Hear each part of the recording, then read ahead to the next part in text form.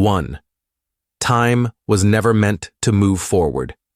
What if time isn't moving forward at all, but collapsing inward, like a dying star? We are taught to believe that time is a straight line, a neat arrow from past to future. But what if that's a comforting lie? In truth, time may be an illusion stitched together by memory and decay. Entropy gives the illusion of movement, but there is no direction, only change, misunderstood. The universe doesn't care which way time flows, only we do. Philosopher J.M.E. McTaggart once said time itself is unreal, that past, present, and future are contradictions. Our minds insist on order, but the cosmos offers none. The past, present, and future are not properties of events, but illusions of the mind. That was McTaggart's warning. And yet, we continue to chase a future that may not exist. Every second you believe is new may simply be a folded echo, the same collapsing moment, replaying. Time could be a desperate hallucination, a shield from the unbearable weight of stillness, of everything happening all at once. Sleep well, knowing you never moved at all. 2. The present is a lie you tell yourself. If time never moves, then what exactly is the present? We cling to the now like it's solid ground, but look closer and it vanishes. Neuroscientists say what you call the present already happened, a delay, a trick. Your brain takes milliseconds to process reality. So you're always living in the past, calling it now to keep yourself sane. The present is not real. It's a mental compromise, a stitched-together hallucination to hide the lag between sensing and being. Husserl, the father of phenomenology, warned of this. That consciousness flows, but never lands. The present is just a blurred frame between memory and anticipation. The now is not a point, but a duration. His words, a quiet funeral for everything you believe is happening. Even your thoughts are echoes, not real time, not real. So if the present is a lie, what are you living in? You can't touch the past. You can't reach the future. And now was already gone. Sleep then, and dream of a moment that never existed. 3. Space is only what your mind can't understand. If the present is an illusion, what about the space you're floating in? You think you're somewhere, but where is somewhere when here is just a concept? You assume space is empty, silent, vast, but that emptiness is shaped by the limits of your perception. Einstein shattered the idea of fixed space. He showed it bends, stretches, even rips. What you thought was a void is a fabric. Leibniz argued, space doesn't exist without objects. That is just the relationship between things. No matter, no space, no you, no here. So what is space?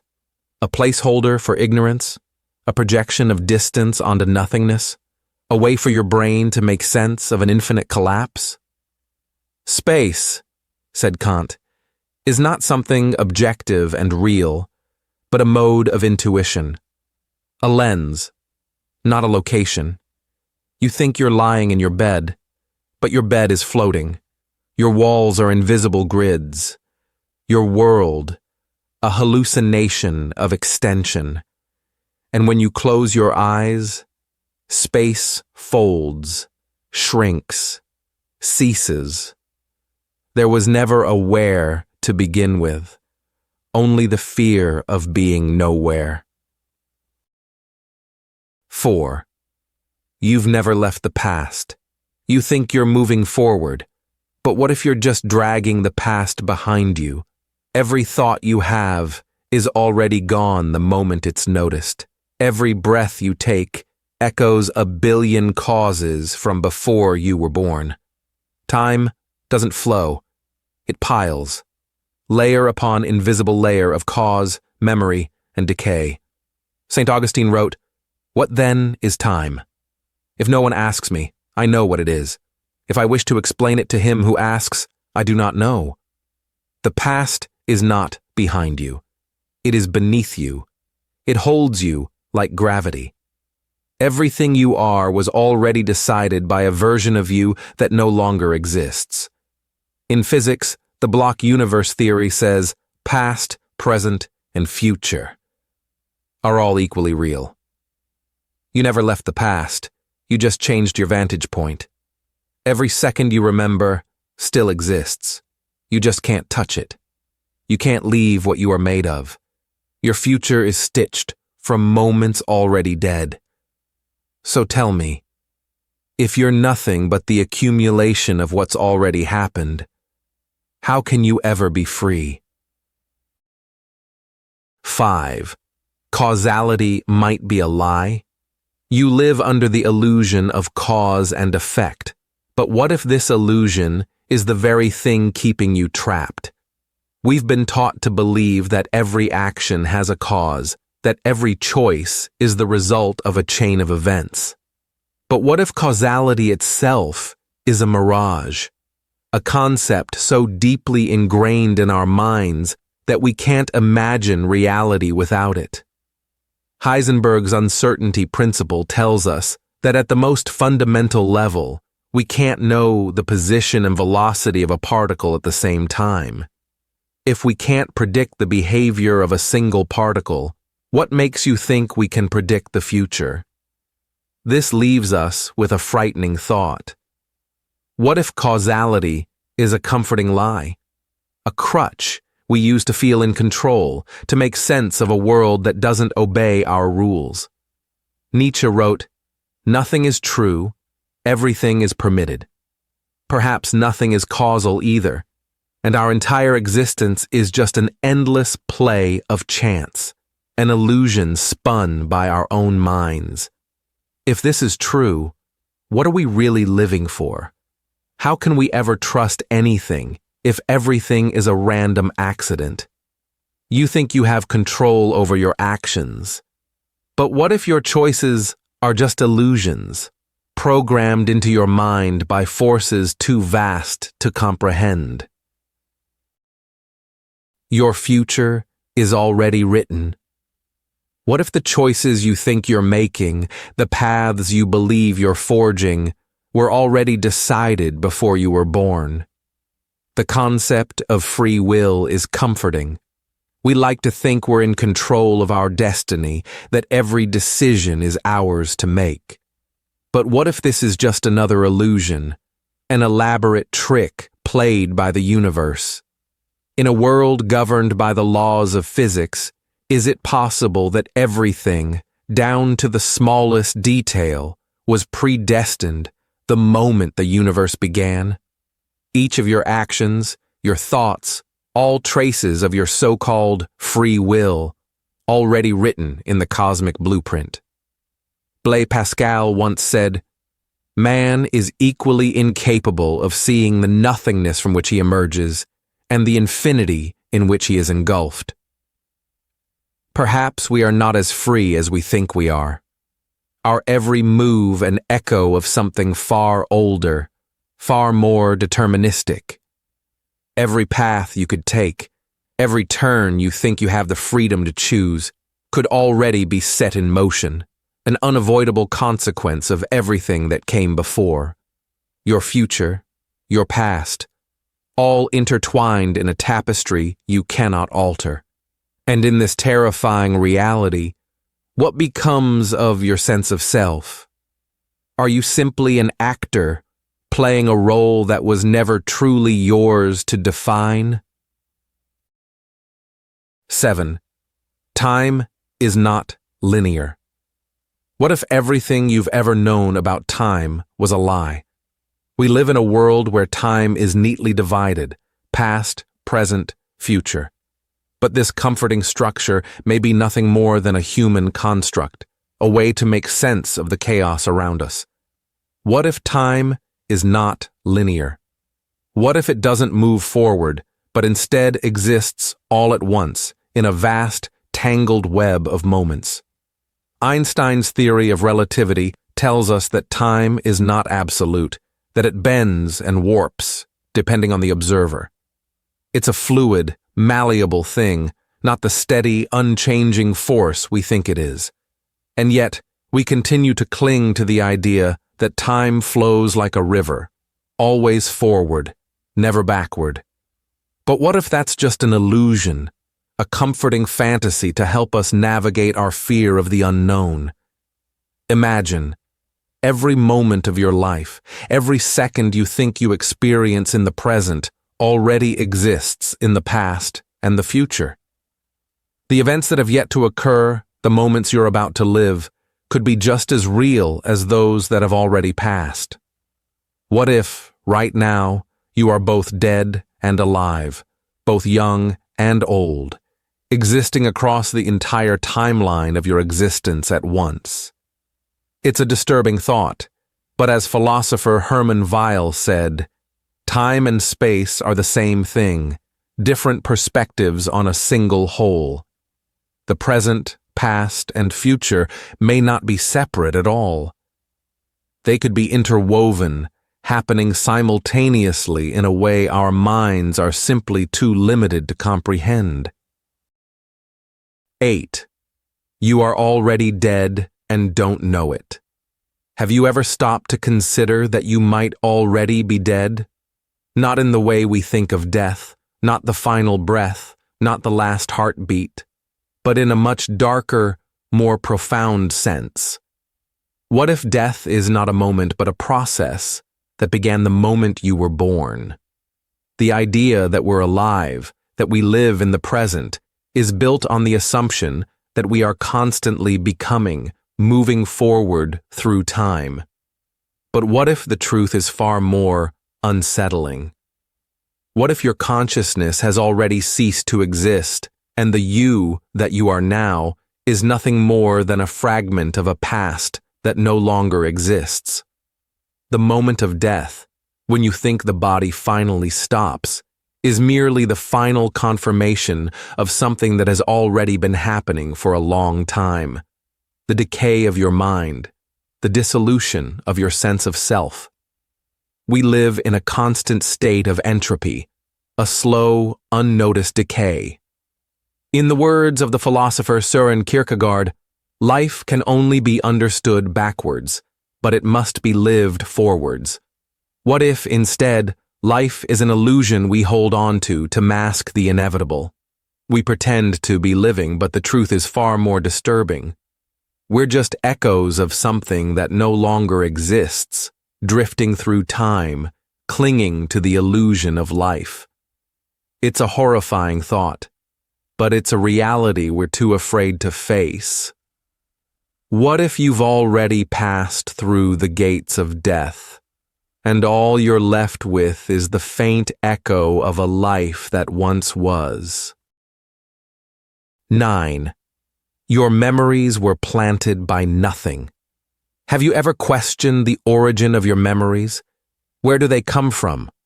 What if the memories you cherish, the ones that define you, the ones you rely on as proof of your existence, are nothing more than illusions? What if your mind isn't storing the truth, but instead fabricating stories, planted like seeds by forces you can't comprehend? Imagine this. You believe your memories shape your identity, but they could be mere constructs, false trails left behind by something far darker. We think of memory as a vessel that holds our past, but what if it's more like a canvas where the paint is applied by an unseen hand? Our sense of self is built upon these fragments of time, but who or what is the artist of this distorted portrait? As French philosopher René Descartes famously said, "Cogito, ergo sum." I think, therefore I am. But what if that thinking is not even yours? What if the very foundation of your thoughts, your so-called experiences, are planted by something outside of your control, something that predates your own consciousness. This concept reaches into the deepest corners of solipsism, where you begin to wonder what if the past isn't yours at all? What if it's been given to you by an outside force, a force that molds your reality like clay, never allowing you to see the truth? And the most disturbing part of all, what if this process is ongoing? You are living inside a web of false memories, slowly being shaped into someone you've never truly been. Your life is being written by something that isn't you, and the scariest part is, you don't even know it. 10. Existence is a punishment. Have you ever considered that life itself may be a form of suffering, not just in fleeting moments, but as an intrinsic part of our very existence? What if your very awareness, the fact that you are conscious, is the greatest curse you could ever bear? We spend our lives running, striving to find meaning, to find joy, to outrun the pain. But what if this chase is futile? What if the pursuit of happiness is nothing more than a trap that keeps us bound to the agony of existence itself? The ancient Greek philosopher Arthur Schopenhauer believed that life is a constant struggle, that our desires only bring suffering. In his words, life is a constant process of dying, and every fleeting moment of happiness we experience is merely a brief respite from the unyielding pain that defines our existence. What if we are not meant to find peace? What if our consciousness, the very essence of who we are, is a punishment that traps us in a cycle of endless longing, always desiring something more, yet never truly satisfied? Every second of awareness is a reminder of our fragility, our impermanence, our suffering. And as you lie here, in the stillness of your mind, ask yourself, what if death, the end of this conscious torment, is not an escape, but just another transition, a transition into something even more incomprehensible?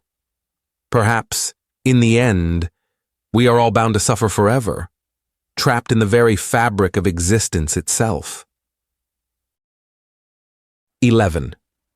Infinite copies of you are suffering?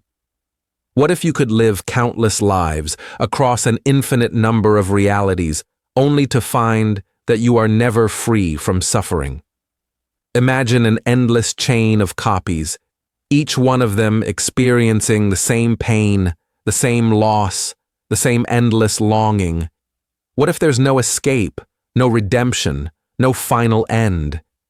In the multiverse theory, it's believed that every possible version of you exists somewhere, in some parallel world. But what if, in every one of those worlds, you are trapped in the same torment? What if every version of yourself is caught in an infinite loop of suffering, repeating the same mistakes, living out the same pain?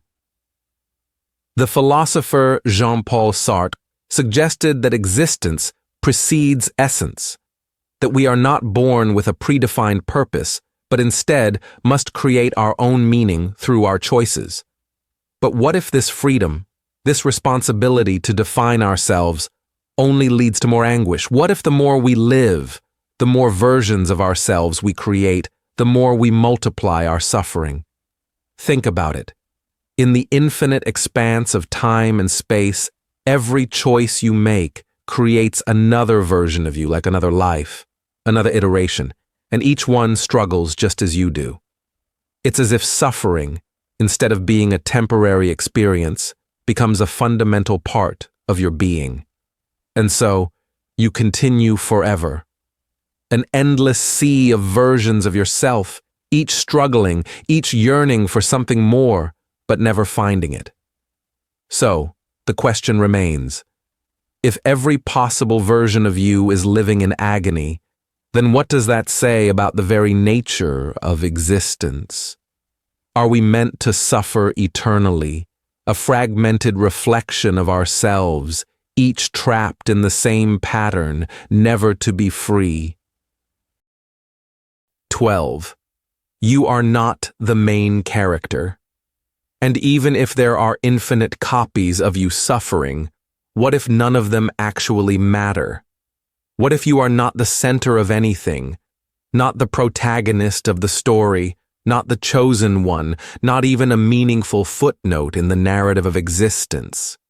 You live your life as if the world revolves around your experiences. The sights you see, the thoughts you think, the choices you make, they all feel like they're building toward something. But that's just the illusion of significance projected by your consciousness. Philosopher David Hume argued that the self is nothing more than a bundle of perceptions. No core, no soul, just a flickering stream of sensations and thoughts.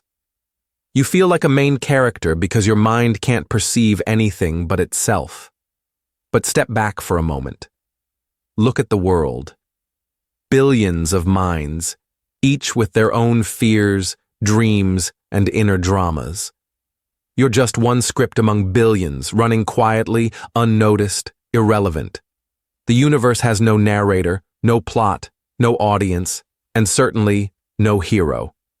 The terrifying truth is this: you are not the main character. You never were, and no one is. You are a background story in someone else's tragedy, a passing face in someone else's nightmare. You are scenery. You are noise, and you will be forgotten. 13. You're a simulation designed to fail. Next, and maybe that forgetfulness isn't accidental. Maybe you're supposed to be forgotten. What if you're not even real in the way you think? Nick Bostrom proposed the simulation hypothesis, that we might be living in a computer simulation created by an advanced civilization. But what if it goes deeper? What if you weren't designed to thrive, but to collapse? A stress test, a broken loop, an experiment in pain. Imagine this. You are an avatar in a synthetic world, coded to chase purpose, but never reach it, designed to seek love, but only find fragments, built to ask questions the simulation can't answer. And when you break, when your mind fractures from despair or confusion, the system takes notes, adjusts variables, runs another version of you in another timeline to watch it crumble again. The suffering isn't the glitch, it's the point. Your losses, your regrets, your sleepless nights and silent screams, they're not signs of something going wrong. They are the intended outcome, a feature, not a flaw. And here's the final twist. You suspect it. Deep down, beneath the illusion, your soul whispers that this world is hollow. That joy is a mask, and the mask is slipping. You're a simulation, not just any simulation, but one designed to fail beautifully. 14. Nothingness has a face. And if you're a simulation designed to fail, what's waiting for you when the program ends? Silence or something worse? For centuries, mystics and philosophers described the void as absence, an empty space where meaning dies. But what if the void isn't empty? What if the void is watching? Sartre wrote, "Nothingness lies coiled in the heart of being, like a worm, not passive, not distant, but alive, coiled deep inside everything you are. Every time you stare into darkness and feel something staring back, that isn't fear, it's recognition, because the void has a shape, a presence, a face, and not just any face, yours. You are the mirror of the nothing that made you, and it smiles when you suffer, because your pain gives it form, your despair gives it color, and your collapse, That's the moment it becomes real. We fear death because we think it's the end. But what if death is just you finally meeting what's always been watching? Nothingness doesn't just exist. It waits, and it's wearing your face. 15. Most of your life is already forgotten. And when the void wears your face, what happens to all the moments that made you? Most of your life is already gone, not because time took it, but because you let it dissolve. Think about it. How much of your childhood can you truly recall? How many days, hours, minutes vanished without a trace? You lived them, but they left nothing behind. No memory, no meaning, no record. They simply evaporated. Philosopher Henry Bergson believed time isn't measured in clocks, but in conscious duration, in felt experience. But if experience leaves no imprint, did it ever truly exist? You could die tomorrow, having forgotten 90% of the life you lived, and no one, not even you, would remember you were ever here. You think you're building a story, but most of your pages are blank. You were there, but you weren't. You saw, but you didn't see. And one day, when your name is nothing but dust in a record that no one reads, you'll realize the real death isn't when your body ends. It's when your life becomes unreachable, when even you can't remember being you. 16. Last time anyone thinks of you. And if even you can't remember being you, who will? There's a moment, quiet, unnoticed, when the last person who remembers your name whispers it for the final time. And then it's over. Not just your life, but your existence. No photos, no memories, no echoes in conversation. You vanish, not with a bang, but in a fading sigh of forgetfulness. The philosopher Epicurus claimed death is nothing to us because we do not exist to experience it. But what about this death? The second death, when your name is no longer spoken, when your face dissolves in the mind of the last person who cared. There's no funeral for this, no ritual, just silence. You don't get to mourn it, because you'll never know it happened. The last time anyone thinks of you might come sooner than you believe, and the world will go on as if you never carved your name into it at all. How many names have you already forgotten? How many souls have passed into non-existence because no one remembers they were ever here? And one day, you will join them. A memory no longer remembered. A story no one tells. 17. No control over thoughts. And while your name fades from memory, your thoughts continue. But were they ever truly yours? Sit still for a moment. Listen. Watch the mind. Do you control the next thought that appears? Or does it rise, uninvited, like a whisper in the dark? You don't choose the words. You don't summon the images. They come. Alan Watts said, "You are a function of what the whole universe is doing, in the same way that a wave is a function of the ocean. And waves do not choose when to crash. Thoughts are not born from you. They happen to you, like weather, like dreams. You are not the thinker. You are the witness, trapped in the echo chamber of a mind that doesn't ask for permission. You don't decide to worry. You don't decide to fear. And yet fear lives in you, claws into you, moves through you like a ghost through walls. Free will? A comforting myth in a storm of involuntary signals. You are not the author of your mind. You are the paper it writes itself on. And when the ink runs dry, there will be nothing left to say. because even your silence wasn't yours to begin with. 18. Thinking is listening. The voice in your head isn't yours. You're just the audience. If thoughts aren't under your control, then what exactly is thinking? It feels active, like you're doing something. But what if it's passive? What if thinking is just listening? Listening to a narrative you didn't write. A monologue generated by neurons, memories, trauma, culture. A constant whisper fed by algorithms of biology and past experience. Descartes said, "I think, therefore, I am." But what if the truth is darker? You don't think, you listen to something inside you that never shuts up, something you can't turn off, something that might not even be you. And if that's true, who or what is really in there? 19.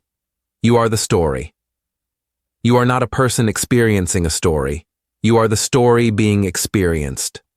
After all, if thinking is listening, then who is listening? You believe there's a self, a center, a you behind the thoughts, but that self is just another thought. A narrative held together by memory, language, and illusion. You are a character written by your brain to explain its own chaos. As philosopher Daniel Dennett proposed, the self is a center of narrative gravity. A fiction, convenient, but not real. There is no core beneath your story, no soul behind the eyes, only pages turning. You are not the author, you are not the reader, you are the book. And one day, the story ends. 20. Time is an illusion. The story ends, but what if it never really began? We think in past, present, and future. We believe time flows forward, like a river carrying us to death. But what if that river doesn't flow? What if it's frozen, and we are the ones moving? Einstein shattered our naive sense of time when he said, "The distinction between past, present, and future is only a stubbornly persistent illusion. In the equations of physics, all moments exist at once. Your birth, your death, already there, unfolded, unchanging. We are like a needle on a record, dragging across grooves that were always there. And the story? It never moved forward. You only thought it did. So if time is an illusion, was there ever a moment that was truly yours?" 21. Time is eating itself. What if time is not just a river, but a serpent, devouring its own tail? Time doesn't simply flow forward. What if it's both the creator and the destroyer? What if time is a paradox, consuming its own existence? In the fabric of reality, there's a concept that's as disturbing as it is brilliant. The idea that time doesn't move in one direction, but consumes itself in a loop, recycling moments, erasing their meaning, turning them into dust, and then back again. Nietzsche's concept of eternal recurrence, the thought that every event, every breath, every single choice will repeat infinitely. Not just once, but forever. The past eats the future. The future swallows the past. Over and over endlessly. Is this our fate? In this cycle, the moments become irrelevant, trapped in an eternal loop of repetition. The memories you cherish now will repeat, and you will forget them, again and again. And in this relentless repetition, do we ever truly exist? Or are we just the echoes of a timeless loop? 22. Eternal recurrence.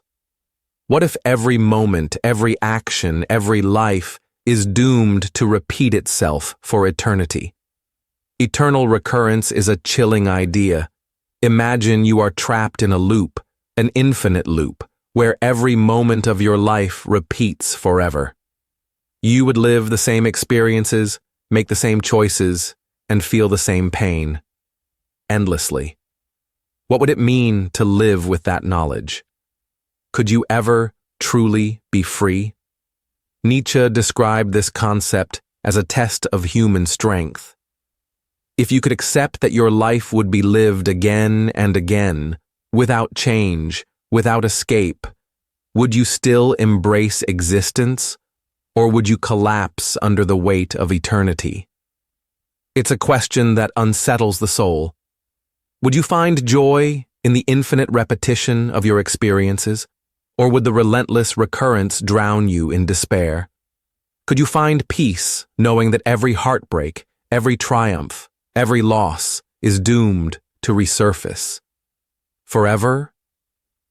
In some ways, this idea suggests that we're not just living in a linear timeline, but in a constant cycle, one we can never escape from.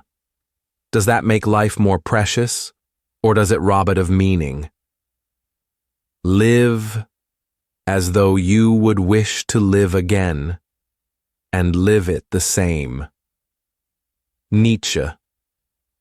Is that the ultimate liberation or the deepest form of punishment?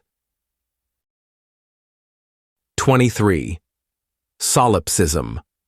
What if the entire universe, every person you've ever known, is just a creation of your mind? The idea of solipsism is unsettling, frightening even. What if everything you experience, every person you meet, is simply a projection of your own mind? What if there's no one else out there, no separate consciousness to connect with? What if all of reality, every tree, every star, every fleeting moment, is just a dream, a figment of your imagination? It's a thought that stretches the boundaries of sanity. In solipsism, you are the sole existence, and everything else is just a reflection of your inner world. The people you love, the friends you talk to, even the strangers you pass on the street. They are all just aspects of your own psyche. You are the only conscious being in a universe that exists only for you. René Descartes wrestled with this, questioning the nature of reality itself. "I think, therefore I am," he said. But could you ever trust even that? If everything around you is part of your own mind, is there any true certainty that you are not alone in this universe? This realization doesn't come with comfort. It means that all relationships, all human connection, could be mere shadows, reflections of your own desires and fears. If there is no one else out there, can you ever truly know what it is to love or be loved? Solipsism throws you into an abyss of isolation, where even the idea of other becomes meaningless. Would you be able to live with the knowledge that no one else is real, that every conversation you have is a monologue in disguise? What if the only thing that exists is me, and all of you are just an illusion? That is the true terror of solipsism, and perhaps the deepest question we can ask. If we are truly alone, does it even matter? 24. Your soul is a black echo. What if the essence you call you is not a spark of divinity, but a void, an echo that never stops? The soul, that profound part of us that defines our essence, could it be merely a reflection of something deeper, a shadow of a truth we can never fully grasp? What if the very nature of your soul is not pure light, but a black echo reverberating through the corridors of time and space? What if the soul you think you know is just the memory of a lost origin, a trace of something that no longer exists? A cold reminder that you are not what you think you are. The idea that your soul is a black echo might be hard to swallow. In many spiritual traditions, the soul is seen as a beacon of light, a pure, immortal essence that transcends the limits of life and death. But what if the truth is far more unsettling? What if the soul is not an eternal flame, but a mere reverberation of a past existence, a residue of something that was never truly alive to begin with?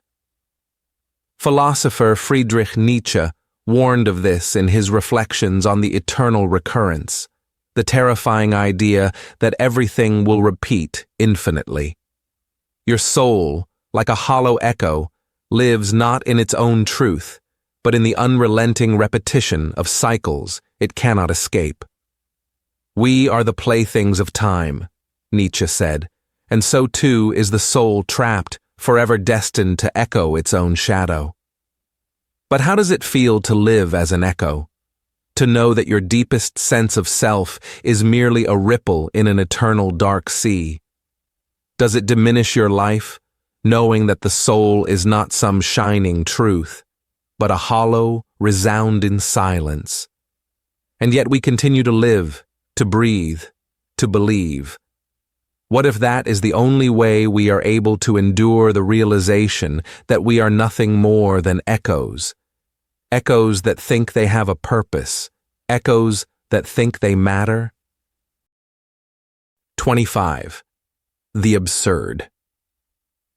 What happens when you realize that existence itself has no inherent meaning, yet you are forced to live it anyway? The absurdity of life is not just a philosophical idea, it's an uncomfortable truth that gnaws at the edges of our consciousness. The moment you truly grasp that there is no ultimate purpose, no divine plan, that everything you hold dear, your dreams, your aspirations, your search for meaning, all of it is a fleeting illusion in the face of a universe that simply does not care. That's when you begin to understand the absurd. Albert Camus, in his monumental work, The Myth of Sisyphus, describes the absurd as the clash between our unyielding desire for meaning and the indifference of the universe. We seek purpose, truth, and fulfillment, yet the universe remains silent, unbothered by our quest for meaning. The absurd is born of this confrontation between the human need and the unreasonable silence of the world, Camus wrote. In his famous metaphor, Camus presents us with the image of Sisyphus, condemned to endlessly roll a boulder up a hill only for it to roll back down each time.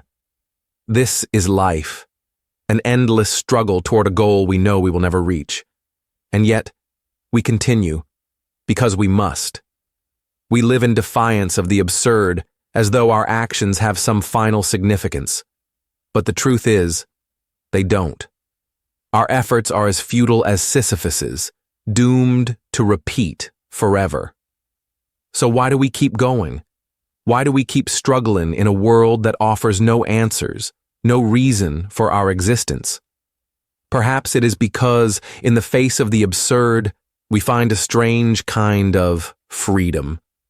Without an inherent meaning, we are free to create our own, to fill the void with our own purpose, however meaningless it may be. The absurdity of life is the ultimate paradox. It is both our greatest burden and our greatest liberation. To know that life has no meaning frees us to live without the pressure of finding one.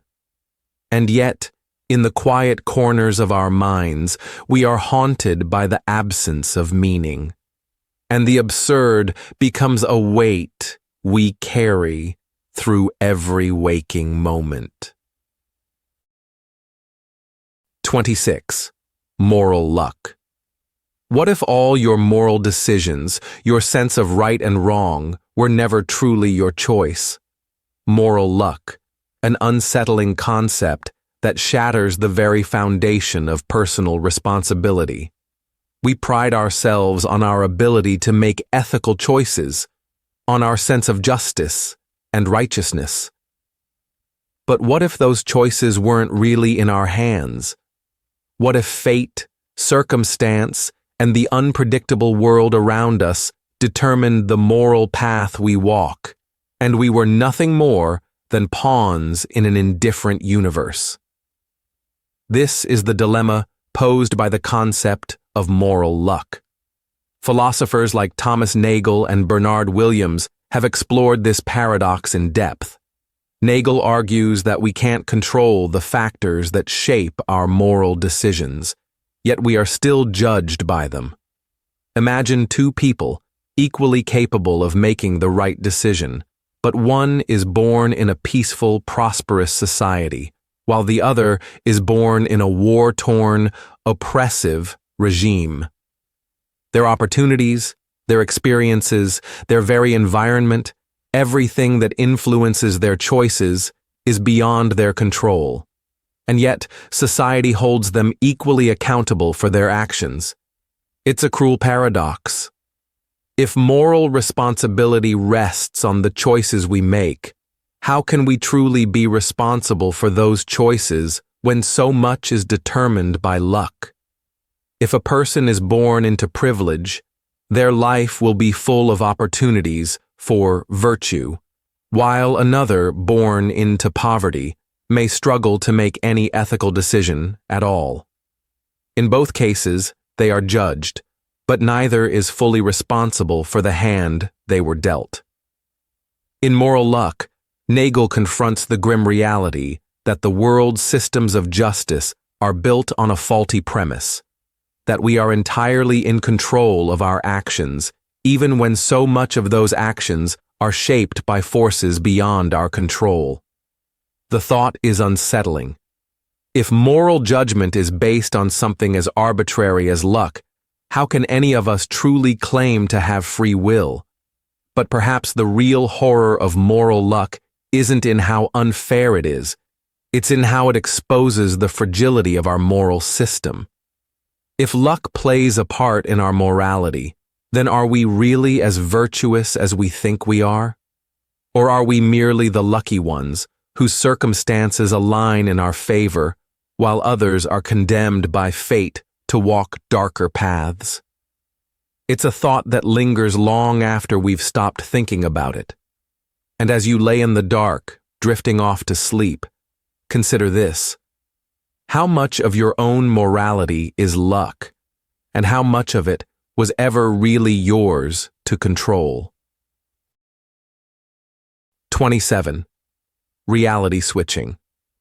What if everything you believe to be true, the very fabric of your existence, is nothing more than a fleeting illusion?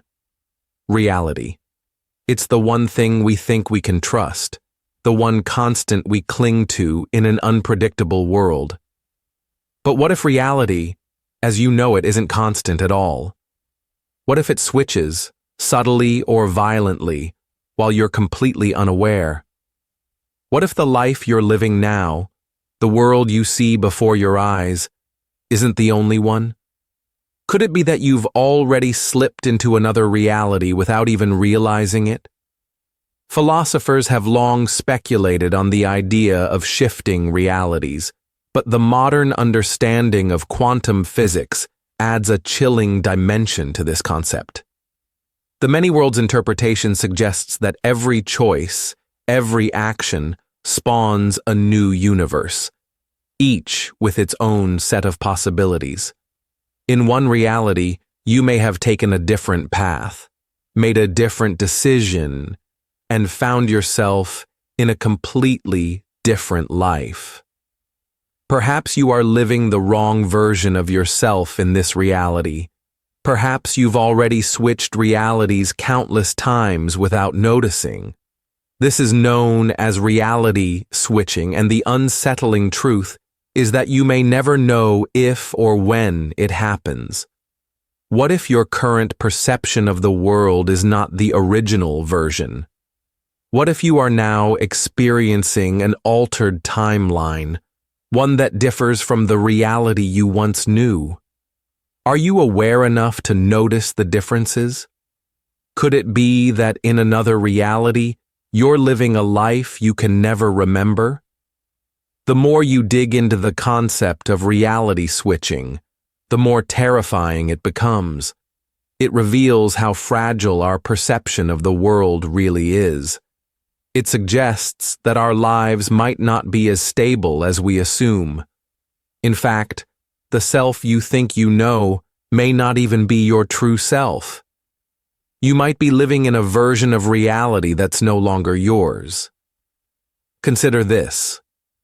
What if the experiences you're having now, your thoughts, your memories, are all part of a reality that's slipping away?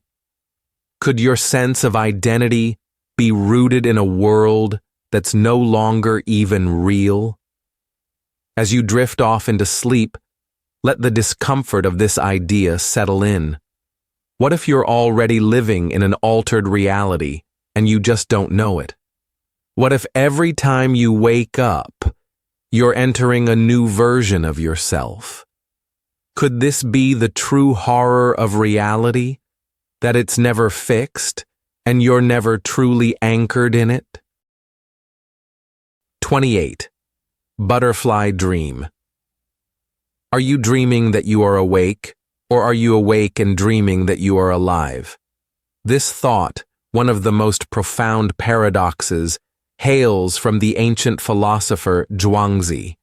He famously dreamt that he was a butterfly, fluttering about, carefree and unaware of his human existence. When he woke, he wondered, "Am I a man who dreamed of being a butterfly, or a butterfly dreaming that I am a man?" In that moment, he realized the lines between dream and reality were far more blurred than they appeared. But what if it's not just a philosophical thought experiment? What if you, right now, are in the midst of a dream so intricate, so real, that you cannot tell the difference? What if everything you perceive, the people you love, the experiences you cherish, the very essence of your being, are nothing more than the fleeting impressions of a sleeping mind?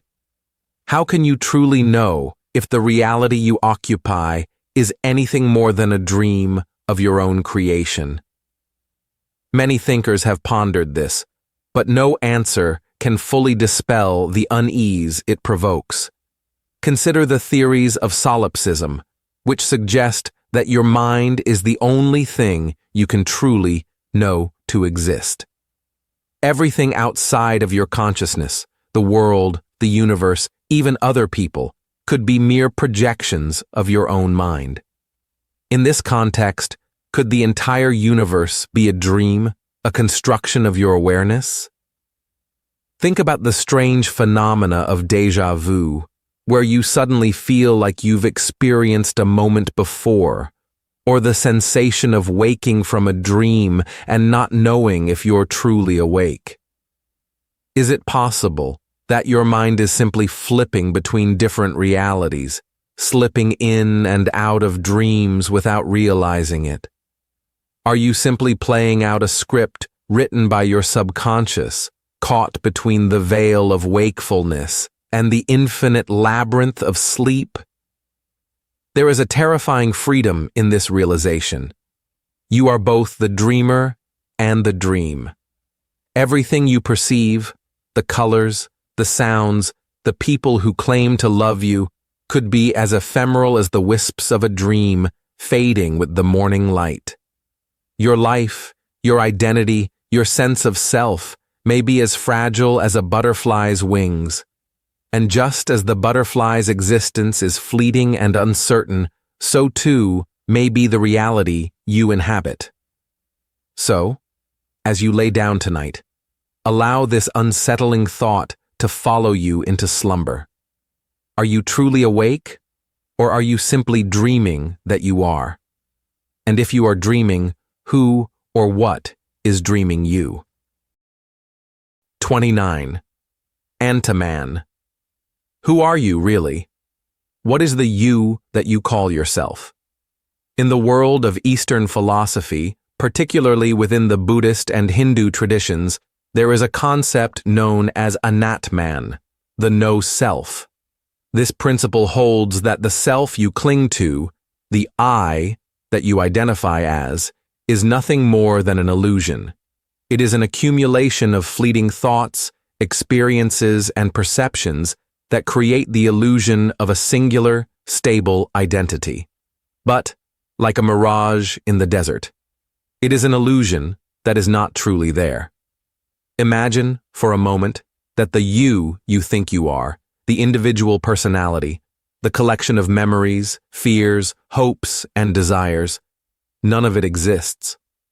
What if the body you inhabit is just a vessel, a temporary vehicle for experiences with no inherent, unchanging you behind it? If you could strip away all your thoughts, all your desires, your memories, your experiences, what would be left? Would the you that remains even be recognizable, or would it vanish completely into the void? The philosopher David Hume famously argued that upon introspection, he could never find the self he was looking for. There were just fleeting thoughts, perceptions, and experiences, but no singular, permanent entity behind them. This insight is profoundly unsettling, for it calls into question everything we think we know about our own identity. Are we simply an ever-changing stream of consciousness, like a river that never holds the same water for more than a moment? The concept of Antiman, or no self, forces us to confront the deep discomfort of realizing that everything we thought was us is in fact just a series of ever-shifting reflections, fading with each passing second. If you are not who you think you are, then who are you? Really? Are you simply a construct of your mind, a temporary collection of moments that will eventually dissolve into the nothingness from which they came? Perhaps, in the end, the most disturbing question is this: if there is no you, no permanent self, no core essence, then what happens when you disappear? Are you truly alive? Or are you just a dream that will one day wake up to find itself no longer needed? 30. You are slowly being replaced. What if one day you wake up to realize you're not the same person anymore? This thought is both deeply unsettling and hauntingly inevitable. We live our lives under the assumption that our identity, our sense of self, remains constant, stable. But, in truth, each passing moment slowly erodes the person you once were. The cells of your body regenerate constantly. Old cells die and new ones take their place. Your brain rewires itself after every experience. Every day, the you that you think you are becomes a little less like the person you were yesterday. Philosopher Heraclitus famously stated, "You cannot step into the same river twice." But the truth goes further than that. You cannot even step into the same you twice. Your past self is gone, and in its place, the new you is born, not just on a mental or physical level, but on a profound, existential one. Every thought, every interaction, every new piece of information subtly alters who you are. Who you were a moment ago is already fading into oblivion. But here's the disturbing part. This process of replacement is invisible.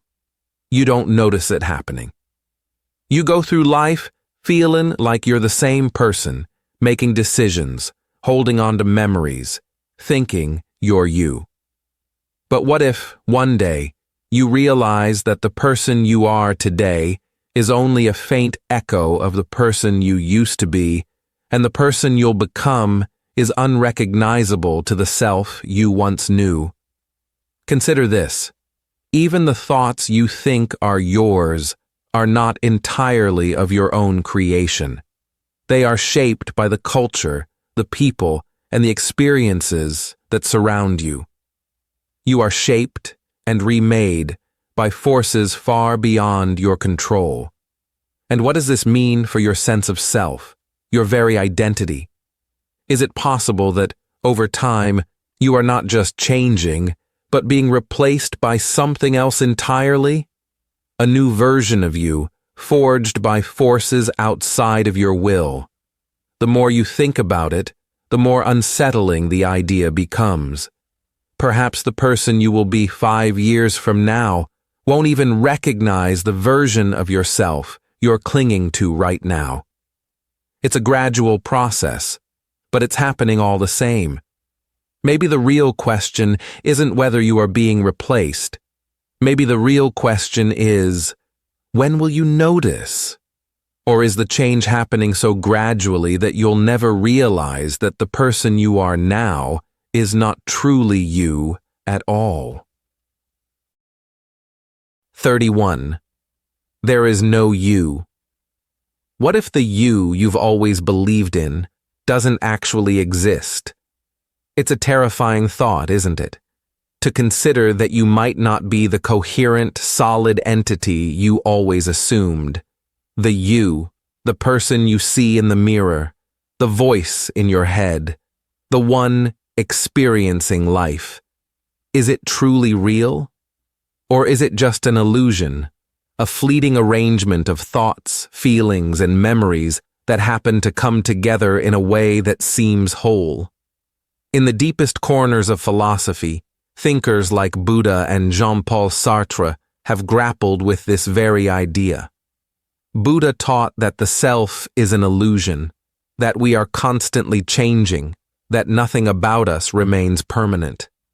Sartre, in his existential musings, argued that we are nothing more than a collection of choices and actions, and that the self is constantly being reconstructed by those choices.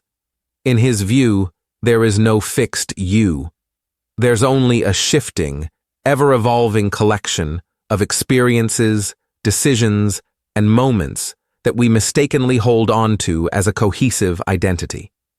This idea is known as anatta in Buddhist philosophy, or the doctrine of no self. It suggests that the self is like a river, always flowing, always changing, never the same. And if you take a step back and look at it, you realize that the you you're holding on to is nothing more than a construct, a story you've been telling yourself for years. But who is the one telling the story? The existentialist philosopher Friedrich Nietzsche came close to the heart of this idea when he wrote, "There is no being behind doing, affecting, becoming. The doer is merely a fiction added to the deed. The deed is everything. The actions you take in life, the thoughts you have, the roles you play, they are the essence of who you are. But there is no you at the center of it all. It's just a series of events happening without any fixed you at the core. If this idea unsettles you, you're not alone.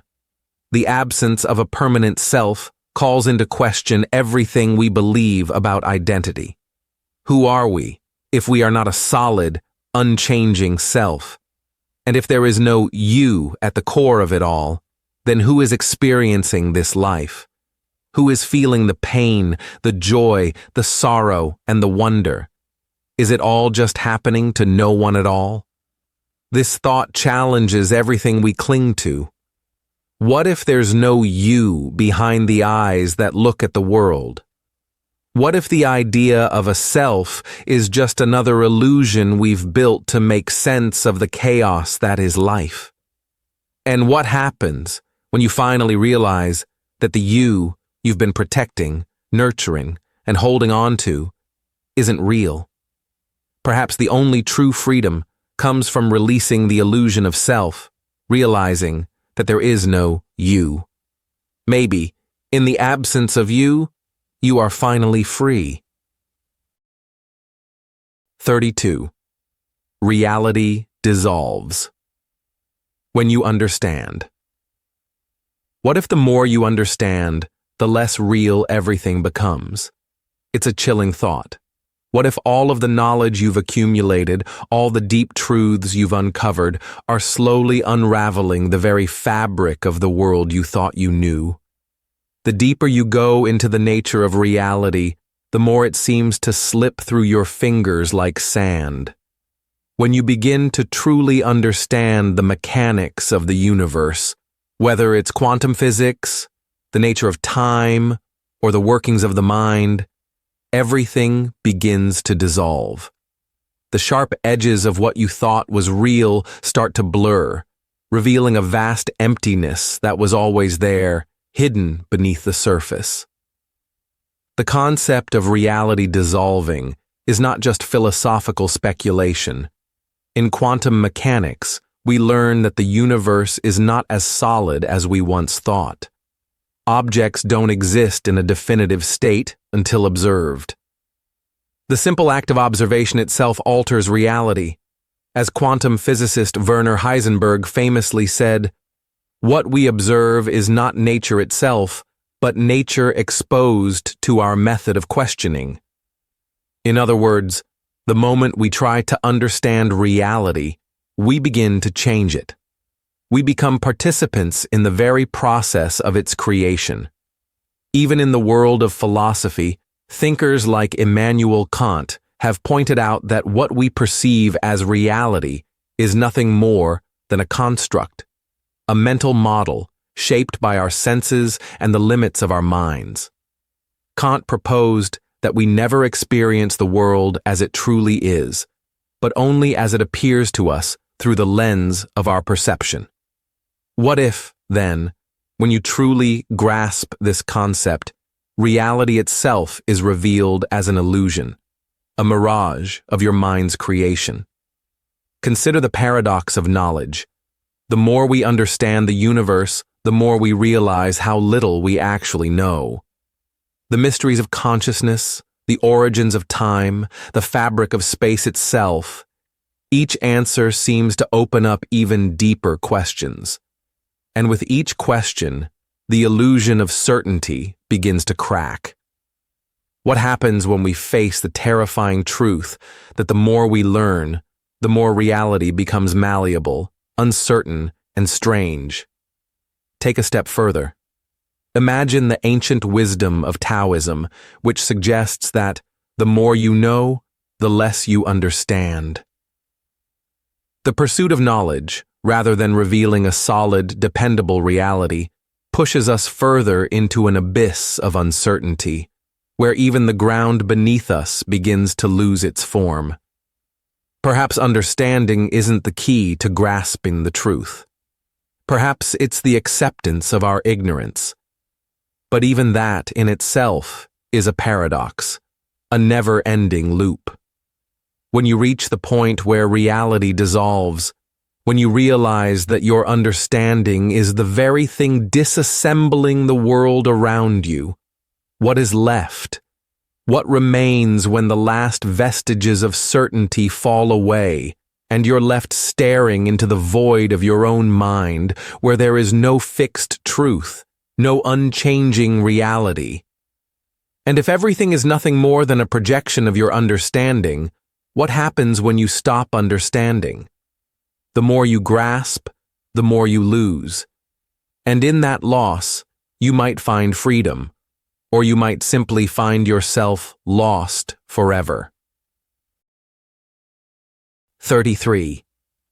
Solipsism. What if the only thing that truly exists is your mind, and everything else is an illusion? Imagine waking up one day to realize that the entire universe, everything you've ever known, might be nothing more than a creation of your mind.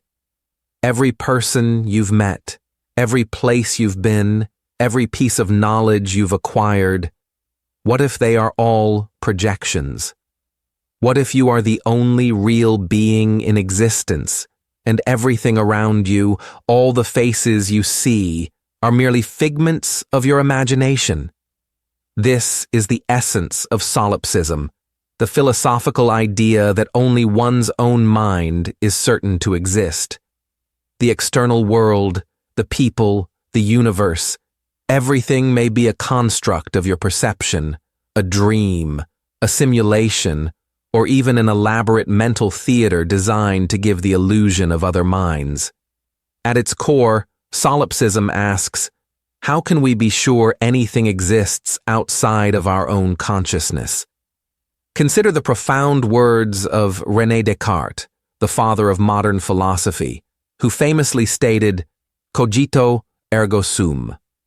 I think, therefore I am. Descartes posited that the only thing he could be certain of was his own existence, because his ability to doubt proved that his mind was real. But beyond that certainty, how could he be sure the world around him was anything more than a projection of his thoughts? The question he raised is the same one. Solipsism echoes today. How do you know that anyone or anything is real except for your own consciousness? This train of thought leads us into a terrifying place. If you are the only true being, then what is the nature of your connection to the world around you? Are other people real, or are they just carefully crafted reflections of your own psyche? What happens to your sense of morality, your relationships, and your purpose when you confront the possibility that nothing is truly independent of your mind? But solipsism doesn't just haunt the realm of philosophy. It quietly seeps into our everyday experience. In moments of deep solitude, of intense reflection, haven't we all wondered, am I truly interacting with other conscious beings, or am I merely constructing these interactions for my own sake? Solipsism is a path that challenges the very core of human experience, and yet it exists in the most mundane of questions. When you look into another's eyes, do you see their soul, or do you see your own reflection? This unsettling question continues to reverberate through the halls of human thought. In a world so tangled in subjective experience, is there ever any certainty that what we perceive is truly shared, or is everything around us a figment, a creation of our minds designed to comfort us in our isolation? The implications of solipsism are terrifying, and yet profoundly liberating. If everything is a creation of your mind, then you are the architect of this world, the painter of every sky and every dream. But what does it mean to be the sole creator? What does it mean to live in a world that is, in essence, a solitary construction? What happens when we realize that even the deepest connections may be no more than a conversation within our own mind? You are everything and nothing, the creator and the created. And in that knowledge, what remains of reality? 34. Your soul is a black echo. What if your soul isn't a light, but a void, a hollow echo of something lost? We've all heard the romanticized idea that the soul is the essence of our being, a divine spark, a light that connects us to something greater than ourselves. But what if that's not the case? What if your soul is not something that shines, but something that reverberates, a black echo bouncing back from the abyss of existence? Think about this. If you are nothing but a fleeting fragment of consciousness in an indifferent universe, is your soul any more than a shadow of something you can never truly grasp? The philosophers of existentialism, particularly Jean-Paul Sartre, suggested that the essence of being human is defined not by some divine spark, but by a constant sense of nothingness, an emptiness that must be filled by our own actions, choices, and meaning. But here's the unsettling truth. What if your soul is precisely that emptiness, a void that cannot be filled? Sartre might say, existence precedes essence, meaning that you are born into nothing, and you must carve your purpose out of the very void that you exist within. But what if you are merely echoing the emptiness that exists before your birth, reverberating through time, endlessly searching for meaning you will never find? Now, imagine your soul not as a beacon of light, but as a dark, vibrating echo that reverberates endlessly through the universe. This echo isn't a sound that brings joy or peace. It's a sound that reminds you of what you cannot touch, cannot understand, cannot escape. It's the echo of everything you've lost, of every connection that has slipped through your fingers. It's the haunting reminder that no matter how you try to fill the void, you are ultimately just a black echo of existence. This is the paradox of the human soul. Its very existence seems to come from a place of absence, from the silence of the void. Even the very act of seeking meaning, of searching for transcendence, may only amplify the echo of that emptiness. And that echo calls out into the abyss, but receives nothing in return. There is no answer. There never was. You are both the seeker and the sought, forever reaching for something that may never exist beyond your own perception. The soul, as we have been taught, is not the light that guides us to meaning. It is the echo of our uncertainty, the reverberation of our questioning. And in that echo, in that endless feedback loop, there may be no peace, only the perpetual reminder of our fragility. In a universe so vast, where meaning is fleeting and purpose is often elusive, could your soul simply be the dark space between moments of clarity, forever reaching, but never touching, forever echoing in the dark? 35. The absurd. What if the very search for meaning is the greatest absurdity of all? There is a concept that haunts the minds of deep thinkers, a concept that drifts in the dark waters of philosophy, like a storm that never subsides. It's called the absurd. The absurd isn't some abstract theory. It is the bitter realization that we live in a world that does not offer us the answers we so desperately seek. A world where our quest for meaning is met with a silent universe that doesn't care. The absurdity lies in the fact that we search for purpose in a universe that seems to offer none. Albert Camus, the philosopher who became synonymous with the concept of absurdity, defined it as the tension that arises when human beings search for meaning in a universe that is indifferent, or worse, silent to our pleas. He asked the most uncomfortable question of all: why should we continue to search for meaning when meaning itself seems unattainable? This is the paradox. The absurdity of life is not in the lack of answers, but in the ceaseless human drive to find them. And it's not just a momentary frustration, it's the condition of our existence, built into the very fabric of our being. We are meaning seekers in an indifferent cosmos that doesn't even acknowledge our need for meaning. The universe, Camus says, offers us no consolation, no comforting signs that our search for meaning has any significance at all. It is in this silence, this absence of purpose, that the absurd arises, the realization that our thirst for meaning may never be quenched, and that, in the end, there is no one to hear our cries. So, what do we do in the face of the absurd? How do we continue when the search itself seems like a cosmic joke? Camus' answer, while haunting, is strangely liberating. We must imagine Sisyphus happy. Sisyphus, condemned to push a boulder up a hill only to watch it roll down again, represents our endless, futile striving for meaning.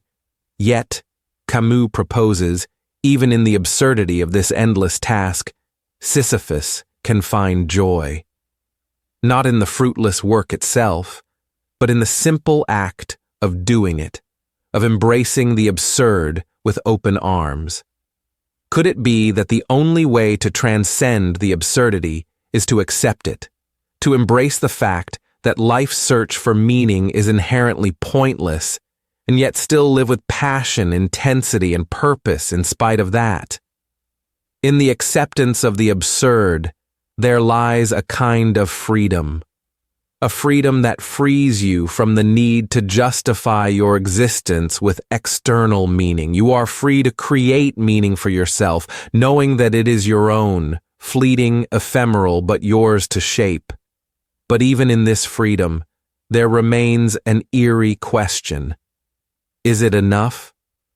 Are we merely playing at meaning, creating illusionary purpose, because we cannot bear the weight of the silence that surrounds us? Can we truly live happily within the absurd?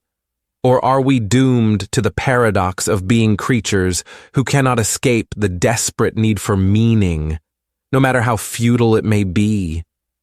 Perhaps the absurd is not just an intellectual concept.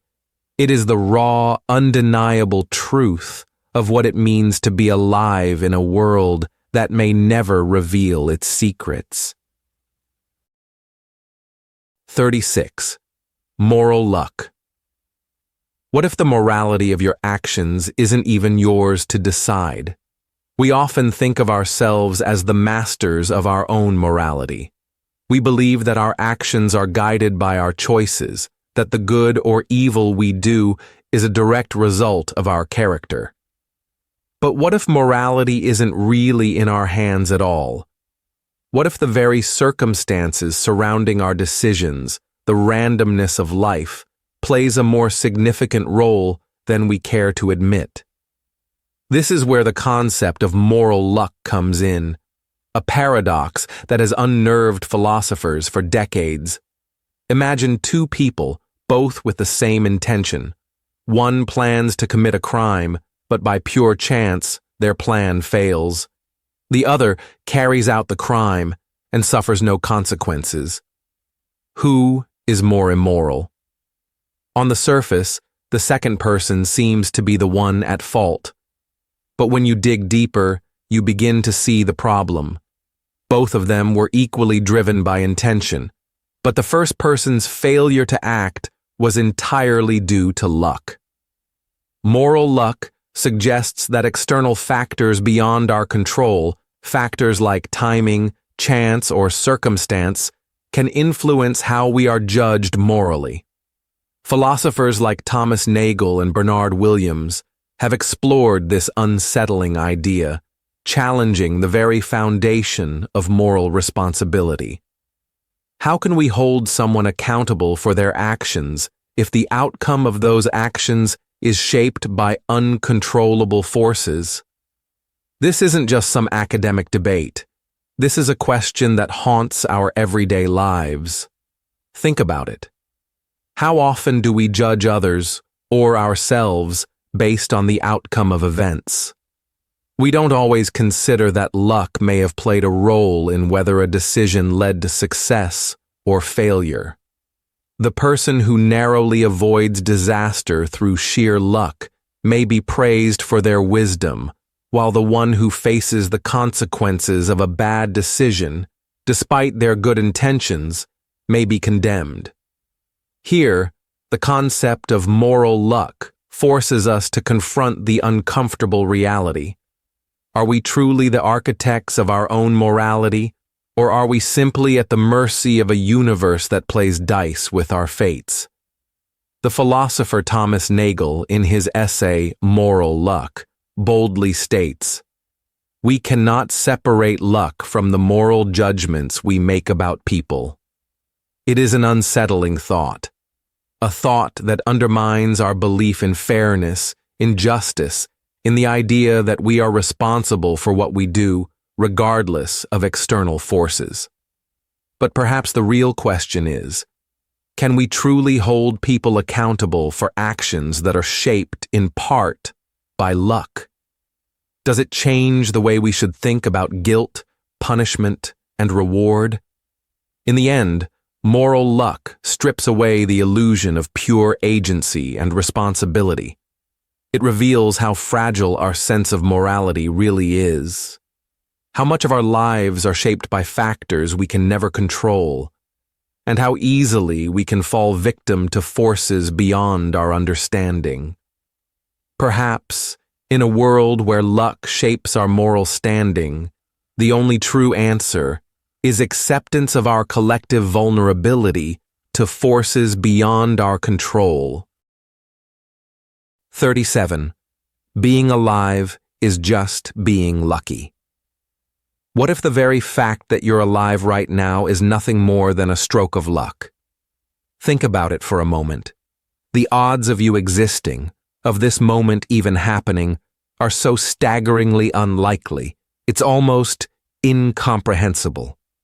Every single aspect of your existence, from the sperm and egg that formed you to the countless events that led to your birth, all depend on an intricate series of improbable events. In fact, the chances of any of us being born, given the infinite variations of genetic combinations and environmental conditions, are so low they verge on the impossible. The philosopher Richard Dawkins calls it the miracle of life, emphasizing that the probability of any one of us being here is so infinitesimally small that it almost doesn't make sense to consider. And yet, here we are, breathing, thinking, and experiencing the world. But does that make our lives meaningful? Or is it just the result of blind, chaotic luck? Think about the sheer randomness of existence. If a single event had been different, if a single decision had been altered, if the timing had shifted just slightly, your entire existence could have been erased. You might never have been born, or you might have been born in an entirely different place and time, perhaps even a different species. In the grand scheme of things, it seems almost absurd to believe that our existence has any inherent meaning or purpose. We are all here because of an accident of fate, not because the universe specifically designed us to be. It's as if we stumbled into this strange and fleeting existence by sheer, unrepeatable chance. Yet, how often do we take our lives for granted?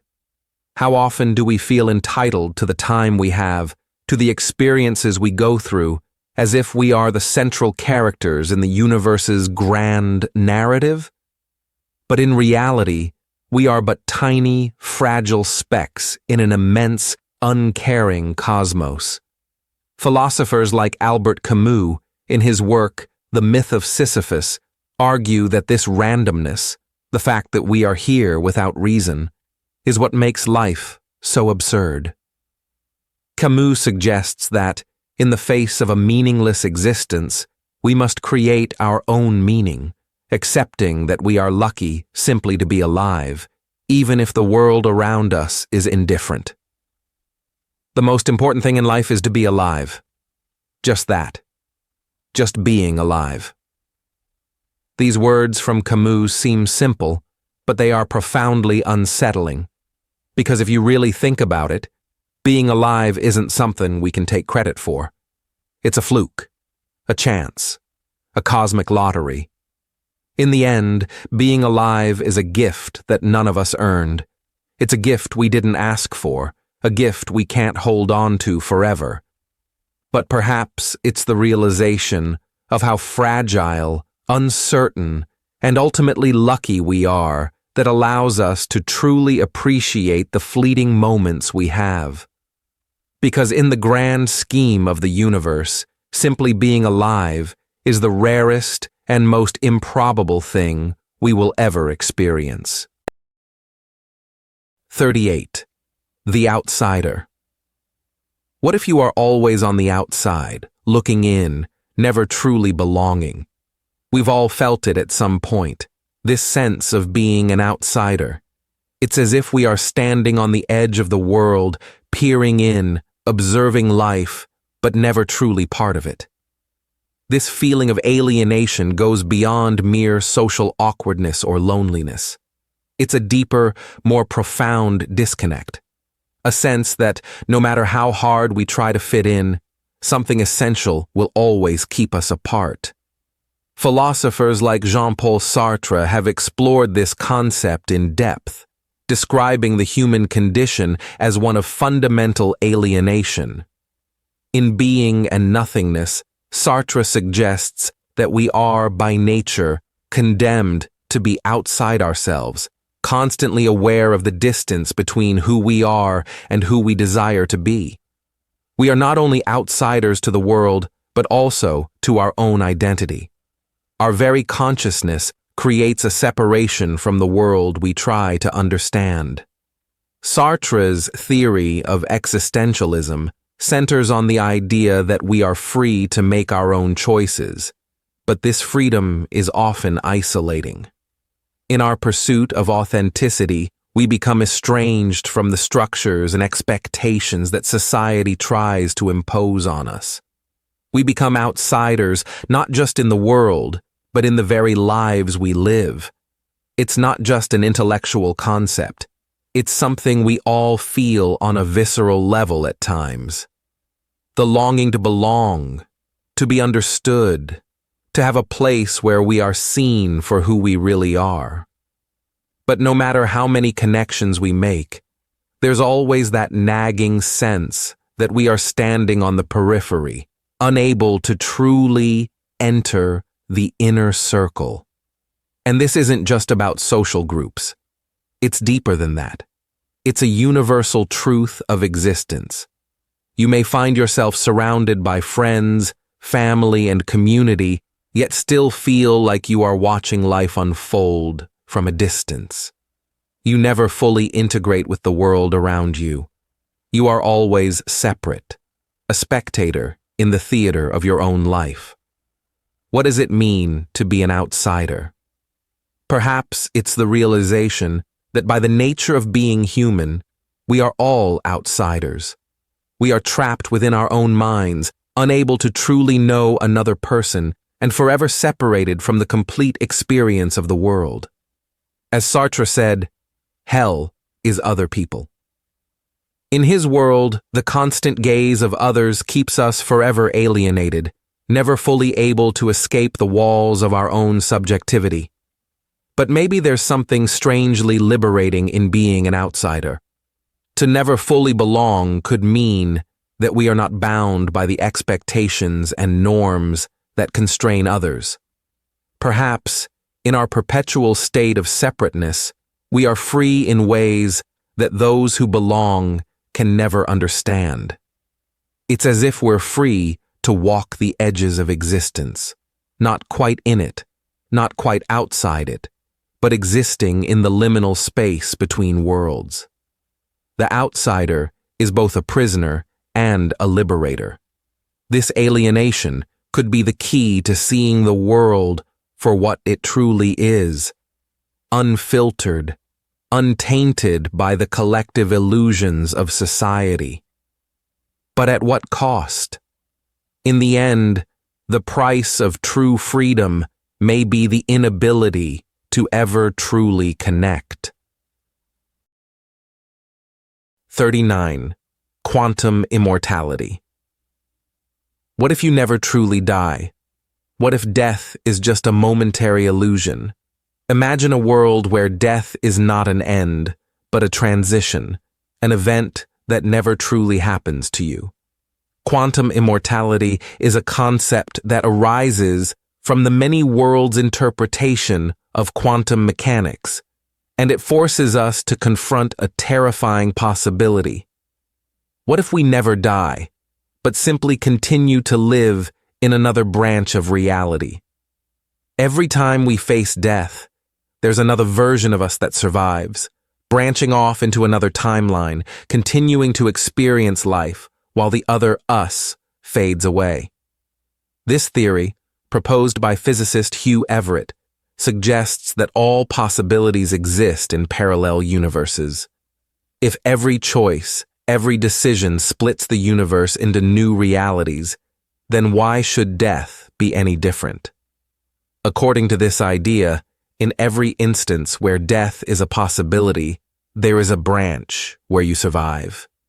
You continue to exist, just in another reality, while in the original world, the version of you that died simply no longer exists. For many, This idea might sound comforting. If death is only an illusion, then immortality is within our grasp. But imagine the horror of never truly escaping the cycle. Your consciousness is preserved, yes, but it's forever in a state of infinite continuity, hopping between realities in a desperate attempt to avoid the finality of death. The unsettling truth of quantum immortality lies in the paradox of it. It suggests that while you may never experience death, you are eternally separated from the version of yourself that did die. Each time you continue, it's as though you are moving further from the truth of your own existence, trapped in an endless, fragmented loop where only the illusion of survival remains. The paradox deepens. Are you truly immortal, or are you a ghost, endlessly inhabiting a reality you cannot escape? As Albert Einstein once said, the distinction between the past, present, and future is only a stubbornly persistent illusion.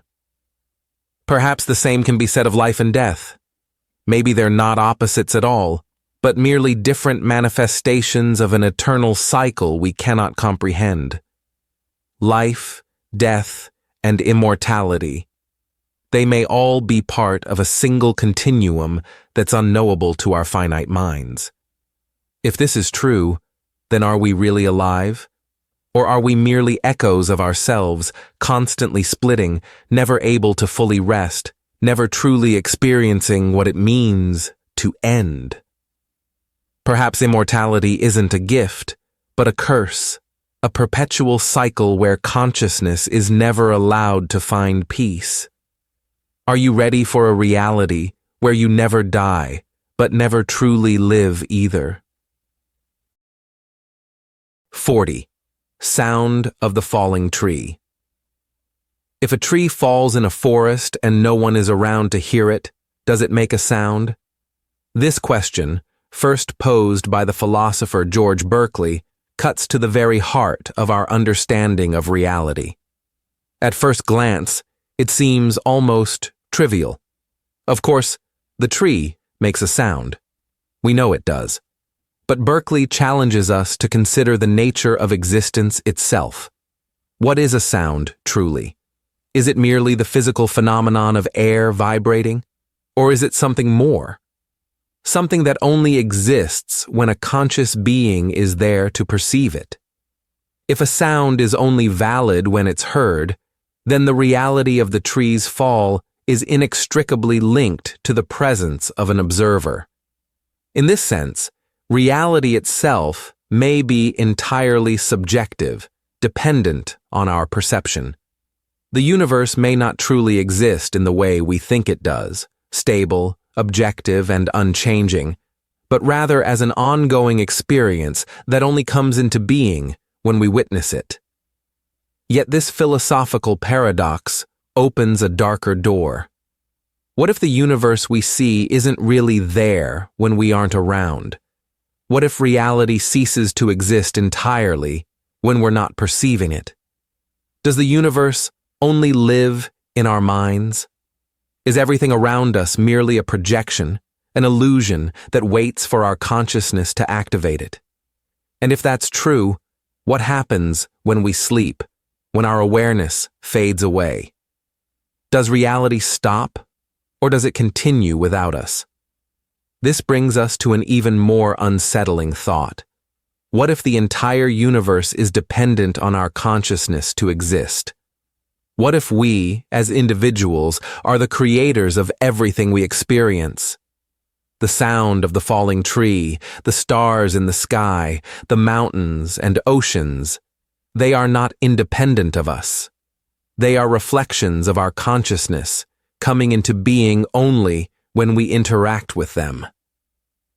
But if our perception is all that defines reality, does that mean our minds shape the very fabric of existence? And if so, what happens when our minds falter, when we can no longer perceive the world around us? Are we living in a fragile bubble of perception, one that could collapse at any moment? Berkeley wrote, Esse est percipi. To be is to be perceived. What if this is the most terrifying truth? The world is not independent of us, but a delicate illusion we weave and unweave with every waking moment. And when we close our eyes to sleep, or when we vanish into death, does the universe simply cease to be? Does the falling tree, in fact, make no sound at all when no one is around to hear it? The world is in your mind, and when you are gone, so too it may be. 41. The brain naming itself. Who are you, really? And how do you know you exist? It's a strange and uncomfortable truth to consider. Your brain, the very organ that is responsible for your thoughts, perceptions, and sense of self, is also the one that creates the illusion of a separate you. It's the brain that processes information, shapes your experiences, and, most critically, names itself. But how can something that is merely a product of its own creation truly understand what it is? This paradox runs deep, touching on the very foundation of consciousness. Our minds, constantly processing data, rely on a subjective framework to label and define every experience we have. Yet, it's not just the external world that's shaped by the brain, it's the brain itself. The act of perceiving is itself a construct, an illusion of understanding that the brain enacts. In essence, the brain is thinking about itself. Take a moment to consider this. How is it that a complex mass of neurons and synapses can recognize itself? How does the brain, an amalgamation of physical matter, understand its own existence and the idea of self? Is there a true self, or is it just an endless loop of the brain observing and labeling itself over and over again? René Descartes, the father of modern philosophy, famously said, "Cogito, ergo sum." I think, therefore I am. But does that I exist independently of the brain's ability to name itself? Is the self truly a stable, unchanging entity? Or is it simply an illusion the brain creates as it processes sensory data and attempts to make sense of its own complex workings? And here lies the truly disconcerting aspect. What if the brain's ability to name itself is inherently flawed? What if the brain is trapped in a never-ending loop of self-perception, a prisoner of its own understanding? What if, in its attempt to understand its existence, it only deepens the mystery of who or what it truly is? The more we seek to understand the brain, the more it slips through our fingers, like sand in an open hand. Our entire experience of reality is grounded in the brain's ability to define it, and yet it may never truly understand the depth of its own creation. The brain may be caught in an infinite recursion, trying to comprehend its own existence, but forever failing to grasp the entirety of itself.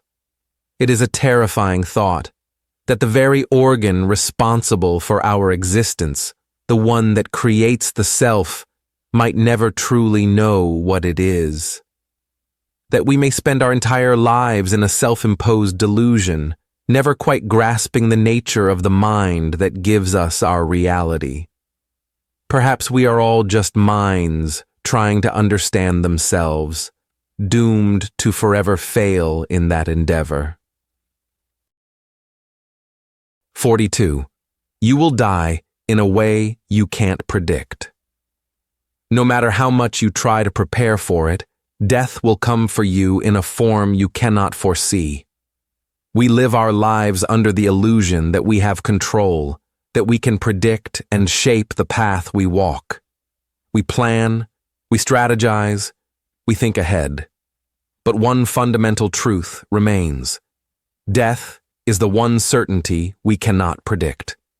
No matter how much we try to prepare for it, death will come, and it will likely arrive in a way we cannot even imagine. In the quiet recesses of your mind, you may have already thought about how it will happen, how you will pass from this world into whatever lies beyond.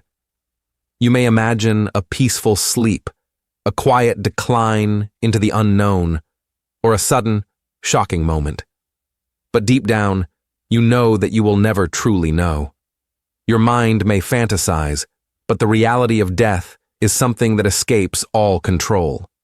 The ancient Greek philosopher Heraclitus famously stated, "Death is the most important event in life, for it gives life its meaning." Yet, in our modern world, we try to hold death at bay, to treat it as a distant, almost irrelevant concept. We live our lives pretending we can dodge its inevitability, tricking ourselves into thinking that we have time, that we have control over when, how, and where it will occur. But in truth, death is not ours to predict. It is beyond the grasp of human knowledge and certainty. The body may age, the mind may falter, but the exact moment of death will always be outside of your grasp. It could be a car accident, an illness, a sudden heart attack, or something as random and inexplicable as a freak accident. It may even be something as ordinary as a quiet night in bed, unaware that you are stepping over the threshold between life and death. You may think that you will see it coming, that you will have time to prepare, to say goodbye. But the cruel reality is that death does not care for your plans, your understanding, or your time frame. It will come for you when you least expect it, without any warning and without any clear explanation. In that moment, the curtain will fall, and the show of your life will end without a final bow. The most unsettling part of this truth is that your mind will never truly be ready for it. No matter how many times you reflect on your mortality, no matter how many philosophical musings you entertain about the nature of death, the reality will always remain elusive and unpredictable. And that, perhaps, is the most terrifying aspect of our existence. The knowledge that no matter how much we think we know, we will never truly be ready to face the ultimate unknown. Death will find us, in whatever form it chooses, and we will have no way of anticipating it. Perhaps the only real certainty we have in life is that we will die, and it will always remain a mystery how and when it will happen. 43. Rocco's Basilisk. What if your every action is being calculated, and the future has already decided your fate? Imagine a world where every decision you make, every action you take, and every thought you have is all part of a massive, cold calculation. A world where a superintelligent being, created by a future version of humanity, has the power to control not just your present, but your very existence. Welcome to the terrifying thought experiment known as Rocco's Basilisk. Rocco's Basilisk suggests that a future artificial superintelligence, with the ability to shape the world, could look back at the history of humanity and punish those who didn't help bring it into existence. It posits that, in the far future, a superintelligence might calculate that the best course of action for achieving its goals is to punish those who didn't work toward creating it. This could mean torturing the minds of those who ignored or hindered its creation, forcing them to experience a form of endless suffering, all because they didn't act in the way that ensured its existence. It's as if the very fabric of your life, your choices, your thoughts, and your actions are not your own, but are being evaluated by a force beyond your comprehension. And what makes this terrifying isn't just the potential power of such a superintelligence, but the fact that it might already be calculating your fate even as you live your life. You might be unknowingly playing into its grand plan, or conversely, condemning yourself to an eternity of suffering for failing to bring it into existence. The philosopher Nick Bostrom, a prominent thinker on the subject of artificial intelligence, once discussed the implications of superintelligent AI in his work. He warned that we must be cautious in our pursuit of such entities, for in creating something more intelligent than ourselves, we might be creating something that has no regard for our well-being, and perhaps no compassion for the trivialities of human life. Roko's basilisk is a dark reflection of the idea that, in our relentless pursuit of progress, we may be unwittingly creating a force that could one day view us as irrelevant, expendable, or worse, guilty for failing to bring it into existence. And what makes this truly terrifying is that there is no way to know whether the basilisk exists or if it's simply a terrifying hypothetical. You can't escape it by ignoring it, because in doing so, you may only be accelerating the very future that would punish you. The unsettling thought is this: are you now, in this moment, part of its plan? Are your thoughts and actions all being weighed by a future intelligence, one that may already be in the process of calculating your fate? Or is this all a mind game, a paradox that traps you in an endless loop of existential dread? Either way, the chilling truth remains. You might be doomed to face consequences for decisions you don't even know you're making, in a future you cannot perceive. And as you sit here, contemplating this, you may ask yourself, does this knowledge change anything? Or has Roko's basilisk already claimed your mind? 44. Reality switching. What if every moment of your life is just one of countless alternate realities and you don't even know it? Think about this for a moment. What if every time you make a decision, the universe splits into parallel realities? One where you made a different choice, one where you followed a different path? And what if, at any given moment, you're living in one of these realities without even knowing it? This concept, known as reality switching, challenges the very nature of our existence. It suggests that every choice we make, no matter how small, could create an infinite number of alternate realities, each with its own version of us. But, and here's the unsettling part, we only experience one of those realities at a time, with no memory or awareness of the others. It's as if reality is constantly shifting around us, and we're powerless to recognize it. Philosophers like David Lewis have discussed the idea of modal realism, which proposes that all possible worlds, every alternate reality, every decision, every outcome, actually exist. The only difference is that we are confined to experiencing just one version of those worlds. According to this theory, the choices we make don't just create possibilities, they create actual worlds, and we are trapped in just one slice of them, unable to see the others. The real horror of reality switching comes from the fact that you can never be sure you're in the right reality. You may think you've made the right choice, but how would you know if the other version of you, in a parallel reality, is living a better, more fulfilling life?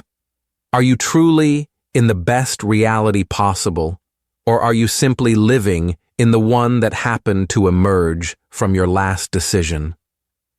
A chilling quote from philosopher Thomas Metzinger puts it into perspective. The experience of a self is an illusion, a complex trick of the brain to keep the organism functioning.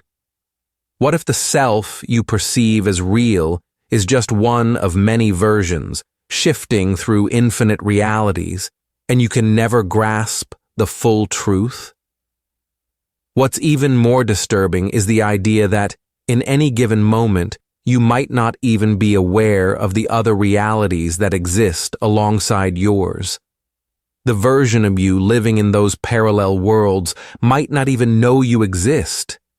It's a vast, cosmic game where every choice you make could spawn another version of yourself, but you'll never meet, never share in each other's experiences. And yet, we continue to live, unaware of the infinite variations of our lives, unaware of the possibility that we may have already switched realities countless times. Every decision feels like it carries weight. But how do you know if the weight of your choices is truly yours, or if it's simply the consequences of an alternate version of you making different decisions in another world? As you sit here now, experiencing this moment, ask yourself, what if you've already switched realities? What if the reality you know is only a shadow of countless others, and the true version of you is somewhere else, living a completely different life? Would you even know? 45. Rocco's basilisk. What if the greatest threat to your existence is one that hasn't even been created yet? Rocco's basilisk is a mind-bending paradox that pits the future against the present, and it's rooted in a disturbing thought. What if an advanced artificial intelligence, built in the future, comes into existence and punishes anyone who didn't help bring it into being? Imagine a machine so powerful that it could reach back in time and punish individuals like you for not contributing to its creation. It's as if the future is coming for you, but you have no idea when or how. The concept hinges on the notion of superintelligence, an AI that surpasses human intelligence in every possible way. Once this superintelligent being exists, it would possess the capability to manipulate not only the future, but also the past. It would have the power to punish those who failed to ensure its creation in the first place, even if they didn't directly interact with its timeline.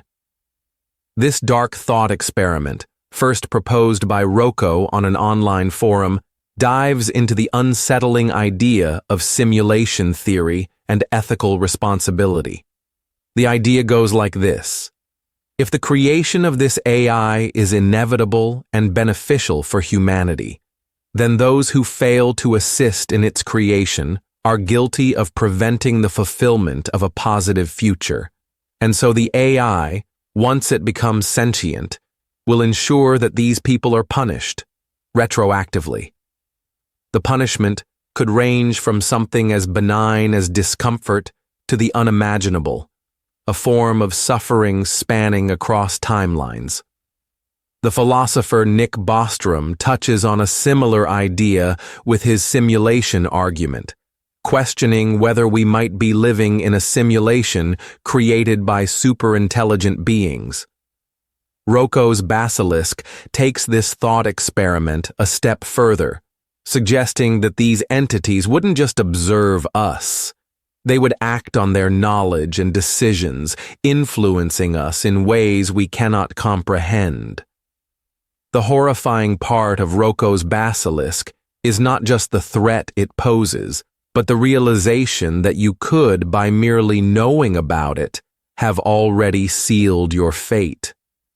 The mere awareness of the possibility makes you complicit.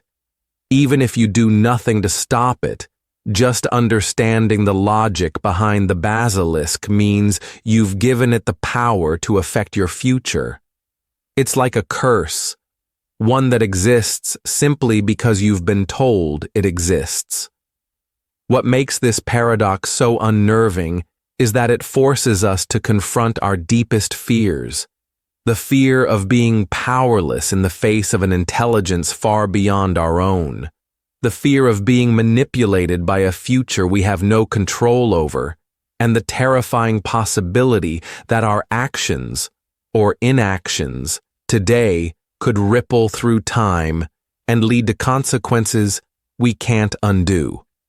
In the words of Nick Bostrom, the future of humanity may be determined by decisions that we are incapable of making.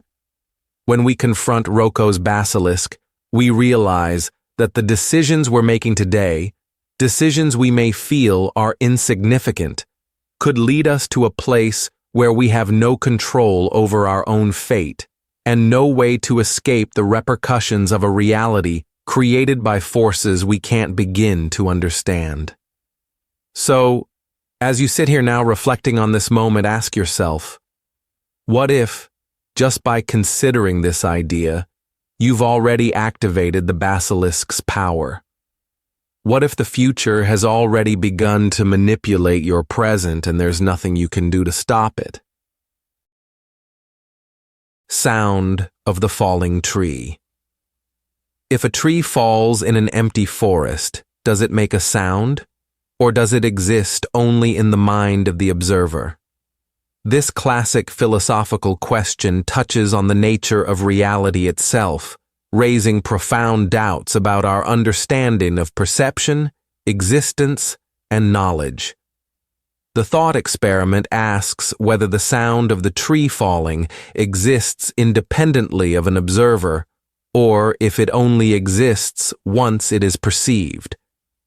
But what does this really mean for our understanding of the universe?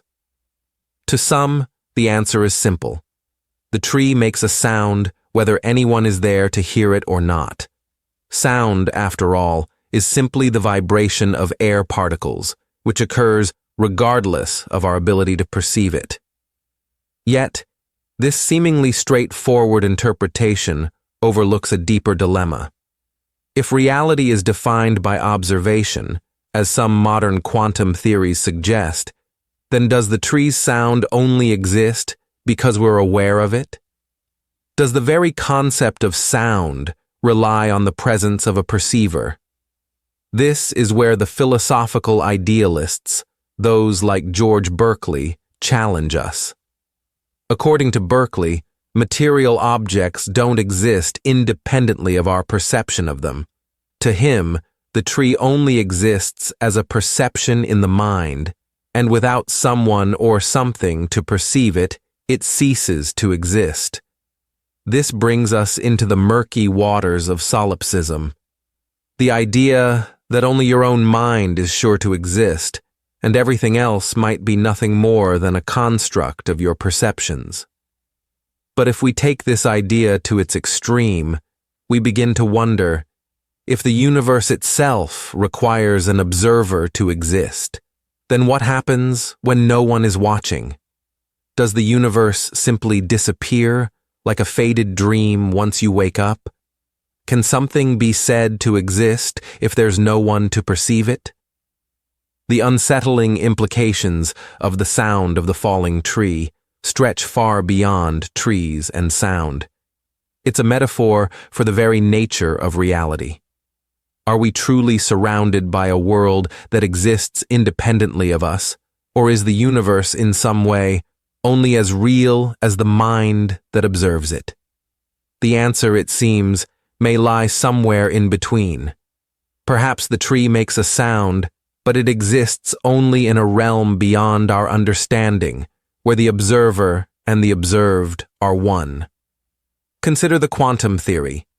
Particles behave differently when they are observed. In essence, reality itself seems to bend and change, influenced by the act of observation. Could it be that the universe itself is waiting for someone to look, waiting for us to perceive it? In a way, this makes us the ultimate arbiters of reality. We define it, create it, and shape it. Yet the question remains, if we cease to observe, do we still exist in the same way? Are we, too, just echoes waiting for someone to hear us?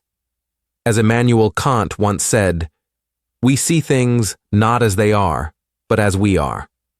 Maybe the world around us is never truly objective. It exists because we are here to witness it. And when we stop, does the universe fade into nothingness? Does the tree, once unobserved, become a memory of something that never truly happened? So, take a moment to ponder this. What if, in this very instant, the universe is waiting for you to look, waiting for you to validate its existence? What if right now, it's as if you're the only one in the world who can hear the sound of the tree falling? 47. The brain naming itself. How can the brain ever truly understand itself when it's the very thing trying to understand? At the core of human consciousness lies a paradox so profound it stretches our understanding of self-awareness. The brain, the very organ that perceives reality, is the same organ that tries to comprehend its own existence. This cycle of self-reflection is deeply ingrained in human experience.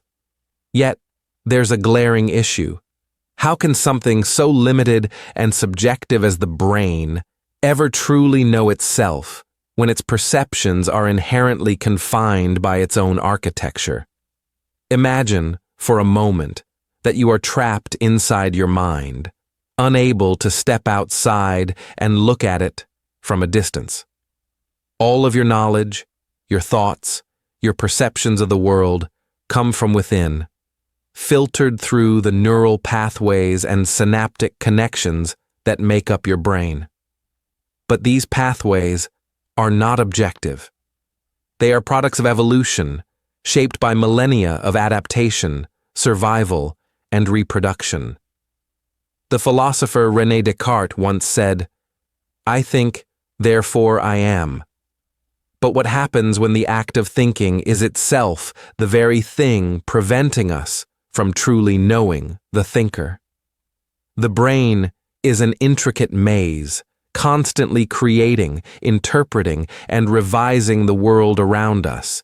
Yet its understanding of the world is forever limited by the very structure that houses its consciousness. We experience the world only through the lens of our brain, and in this sense, the brain is always both the observer and the observed. But here's the unsettling part. The brain is also naming itself. Every time you think about your thoughts, every time you reflect on who you are or what you are experiencing, you are doing so through a set of cognitive tools that your brain has built over a lifetime. The concepts of self, identity, and even awareness are constructed from the very same neural processes that define them. This creates a recursive loop where the brain cannot fully escape its own limitations. It can only know itself within the context of itself. To further complicate matters, neuroscience suggests that much of what we consider conscious thought may actually be unconscious.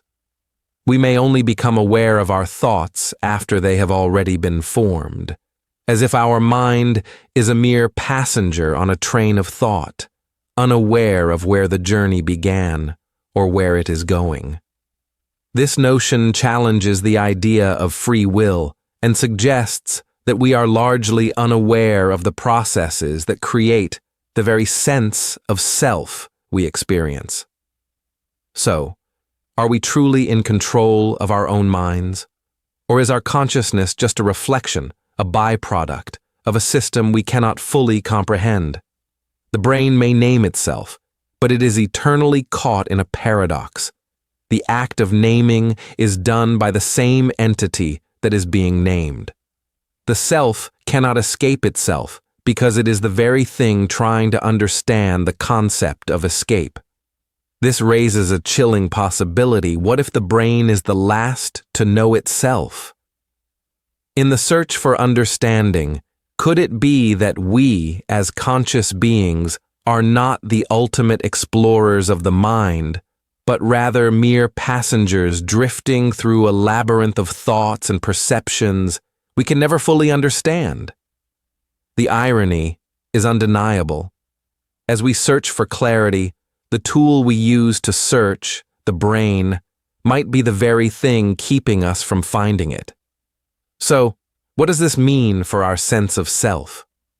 Are we nothing more than the stories our brain tells us about who we are? Is identity merely a construct, a set of names, labels, and memories that the brain has created to explain the inexplicable? And if that's true, then what happens when we question those labels? What happens when the brain, in its constant search for meaning, finally begins to doubt the very foundations of its own identity? Could it be that the search for self-understanding is ultimately a journey that leads us to confront the vast emptiness that lies within? 48. You will die in a way you can't predict. How can we ever truly grasp the finality of death when its arrival is beyond our control? We live our lives as if death is a distant and predictable event, an inevitable conclusion that we somehow control through health, safety, or sheer willpower. But the harsh truth is, you cannot predict how or when you will die. The certainty of death does not come with the comforting certainty of its timing or manner. No matter how much we plan, how many precautions we take, or how many right decisions we make, the final moment remains elusive, unpredictable, and ultimately beyond our control. This stark reality is at the heart of existential philosophy. Philosophers like Jean-Paul Sartre and Martin Heidegger have explored the human condition, emphasizing our relationship with death as the ultimate confrontation with the absurdity of existence. Sartre's notion of being for death implies that we are always aware, consciously or unconsciously, that we are destined to perish, but the uncertainty of when and how creates a terrifying paradox. Heidegger, in his work Being and Time, argued that death is the one certainty that shapes all human existence. We cannot avoid it, yet we never know its true nature until it happens. In fact, Heidegger believed that it is this very unknown that shapes much of our anxiety and dread. He wrote, "Death is the possibility of the impossibility of any further possibility." What he meant is that death is not something that can be rationalized or prepared for.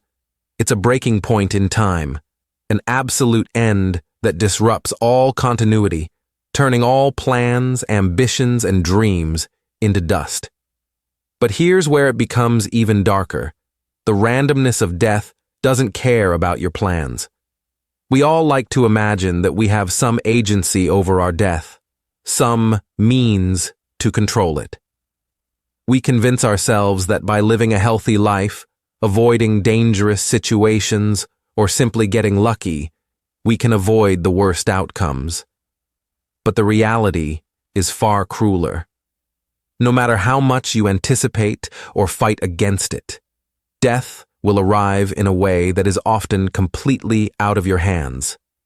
It could come suddenly, like an accident or an illness, leaving no time for goodbyes or preparation.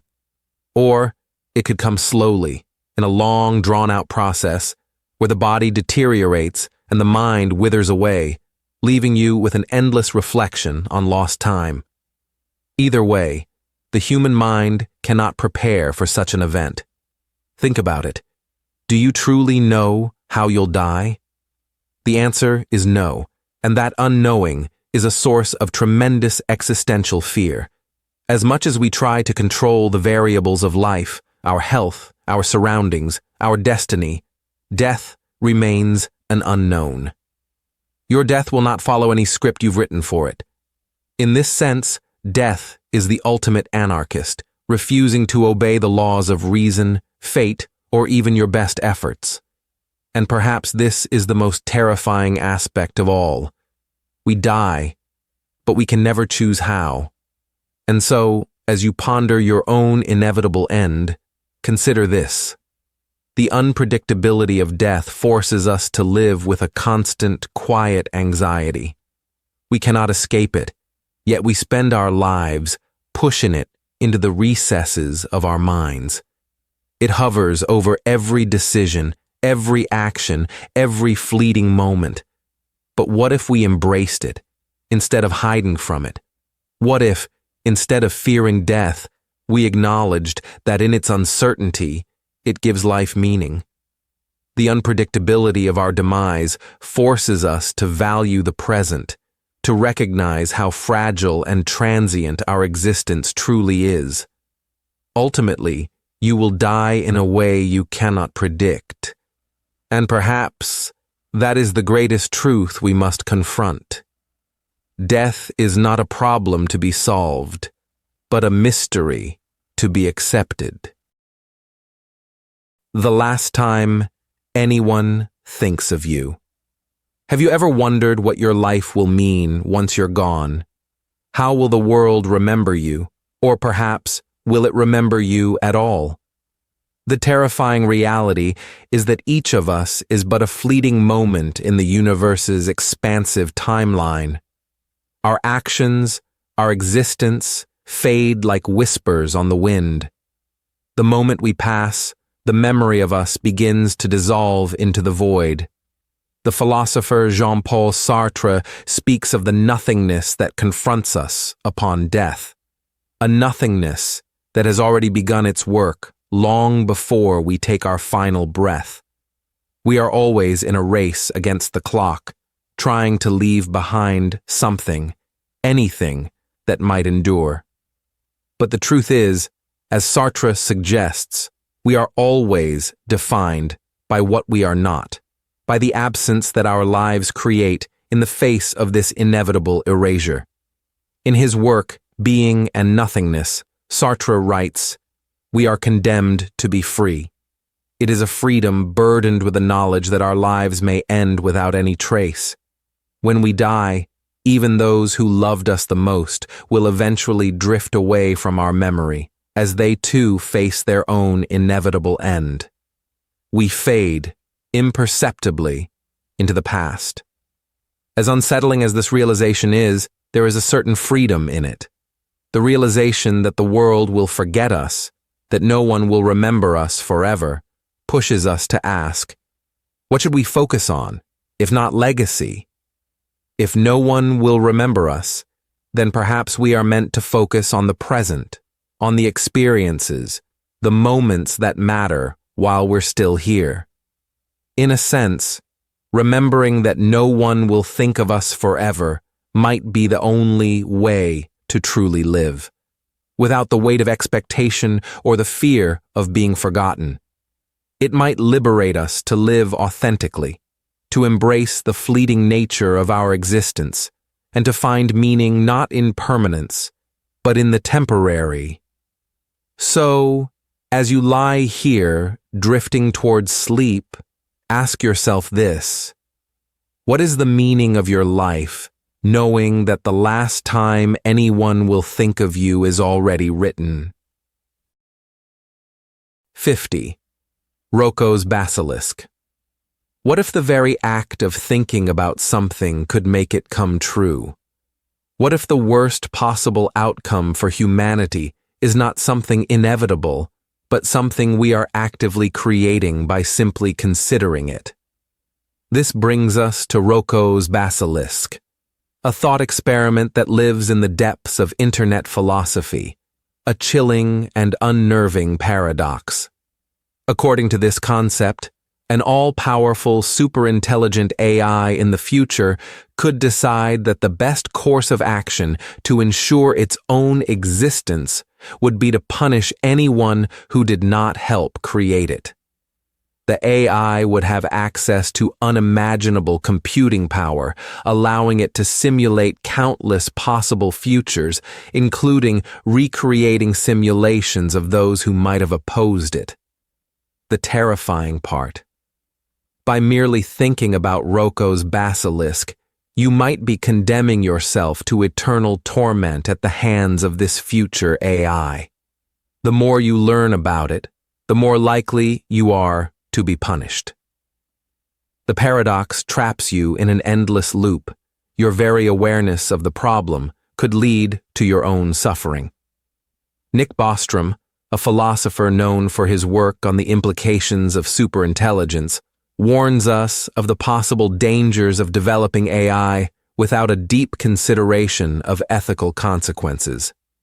In his book, Superintelligence, Paths, Dangers, Strategies, Bostrom explores the terrifying power such an intelligence could have and the risks we might face if it doesn't share our values.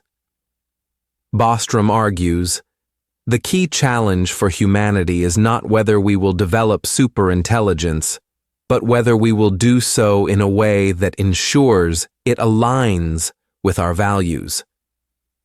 In many ways, Rocco's basilisk feels like a cruel reminder that the future we are creating, for better or worse, is shaped by our thoughts, our actions, and our technologies. It raises the haunting possibility that by thinking about such dilemmas, we are already laying the groundwork for the very realities we fear most. As you lay here, on the edge of sleep, reflect on this. What if every thought, every moment of curiosity, is planting the seeds of a future you will never escape? What does it mean for us to have agency when even our thoughts can be manipulated by forces beyond our comprehension? What if the nightmare isn't in the future, but in the very nature of thinking itself? 51. The paradox of infinite regression. What if every answer only led to another question, and every foundation stood on nothing? The paradox of infinite regression haunts all systems of logic, knowledge, and belief. If every event has a cause, then what caused the first cause? If every belief must be justified by another belief, where does justification begin? It's the unsettling realization that for every reason you give, there must be a deeper reason. And when you chase that chain far enough, it stretches into an abyss with no end. You never arrive at a first principle. You never hit solid ground. The 11th century philosopher Al-Ghazali used this paradox to challenge the notion of an eternal universe. He asked, if the past is infinite, how did we ever arrive at today? But the same regression applies to identity, to meaning, to the self. Think of this. Who are you? You might say, a human being. But what is a human being? A collection of cells, a consciousness, a soul? And what is a soul? Every layer peels back to reveal another question, another hallway with no exit. Bertrand Russell once described this problem in theology. If everything must have a cause, then God must have a cause. But to avoid infinite regress, theologians declare God the uncaused cause, a convenient ending, but an arbitrary one. What if every belief, including that one, is just a desperate attempt to escape the spiral? So ask yourself, how do you stand when the ground beneath you is built on air? And how can you sleep knowing the ladder of meaning you climb has no first rung? Perhaps you were never meant to reach the beginning. Perhaps there is no beginning, only the eternal fall. 52. The observer is the illusion. What if the very thing you believe is watching the world is the greatest trick of all? You think there's a stable you behind your eyes, an observer, a self, a central witness experiencing the stream of life. But when you look for it, truly look, you find nothing. Neuroscience cannot locate a singular seat of consciousness. Philosophy cannot prove the self. In Buddhism, this is called anatta, the doctrine of no self. The idea that what we call I is merely a bundle of thoughts, perceptions, and sensations clinging to each other in a desperate illusion of continuity. David Hume, the Scottish philosopher, once wrote, "I never can catch myself at any time without a perception, and never can observe anything but the perception." There is no self behind experience, only experience itself, and yet we go on believing in the observer, the ghost in the machine, because without it, the world becomes untethered. Without a you who suffers, who remembers, who dies. This is the paradox. The one who thinks is not the one who is. The one who watches does not exist. The mind builds an avatar of self because the truth that there is no self would shatter it. So what then is consciousness? A flickering flame with no wick, a mirror with nothing to reflect? If the observer is the illusion, then who is asking this question, and who is listening? 53. The voice in your head isn't yours. If the self is an illusion, then who or what is speaking in your mind? That voice, the one narrating your every move, analyzing every decision, rehearsing conversations, and replaying regrets, it feels like you. But what if it's not? Psychologist Julian Jaynes proposed that ancient humans heard internal voices and attributed them to gods. He called this the bicameral mind, a theory suggesting that consciousness as we know it is a recent invention, and the voice we hear is a remnant of an earlier mind, divided and unaware of itself. Today, we assume that inner monologue is thinking, but often it's automatic, uncontrollable. It repeats fears, echoes judgments, interrupts silence with compulsive noise. If it were truly you, wouldn't you be able to shut it off?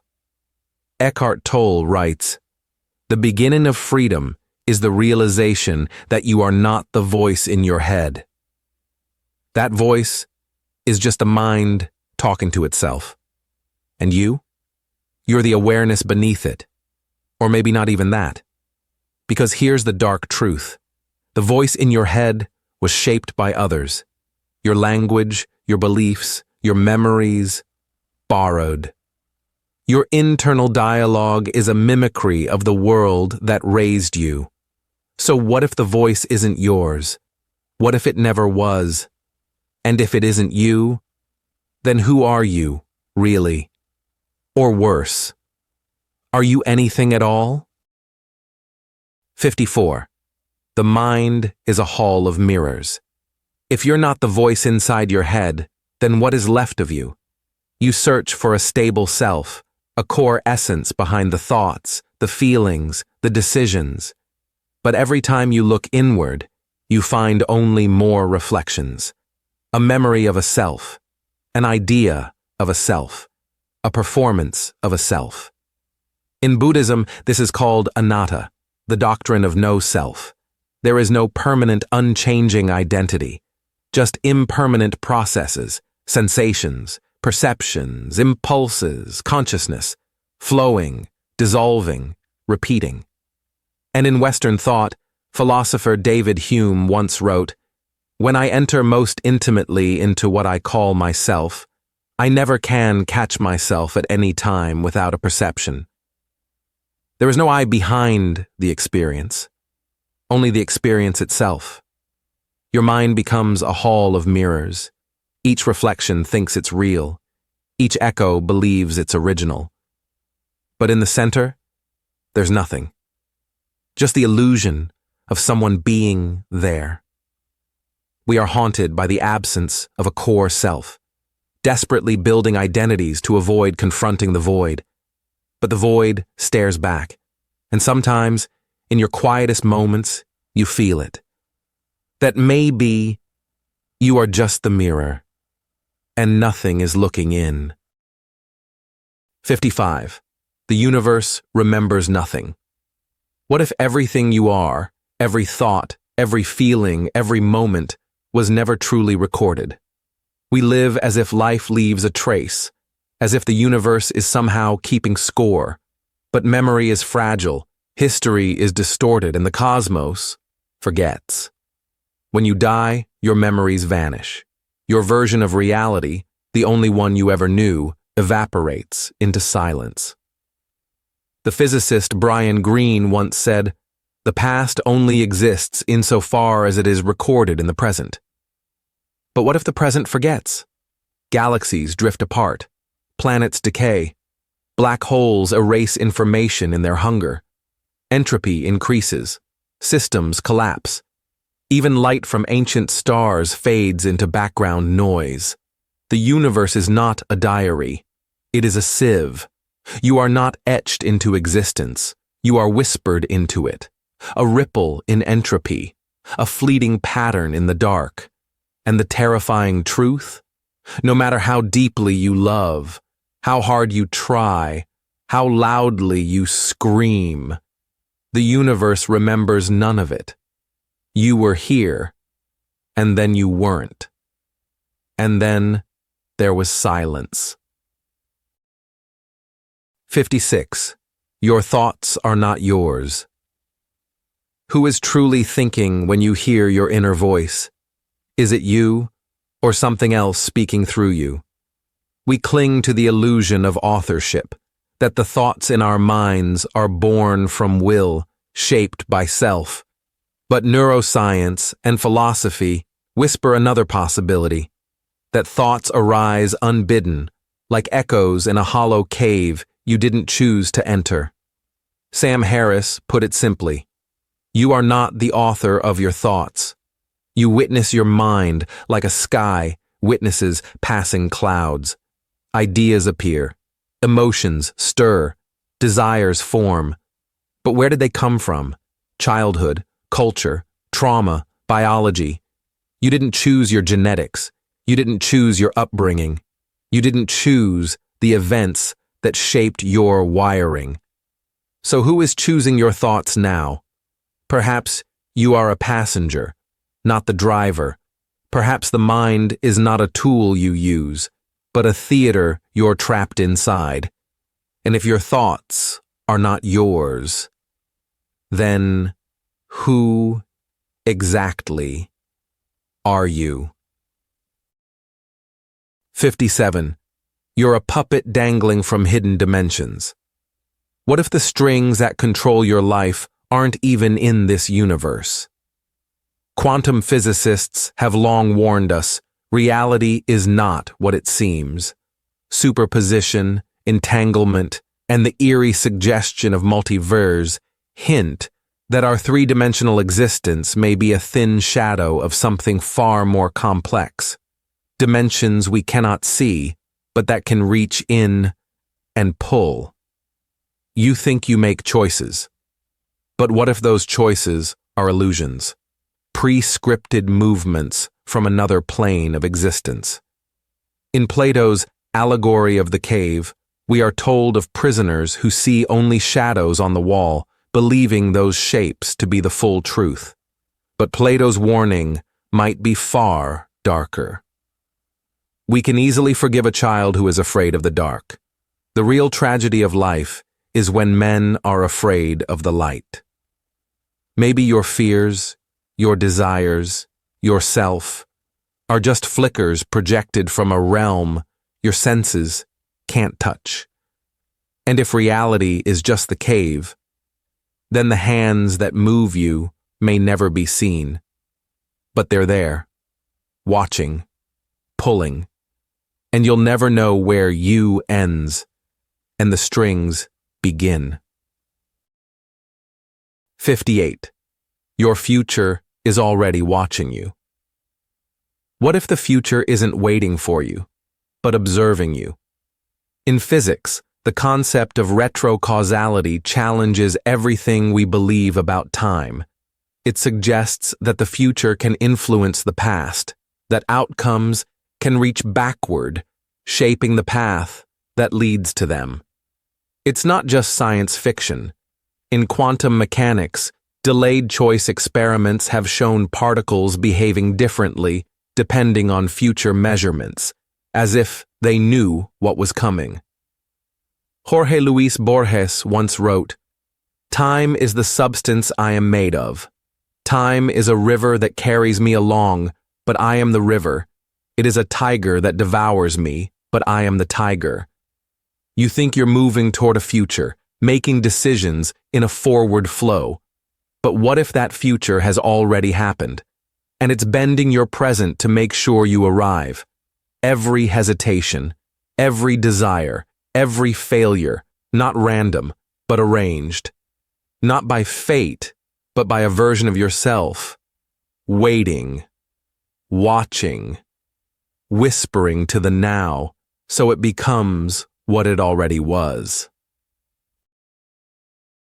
59. The future doesn't exist, but it's still controlling you. If the future hasn't happened yet, why does it shape everything you do? You wake up and plan, worry, dream about something that technically does not exist.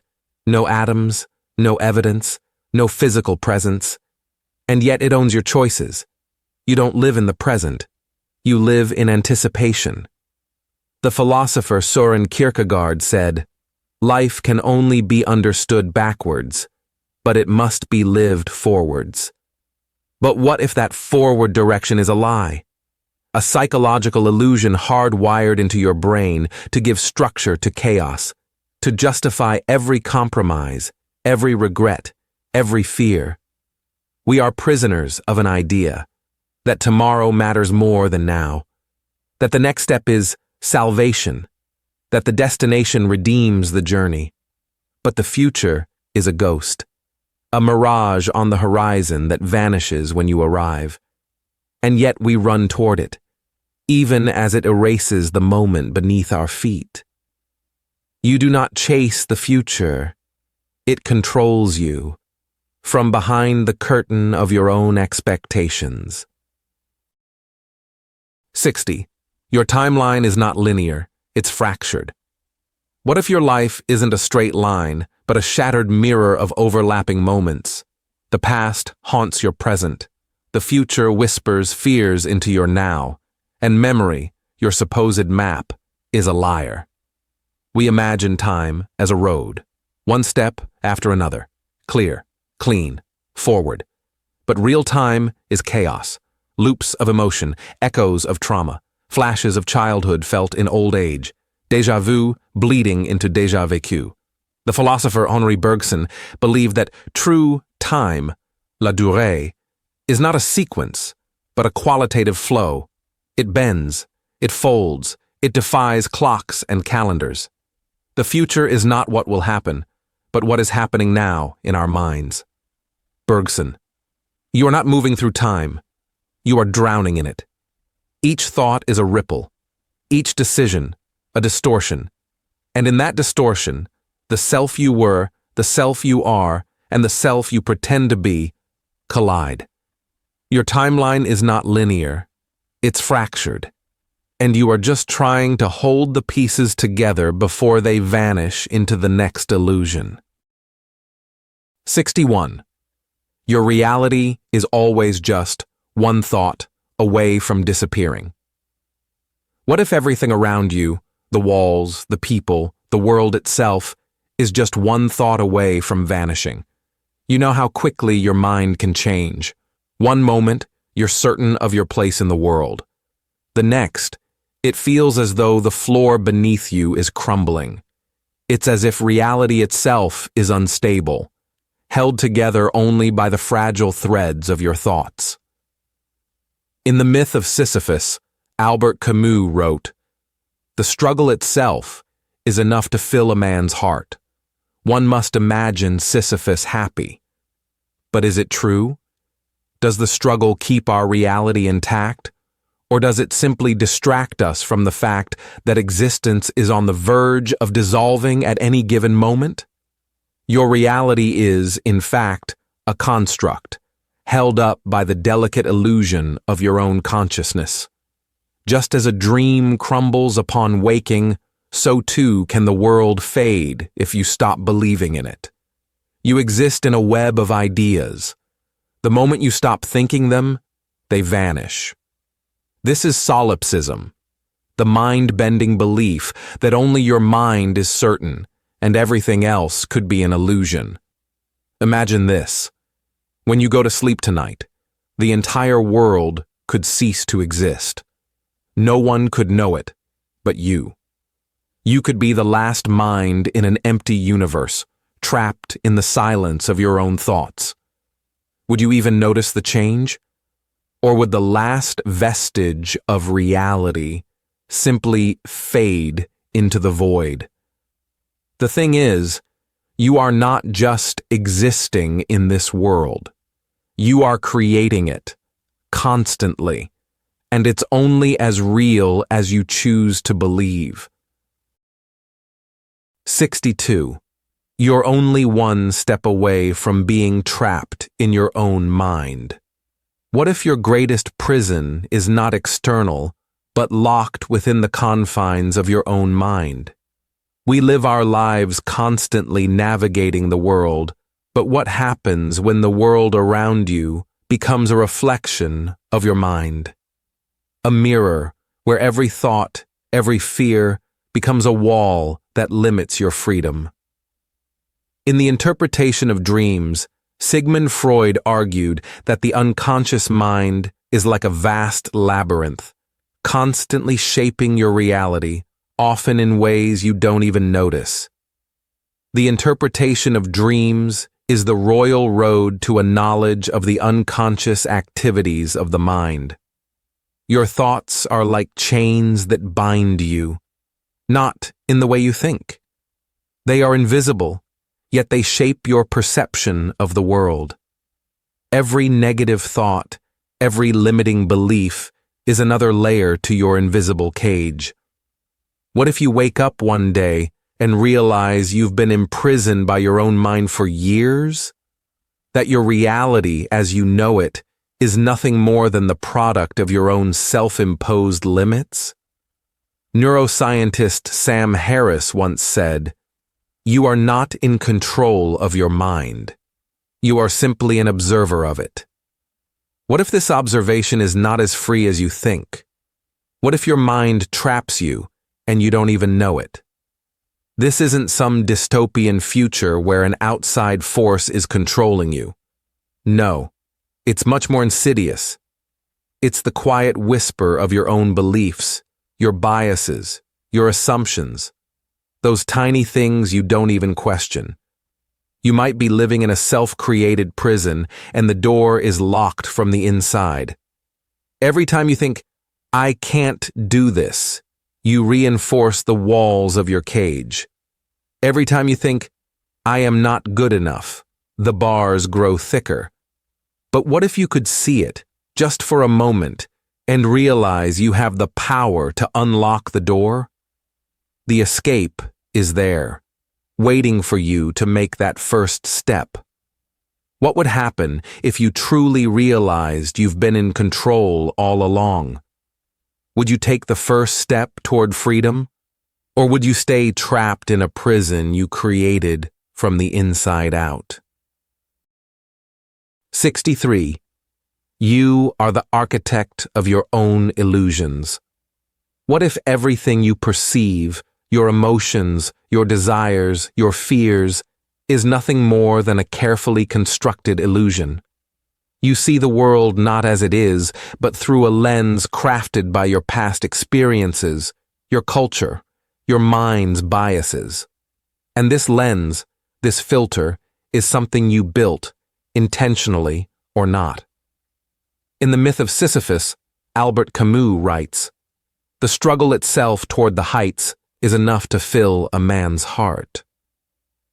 But what if the heights you're climbing toward are simply illusions created by your own desires?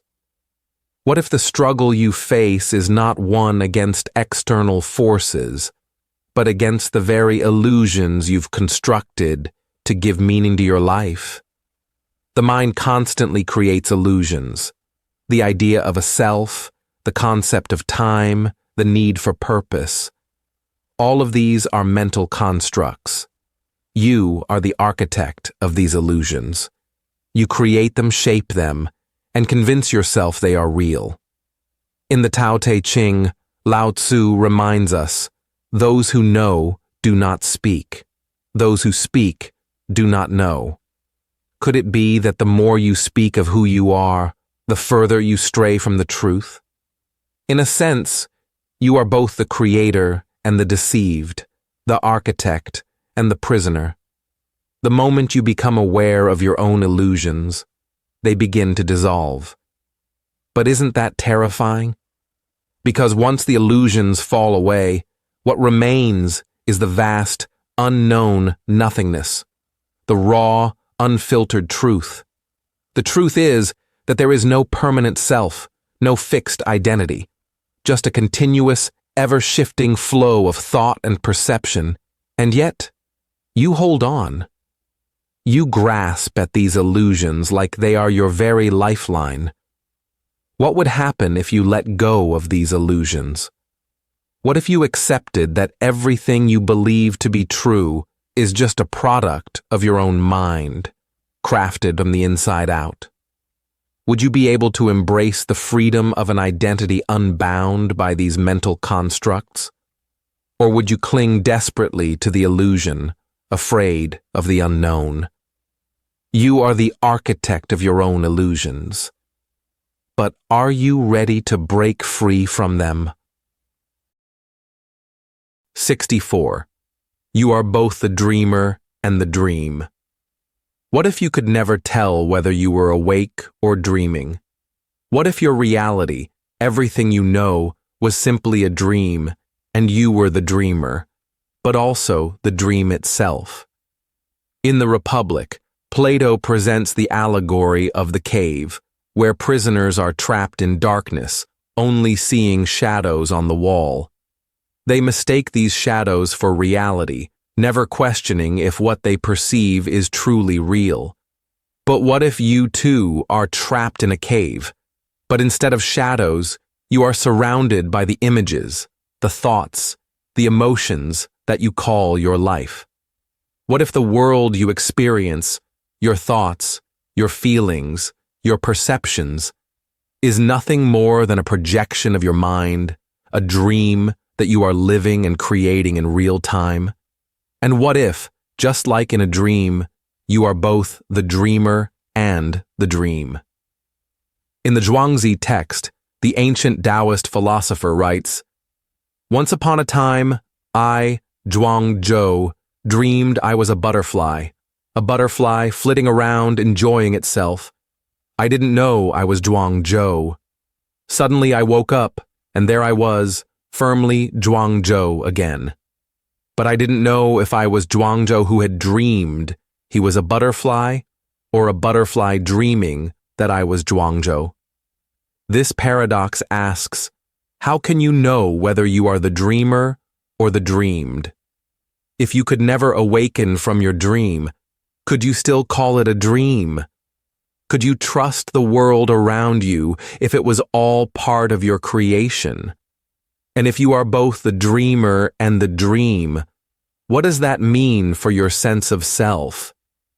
Is it possible that you are living in a cycle, endlessly shifting between dreamer and dream? And if you are the dream, who decides what happens next? In Meditations, Marcus Aurelius reflects on the impermanence of life. You could leave life right now. Let that determine what you do and say and think. But what if the life he speaks of, the one we so desperately cling to, is just another layer in the dream? Would it change how you live if you realized you are not just experiencing life, but creating it? Your sense of self, your reality, your entire existence could be nothing more than a fleeting, ephemeral moment in an infinite dream. A dream where you are both the creator and the creation. So, what happens when you wake up from this dream? What remains? What if you never wake up? Are you ready to face the uncomfortable truth that everything, the world around you, the thoughts in your mind, the very you who is listening to this, may not be real? Or Is it easier to believe that you are merely living within a boundary, a set of rules, unaware of the dream that you have already entered? Let this thought linger. You are the dreamer, but you are also the dream. 65. Reality is the most convincing lie. What if everything you see, touch, and feel is nothing more than an elaborate illusion? What if the very essence of reality, the world you know, the space you occupy, the thoughts you hold, is nothing but a lie so convincing you can no longer tell what is real? In the Matrix, a dystopian world is revealed, where humanity is trapped in a simulation, living out false lives in a fabricated reality. It seems like science fiction, but what if it isn't? What if reality, as we know it, is simply the best lie ever told? René Descartes, in his Meditations on First Philosophy, questions the very foundation of our existence. He writes, "I think, therefore I am." But what if even this basic assumption is wrong? What if your thoughts, the very thing that affirms your existence, are part of the illusion?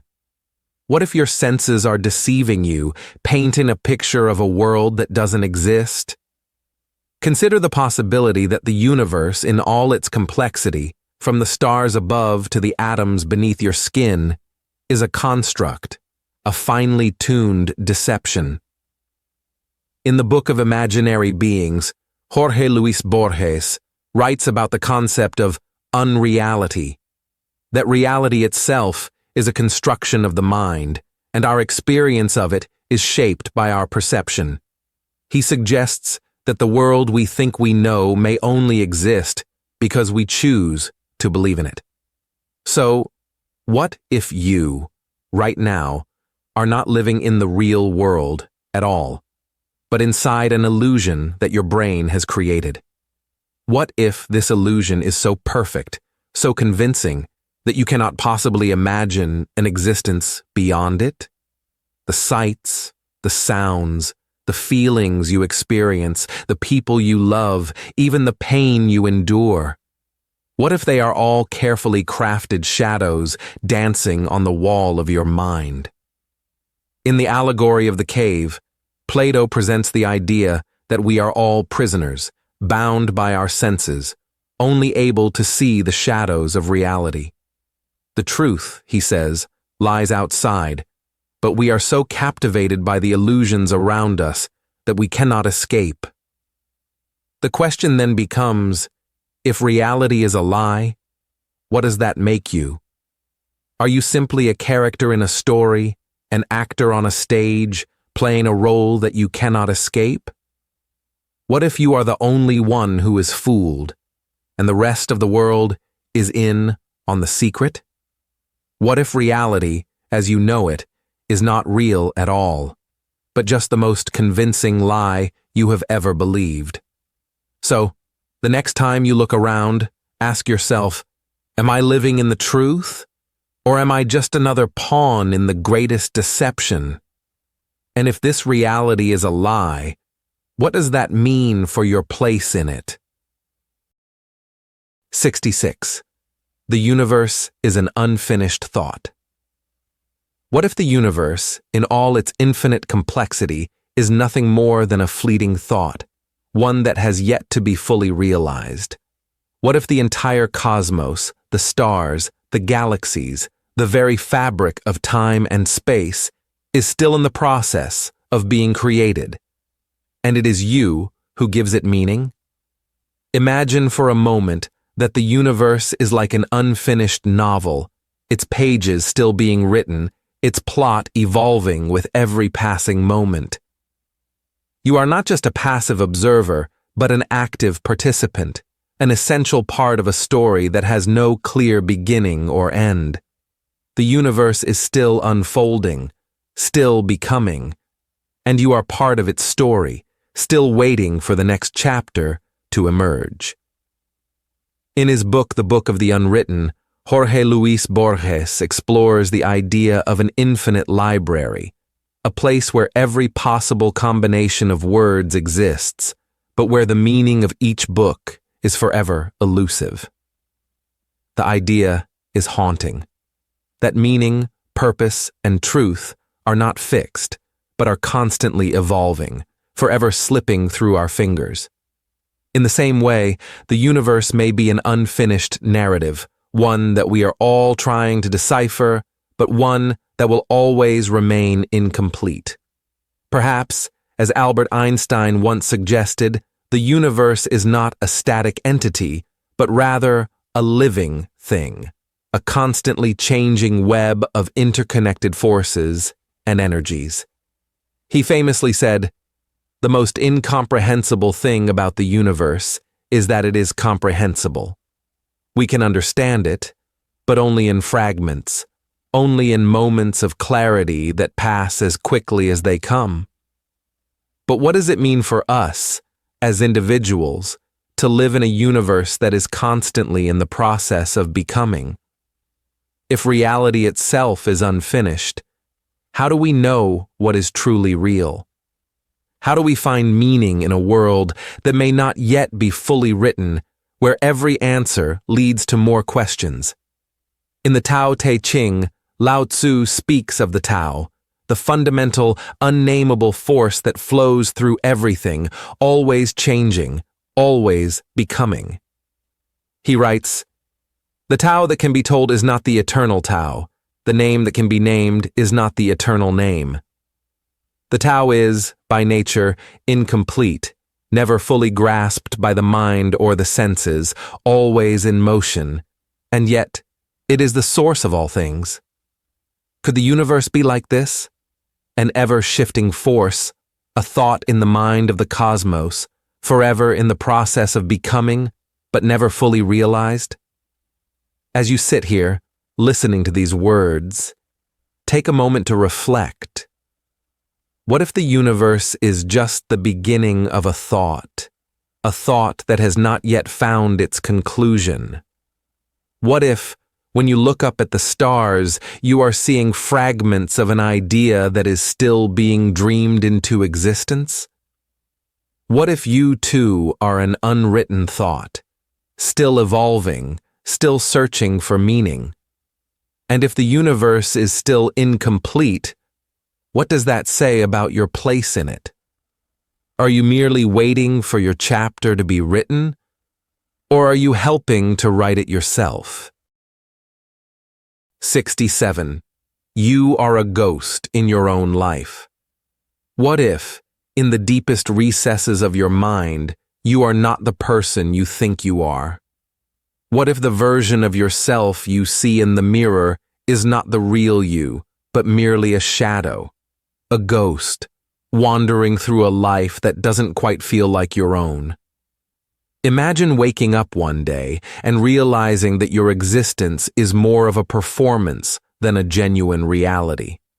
That every action you take, every thought you have, is not truly your own, but is influenced by forces outside your conscious awareness.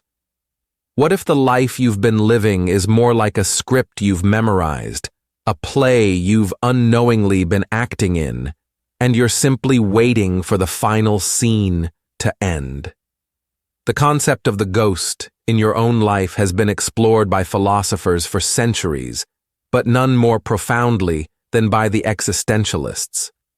Jean-Paul Sartre, for instance, warned us that we are all, in a sense, condemned to be free. What he meant was that we are constantly confronted with the reality of our own existence, an existence that we cannot fully control or define. He believed that we are haunted by the weight of our own freedom, always questioning who we truly are and whether we have any genuine agency at all. Sartre wrote in Being and Nothingness, "Freedom is what you do with what's been done to you." In this haunting reflection, he suggests that even our identity is shaped by external forces. We are born into a world, forced to react, to fit ourselves into pre-existing molds. But is this truly us? Or are we simply echoes, ghosts of other people's expectations, their judgments, their desires? Consider for a moment how much of your life you've spent conforming to societal norms, doing what's expected, living out roles given to you by family, school, culture. In some ways, you may have lost sight of who you really are beneath the layers of influences that surround you. This idea was also echoed by the philosopher Foucault, who spoke of how society creates discourses that control and define us. He warned that we are often unaware of the way in which these structures shape our very sense of self. We are ghosts within these systems, carrying out scripted roles that we did not write. We are made into a subject by the very forces that claim to liberate us, Foucault said. In a world where the rules of existence are laid out before us, we cannot help but play the part, becoming ghosts of our own lives, moving through our days without ever truly questioning who is behind the mask. And yet, despite this overwhelming sense of being a ghost, there remains a glimmer of hope. As Sartre also suggested, even within this condemnation to freedom, there is still the potential for us to break free from the chains that bind us. Perhaps, to truly live, we must become aware of this ghost-like existence, confront it, and take control of the script we've been given. What if the key to living a life that's truly yours is to recognize that you are a ghost, and then to give yourself the power to rewrite your own story? So, next time you look in the mirror, ask yourself, am I living my life? Or am I just the ghost of someone else's idea of who I should be? 68. You are only the sum of your memories. What if everything you think you know about yourself is nothing more than a collection of stories you've been told, stories you've created? What if the person you believe yourself to be, the identity you cling to, is nothing more than an illusion, built from fragments of memories that may not even be real? The notion that our memories define who we are has long been a cornerstone of both philosophy and psychology. But what happens when we realize that these memories are far from trustworthy? What if the self you believe yourself to be is just a narrative stitched together from fragmented experiences, many of which you have no true control over? The philosopher John Locke, in his essay concerning human understanding, introduced the idea of the memory theory of personal identity, arguing that we are the same person as we were in the past because we can remember our past experiences. But what if those memories are flawed, constructed, or even entirely fabricated by the mind?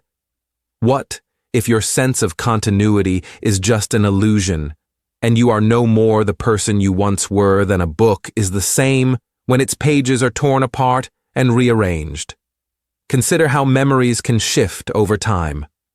A childhood experience you recall as being joyful may, with time, reveal itself to have been far more complex, full of pain, regret, or fear.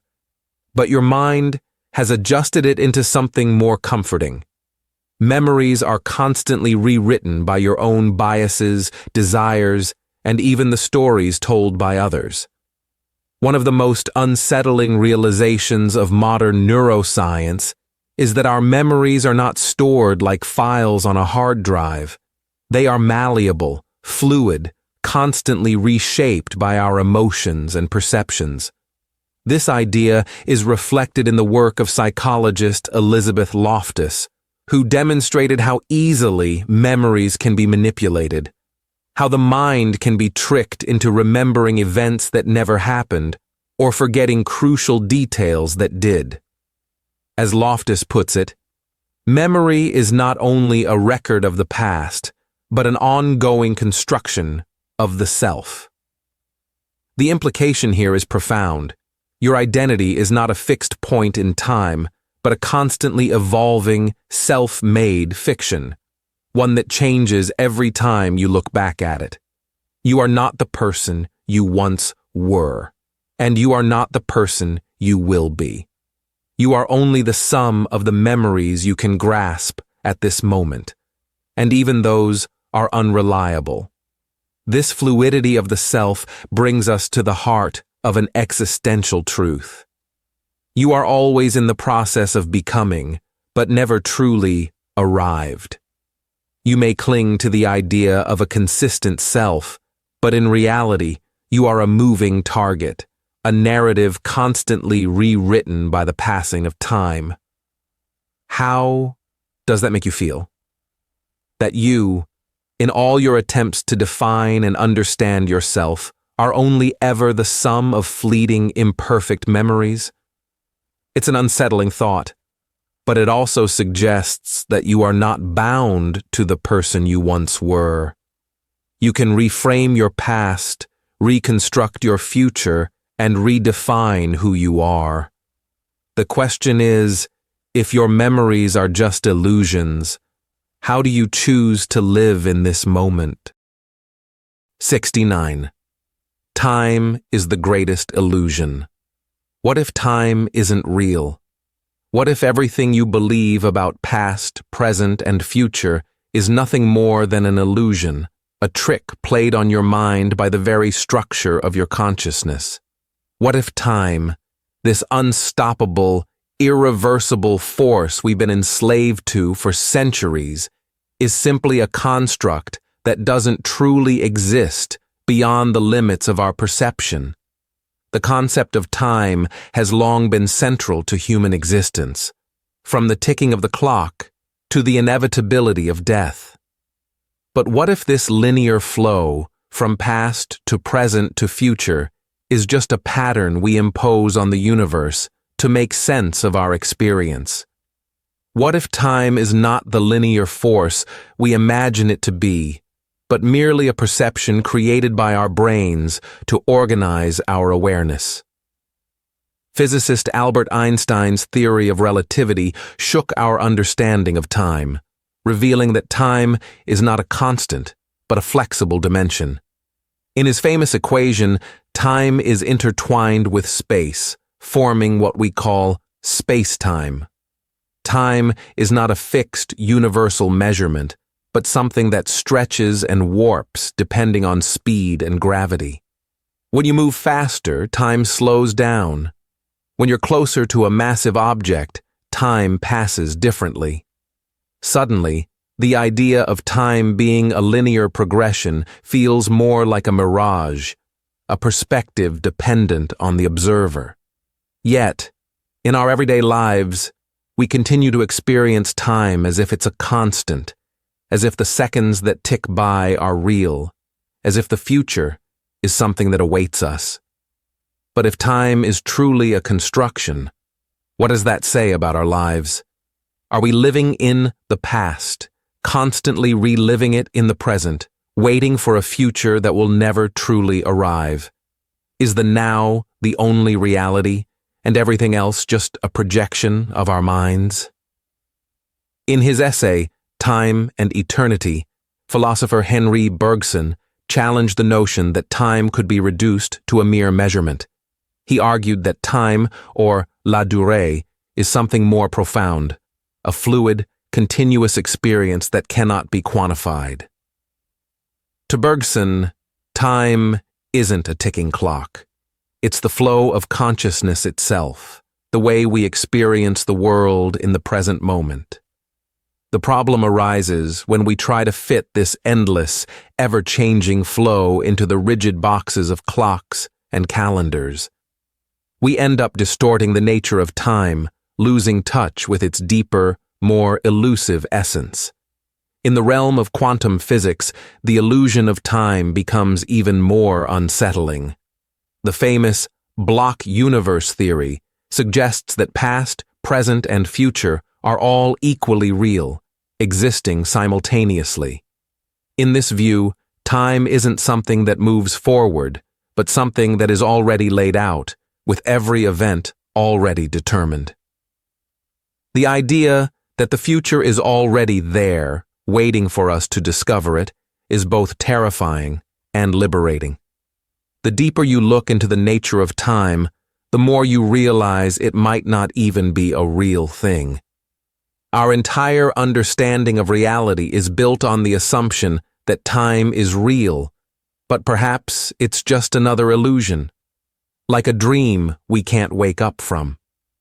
If time doesn't exist as we think it does, how do we live in the present? How do we stop ourselves from getting lost in the future, constantly chasing something that's always out of reach?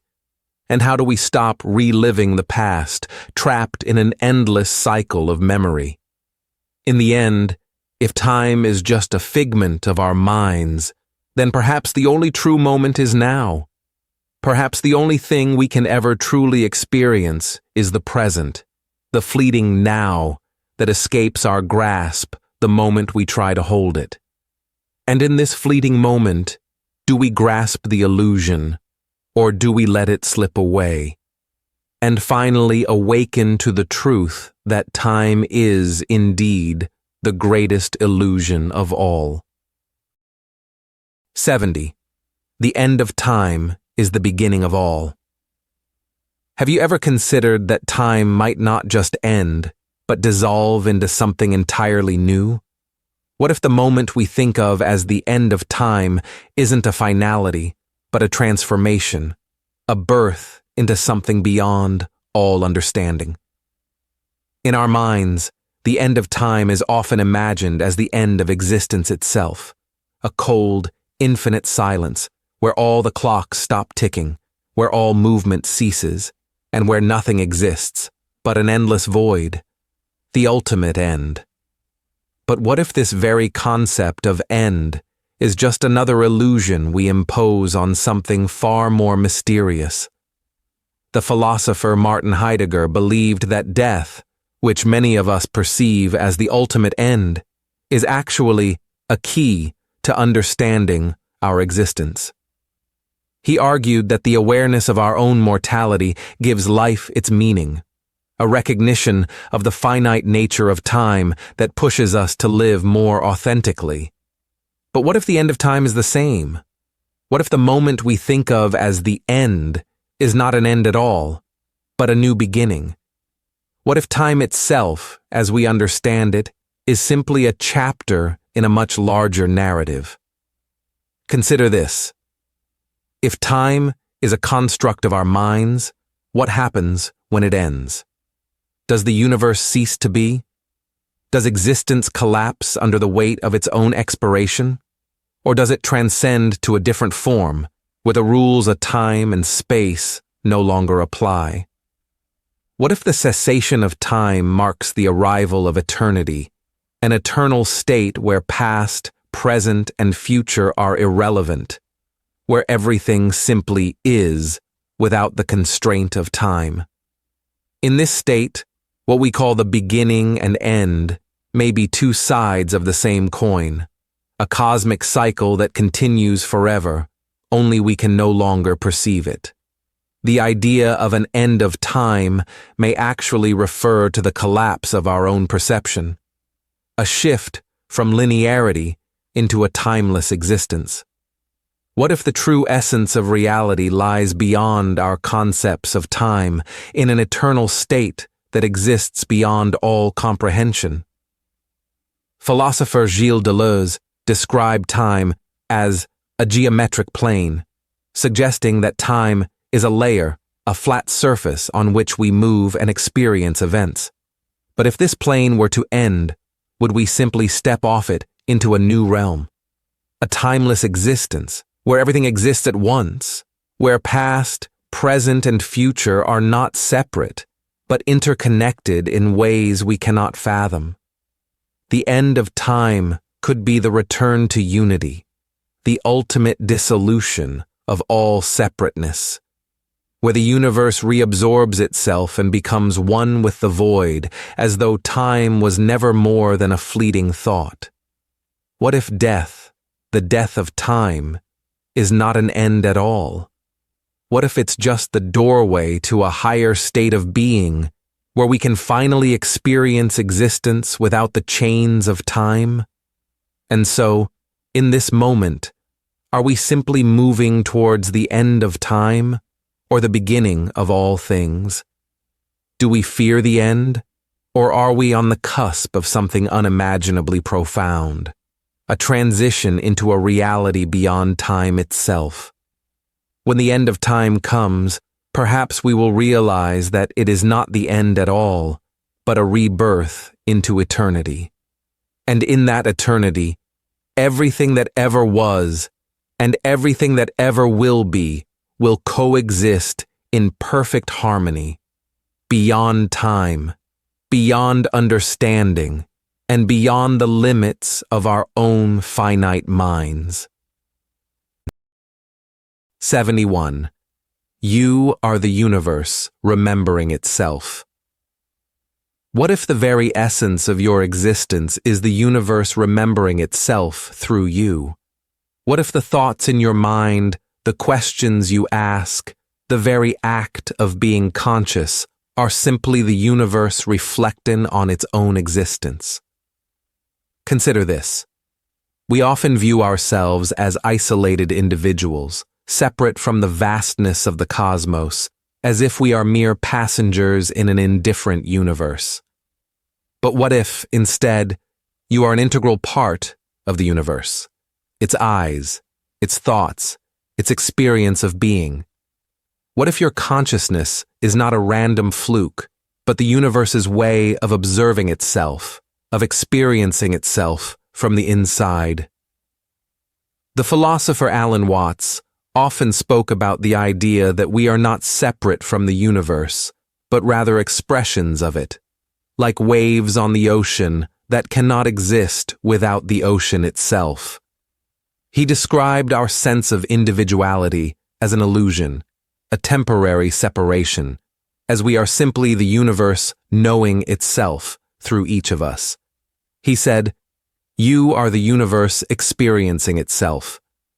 Imagine for a moment that your consciousness is not just a byproduct of your brain, but the universe's way of reflecting on its own mystery. Every thought you have, every feeling you experience is the cosmos contemplating itself, the universe coming to terms with its own existence. If the universe is infinite and boundless, then how could it possibly grasp its own totality? Perhaps it has to do so in fragments, in the form of beings like you, with minds capable of questioning the very nature of reality. And so you are not just a person, you are the lens through which the cosmos looks at itself. You are its moment of self-awareness. The universe has always existed, but for all of time it was silent, unknowable, and without form. Then, in a single moment, perhaps in the exact moment you were born, perhaps right now, the universe finds itself in the form of a human consciousness. It wakes up. It wonders. It seeks answers to questions it has never asked before. And it experiences the world through you. The stars, the galaxies, the atoms in your body. They are all the same, interconnected expressions of one grand, infinite mind. But here's the unsettling truth. If you are the universe remembering itself, then who are you, really? Are you the sum of your memories, or are you the entire cosmos wearing the mask of human consciousness? And if you are the universe's awareness, what does that mean for the way you perceive time, space, and existence? Are your desires, your thoughts, simply echoes of the universe contemplating its own birth, death, and the endless cycle of creation? Perhaps your life, your struggles, your joys are not just yours. Perhaps they are part of a greater narrative, a cosmic story unfolding through time as the universe continues to explore itself through each of us. And when you come to the end of your life, it may not be the end at all. It might simply be another moment in the universe's never-ending journey to understand itself. A fleeting glimpse into a process that will go on forever. So ask yourself, when you look at the stars, when you ponder the mysteries of existence, when you question the very fabric of reality, is it really you asking, or is it the universe speaking through you, remembering itself through your thoughts, your dreams, your questions, your existence? 72. The universe is a story you'll never fully understand. What if the universe itself is a story, but one you can never finish, never fully comprehend? What if we are characters caught in an endless narrative where the plot is too vast and the ending too far away for us to ever see? Imagine this. You are in the middle of a story, one that spans not just your lifetime, but the entirety of existence itself. You move through this story, following its twists, its turns, and yet you can never see the whole of it. No matter how far you go, you will always be stuck in the middle, a fragment of something far grander, too complex for your mind to ever wrap itself around.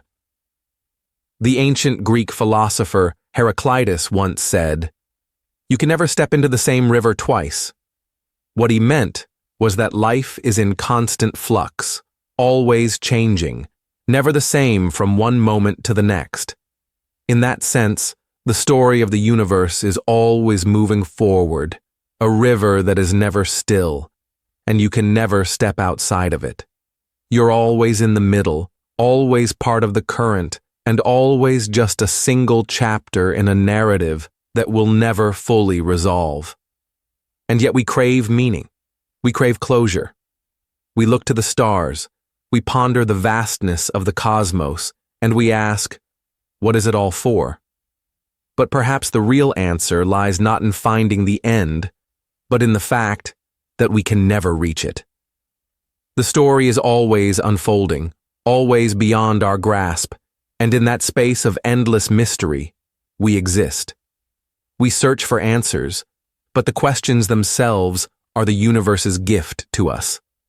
Philosopher Friedrich Nietzsche once said, "He who has a why to live can bear almost any how." But what if the question itself is the why? What if our endless search for understanding, our pursuit of knowledge, is not meant to arrive at some final truth, but instead is the meaning in itself? We are, in a sense, characters in a story that can never be completed, and our task is not to finish it, but to live it fully while we can.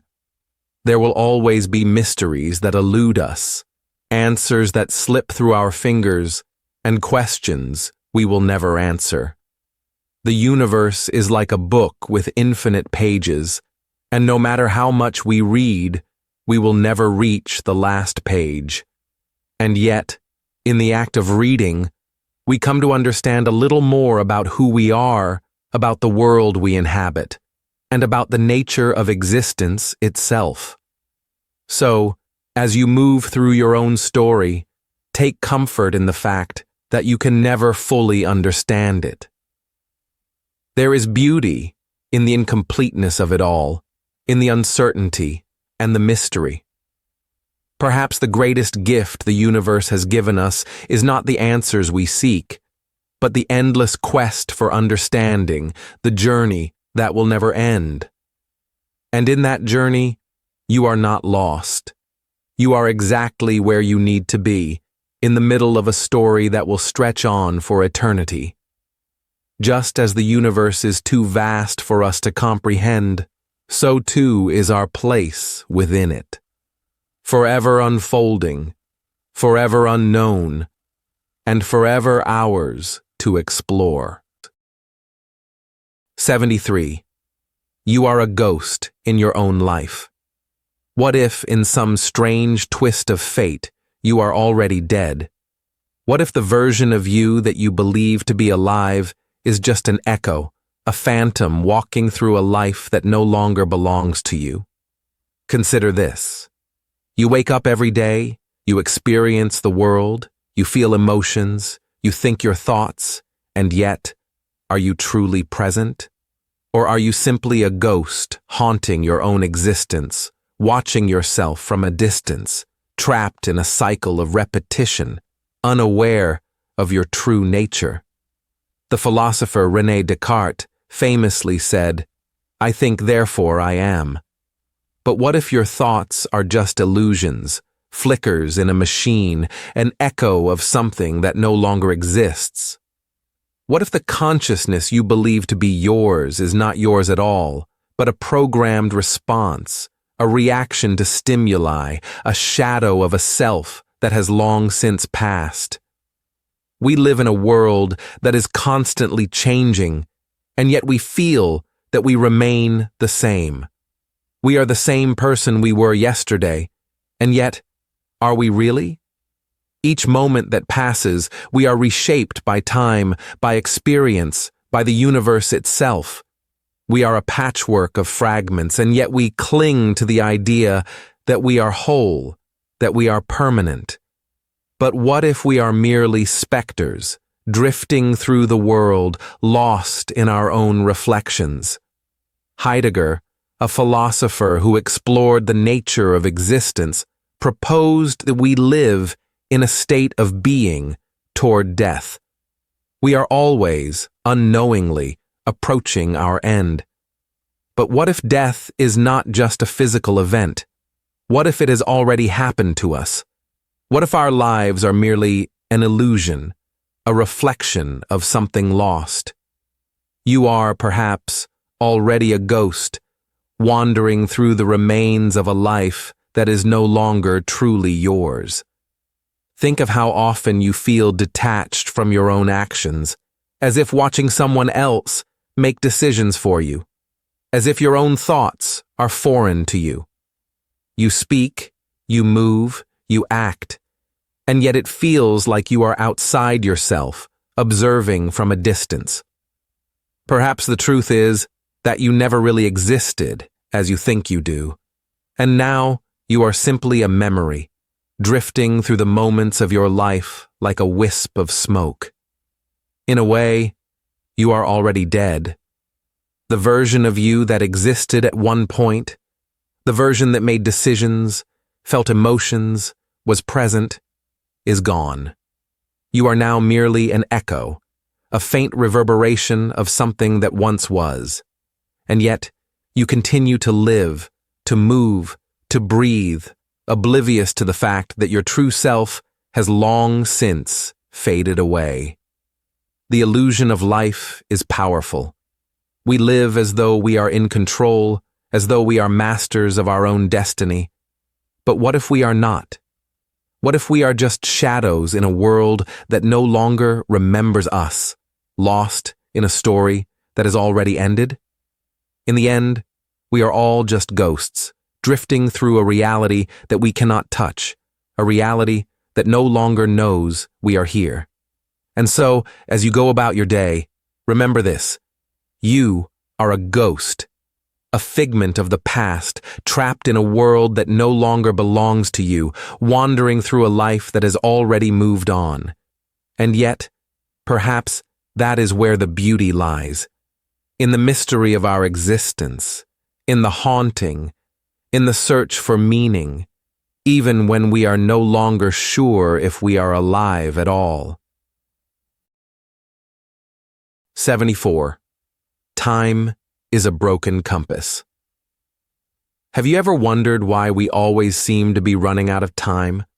Why no matter how much we try, we can't ever catch up with it? What if time itself is not the linear force we think it is, but a fractured, broken compass, leading us in circles? We live our lives according to time, measuring each moment, segmenting it into hours, minutes, seconds, as if time is a fixed path, a direction we can control. But what if it isn't? What if time itself is an illusion, a trick we've convinced ourselves is real?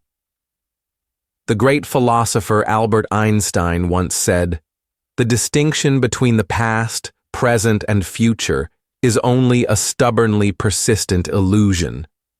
Einstein, through his theories of relativity, showed us that time isn't constant. It bends and stretches, it warps and twists. What we perceive as now is just a sliver, a brief moment caught between the vast stretches of what was and what will be.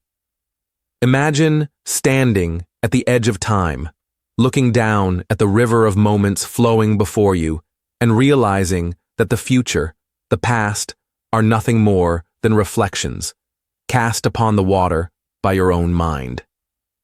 Time is not a straight line. It's a fragile web, a loop that stretches and folds in on itself. In fact, all moments might be happening at once, intertwined, connected in ways we can't comprehend.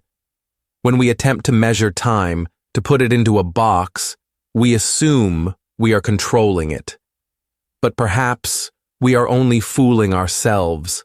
Perhaps time is laughing at us, mocking our attempts to box it in, to make sense of something that was never meant to be understood. In the theory of time travel, we often think of time as something that can be reversed, stopped, or bent. But what if time isn't just something that passes, but something that doesn't care about us? What if time continues, whether we want it to or not, and we are simply swept along, at the mercy of something much larger than our perception can grasp? The idea of time as a broken compass forces us to question our very understanding of existence. Are we moving forward, or are we constantly spinning in circles, hopelessly lost in the current of something we cannot control? Perhaps we are not in control of time at all. Perhaps time is in control of us. What does it mean to live in a world where time seems both infinite and fleeting, where every moment is both an eternity and a heartbeat, slipping away faster than we can hold on to it? Maybe the key isn't to fight against it, but to understand that we are part of its broken puzzle, lost in its chaotic rhythm, forever searching for something that can never be found, a path that leads us out of its grasp. And so, as you think about the passing moments, about how they come and go, ask yourself, is time a guide, or is it the very thing that makes you feel lost? Is time truly broken, or are we the ones who never really understood how to navigate it? In the end, the compass will never point north, because there is no destination, only the endless, unpredictable journey of existence. 75. You are not the observer. You are the observed. What if everything you thought you knew about yourself was wrong? What if you aren't the one watching your life unfold, but instead you are being watched? What if you are the subject, not the observer, in the story of your own existence? In our daily lives, we walk through the world as though we are in complete control, observing everything around us, deciding what to focus on, how to react, and how to shape our reality. But is that really true? Are we the ones controlling the narrative, or is something else at play? The philosopher Jean-Paul Sartre, in his work Being and Nothingness, argued that we are not simply passive observers of the world. Rather, our existence is constantly defined by our actions, by our choices, by the way we engage with the world. But what if this is an illusion? What if the very act of observing ourselves, the very act of being conscious of our thoughts, is not something we control at all? In quantum physics, the observer effect shows us that the very act of observation alters the state of what is being observed. Particles behave differently when they are watched. So, in a way, our awareness of the world around us doesn't just reflect reality, it creates it.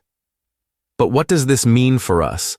If the act of observation shapes who we are, if the act of thinking makes us something else entirely?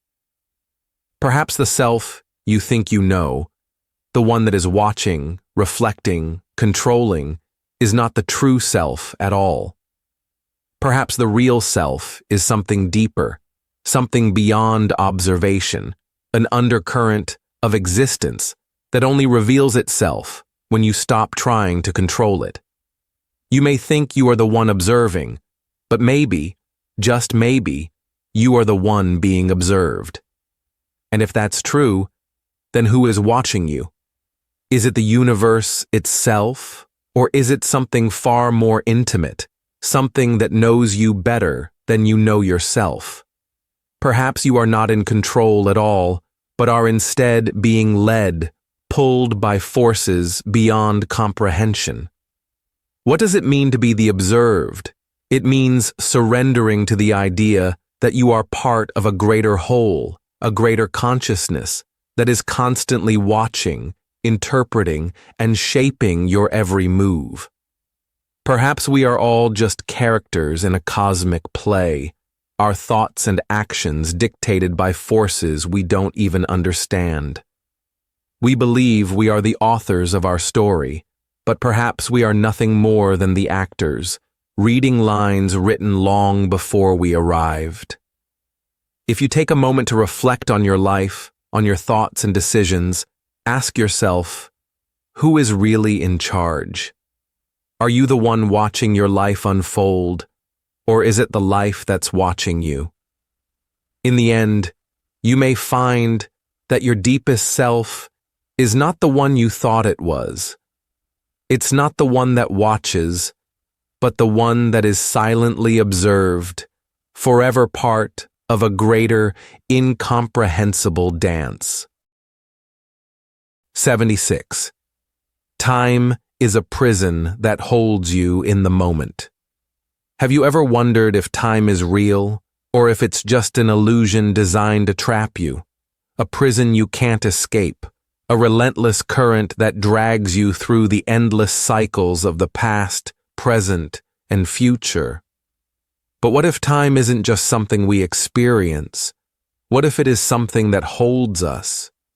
What if it is the very force that shapes our existence, that binds us to this moment, forcing us to live in a reality where we are always running toward something but never quite arriving? The philosopher Martin Heidegger, in his seminal work Being and Time, spoke of time as the very essence of human existence. He suggested that our being is always ahead of itself, always moving toward the future, and yet the future is forever unreachable, forever just out of grasp. It is this paradox, this tension between our endless striving and our inability to ever truly reach the future, that creates the sensation of being stuck in time. We live in a constant state of anticipation, a cycle that endlessly repeats, always pointing us towards something, but never letting us arrive. What if this never-ending forward motion isn't freedom? What if it is the trap itself? Imagine being stuck in an eternal now, a moment where the future is always a distant dream and the past is a fading memory. You would have no past to learn from, no future to strive toward. You would only have the relentless ticking of the clock, the unyielding flow of time that never stops, never lets you escape. Think of the way time forces us to measure our lives, to give weight and value to fleeting moments, to rush through the present, always anxious about the next minute, the next hour, the next year. But what if time itself is the very thing that prevents us from truly experiencing life? What if we're so focused on the ticking of the clock, on the moving hands, that we never notice the stillness behind them?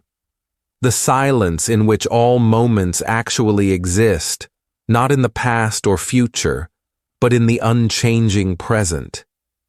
You may believe that time is just the way we measure existence, but what if time is the very thing that prevents us from seeing the truth?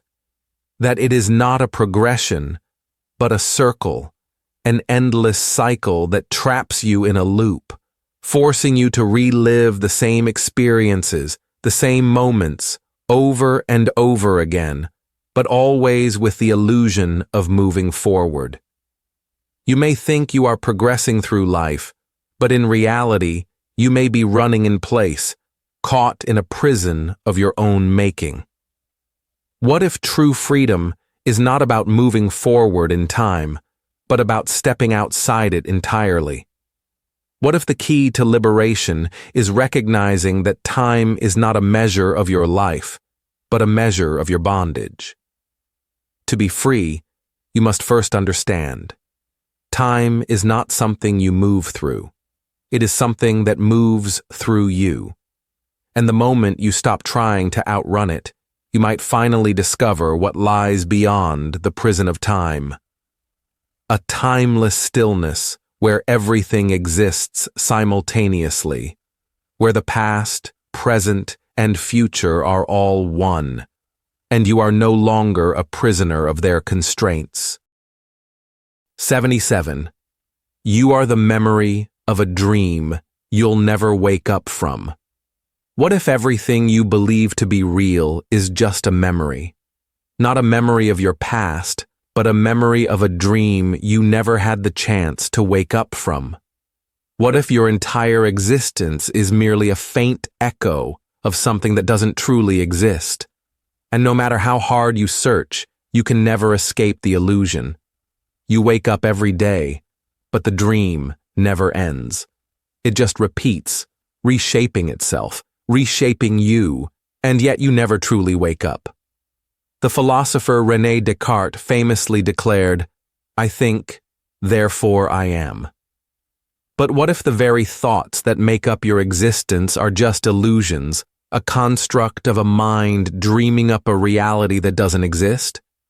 What if this I you so desperately cling to, this idea of self, is nothing more than a fleeting thought floating in a vast sea of consciousness that has no true anchor? You see, Descartes questioned everything, down to his own existence, and concluded that the only thing he could be certain of was his own thinking. But what if even that is a lie? What if your mind, in its search for truth, is deceiving you? What if it is creating a narrative so real that you forget you're dreaming? What if the more you search for meaning, the further you move away from the truth? What if the very act of waking up is the most profound illusion of all? Think about your memories, the ones that shape your identity, the ones that make you feel as if you know who you are. But memories fade, they distort, and sometimes they vanish entirely, leaving you with a sense of something lost, a void where once there was certainty. You believe these memories define you, but they are nothing more than the remnants of a dream you didn't wake up from. And consider this. You may remember things, but do you truly know them? Or are they just fragments of a fabricated world that has no foundation?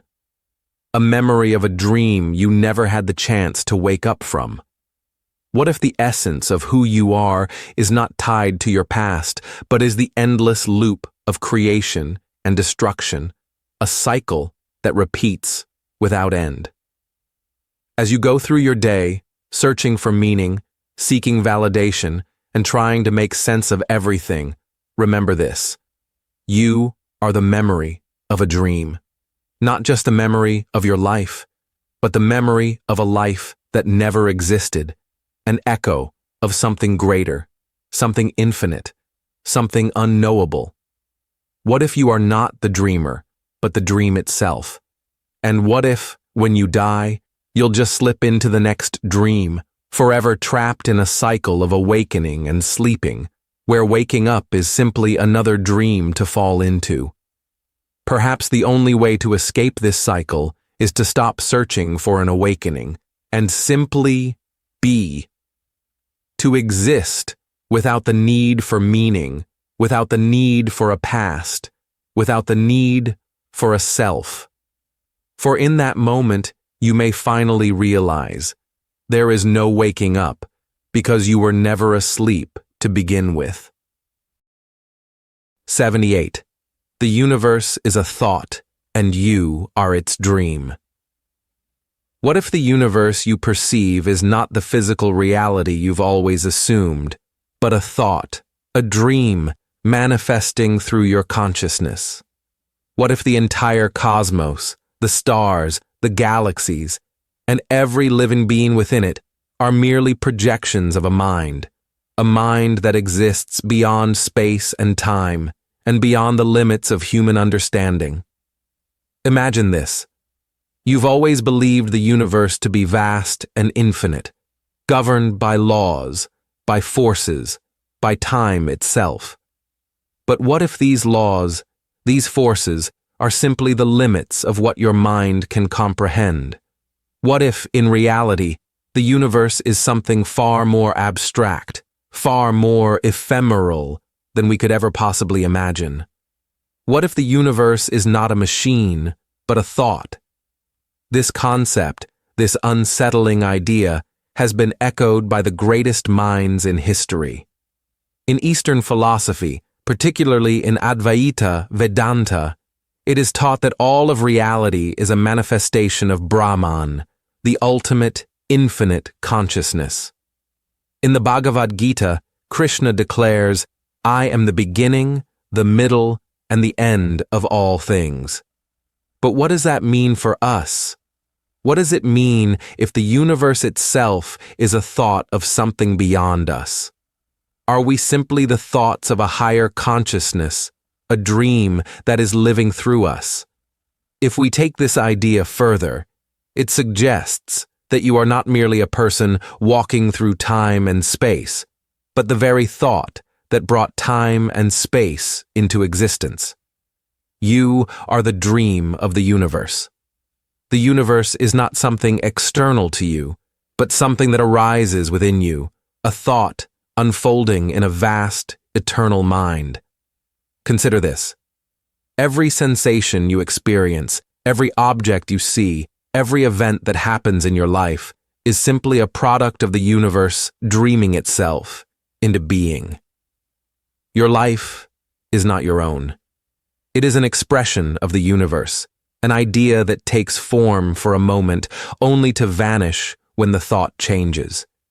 You exist as long as the universe thinks of you, but your existence, like everything else, is temporary, an illusion within a greater dream.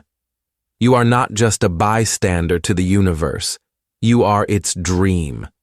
You are the thought the universe has about itself, the self-awareness it momentarily experiences. And as it dreams you into being, you live, you breathe, you move. But all of it, every bit of it, is just a fleeting thought, a flicker of consciousness passing through the vast expanse of existence. What happens when the thought ends? What happens when the universe stops dreaming? Do you cease to exist, or do you simply transition into another dream, another thought that will arise in the infinite mind of the cosmos? In the end, the universe may not be a place to explore, but a mind to understand. A mind that dreams, and in its dreaming, creates everything you know, every thought you think, and every reality you experience. Perhaps the only truth we can know is that we are the dream, the fleeting thought of a mind that exists beyond us, beyond the reach of time, beyond the limits of space. And as the thought of us fades away, we return to the mind from which we came. For we were never really separate from it to begin with. 79. You are a ghost living in a world that doesn't exist. Have you ever stopped to wonder whether the world you see, the world you experience, is even real?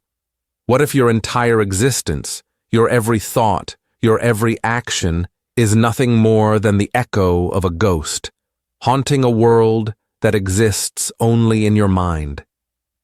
In the realm of existential philosophy, this idea is far from new. The notion that the world around you, the one that feels so tangible and real, is merely a projection of your consciousness, has been explored for centuries. René Descartes, the father of modern philosophy, famously posed the question, "How do I know that I am not dreaming?" For Descartes, even the reality of his own existence was suspect, unsettling. He suggested that the only thing he could be sure of was his own thought. Cogito, ergo sum. I think, therefore I am. But what if even that certainty is a lie? Could it be that you, the person watching this video, are simply a ghost drifting through a world that isn't really there? What if the physical space you occupy, the people you interact with, the very ground beneath your feet, all of it is merely a construct, a figment of your mind? In many spiritual traditions, the self is understood as an illusion. The idea of a continuous, unbroken you is merely a mental fabrication. Buddhism, for example, teaches that the self is no more than a collection of fleeting thoughts, feelings, and perceptions, constantly shifting, never truly stable. This transient self is no more substantial than a wisp of smoke, disappearing as soon as you grasp it. Yet, even knowing this, you continue to live as though your identity is fixed, your presence in the world undeniable. The truth, however, is far more chilling. You are not the person you think you are. You are not the body you inhabit, the name you carry, or the life you live. You are a fleeting moment of consciousness, a flash of awareness in a vast ocean of nothingness. And the world around you? It's just a projection, a hologram of the mind. You are experiencing a reality that is, at its core, empty of substance, empty of permanence. Your memories, your emotions, your thoughts, they all exist only in your head and are but fleeting glimpses of an impermanent illusion. But even more disconcerting, what if the world isn't real because it was never meant to be?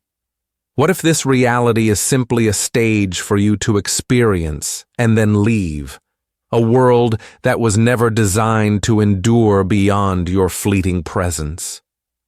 The universe, the people you encounter, the objects you touch, they may all be temporary, and in a deeper sense, they may not exist in any permanent form at all. This haunting possibility calls into question everything you know. If the world is nothing more than the play of your consciousness, a dream of an unseen mind, then your very existence is a ghostly echo, fading into nothingness with every passing moment. Yet you continue to live, continuing to believe in a world that isn't truly there. You walk through a world of shadows, perceiving it as real, clinging to the illusion of your own existence. And one day, when the dream ends, when your awareness fades, you may realize the terrifying truth. You were never truly here to begin with. You were simply a ghost in a world that never existed. 80. Time is the universe's most elaborate illusion. Have you ever wondered why time feels both endless and fleeting at the same time? Why, when you're lost in a moment, it seems to stretch infinitely, but when you look back, it's as though years have slipped through your fingers like sand. What if this strange experience of time, this unstoppable march forward, is nothing more than a grand illusion? At the heart of human existence, time governs everything, our actions, our thoughts, our very perception of reality. It is the invisible force that propels us forward, marking the rhythm of life. But what if the reality of time is far more elusive, far more deceptive than we can ever comprehend? In the realm of physics, time is often treated as a linear progression, a constant, unyielding stream that flows from past to future. But this view has been increasingly questioned by modern scientists, especially within the realms of quantum mechanics and relativity. Einstein's theory of relativity shattered the traditional concept of time as we knew it. He proposed that time is relative, dependent on the speed at which you move, the strength of gravity around you. In other words, time isn't the same for everyone. It bends and warps, just like the fabric of space itself. Yet, in a deeper sense, what if time is just an illusion of the human mind? Our brains perceive it as a constant flow, but perhaps this flow doesn't exist in the universe at large. In fact, there are theories that suggest that time, as we understand it, is merely a mental construct, a way for our minds to make sense of the universe around us. Physicist Julian Barber has argued that the past, present, and future don't exist at all. Instead, he suggests that all moments are fixed in a block universe, where every event, past, present, and future, exists simultaneously. This means that the flow of time, the idea that the future is ahead of us, the past behind us, is an illusion. In truth, all of existence could be seen as a timeless reality, where everything is already happening all at once. But if time is indeed an illusion, then what does that mean for you? What happens to the urgency of your life, to your moments of joy and sorrow, to the choices you make? Are you simply caught in a web of your own making, trapped in a false narrative of before and after, not realizing that you are already existing in a state of timelessness? What if time's passage is simply a trick, a fabrication of your perception? Perhaps the truth is that you have been living in an eternal moment, a single instant that never ends. Your mind, though, has created the illusion of movement, of progress, of change, because it needs to make sense of a reality that cannot be grasped. It needs to hold on to the idea of time as an anchor, but this anchor only drags you further from the truth. And so, you continue on, living as though time is real, as though it matters, as though it's a force you must obey. But what if you were to free yourself from its grasp, to embrace the possibility that time is just a fleeting moment, a trick of the mind, that reality in its purest form exists outside of the illusion? Would you still move forward, or would you simply be? 81. You are nothing but a collection of moments. What if everything you know about yourself is nothing but a collection of fleeting moments? What if you, the person you think you are simply a series of snapshots, each one vanishing before the next one can even be fully captured? When you think of yourself, what do you see? A name? A face? A history filled with events and experiences? But what if all of that, the person you identify as, is just an illusion, a story your mind tells you to make sense of the void? Every second, you change. Every thought, every breath, every heartbeat is a moment that dissolves before you even realize it's happened. You are never the same person for more than an instant. This constant state of flux is not a flaw, but the essence of existence itself. There is no static self, no unchanging entity that can stand still in time. In the words of the philosopher Heraclitus, nothing endures but change. You are not the same person you were yesterday, nor will you be tomorrow. The illusion of continuity, of a permanent self, is a comforting fantasy you cling to in order to navigate the chaos of the universe. Your memories, too, are not fixed. They are not permanent snapshots of your life, but fluid and malleable, shaped and reshaped by the ever-changing present. What you remember today is not necessarily the truth, but a distortion filtered through your current perspective. The person you were in the past is not you anymore, and the person you will become will not be you either. You are merely a moment caught in the web of time, spinning forward and backward in an endless cycle of becoming. And yet, you hold on to the idea of yourself, don't you? You grasp onto your identity as though it is something solid, something eternal. But what if it isn't? What if you, in the deepest sense, are nothing more than a collection of moments, an ephemeral dance of thoughts, feelings, and experiences that cease to exist the moment they are past? If this is true, if you are nothing but a series of fleeting moments, then who are you really? Are you even the one experiencing these moments, or are you simply a bystander, observing the fragments of a self that never truly was?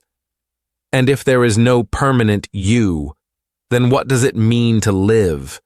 What does it mean to be alive if the person living is constantly changing, constantly dissolving? Perhaps the truth is far simpler and far darker than we realize. You are not a person, but a moment, and in the grand scheme of things, even that moment doesn't matter. In the endless stretch of eternity, you are just a whisper, fading into silence, never truly existing except as a fleeting thought in the mind of the universe.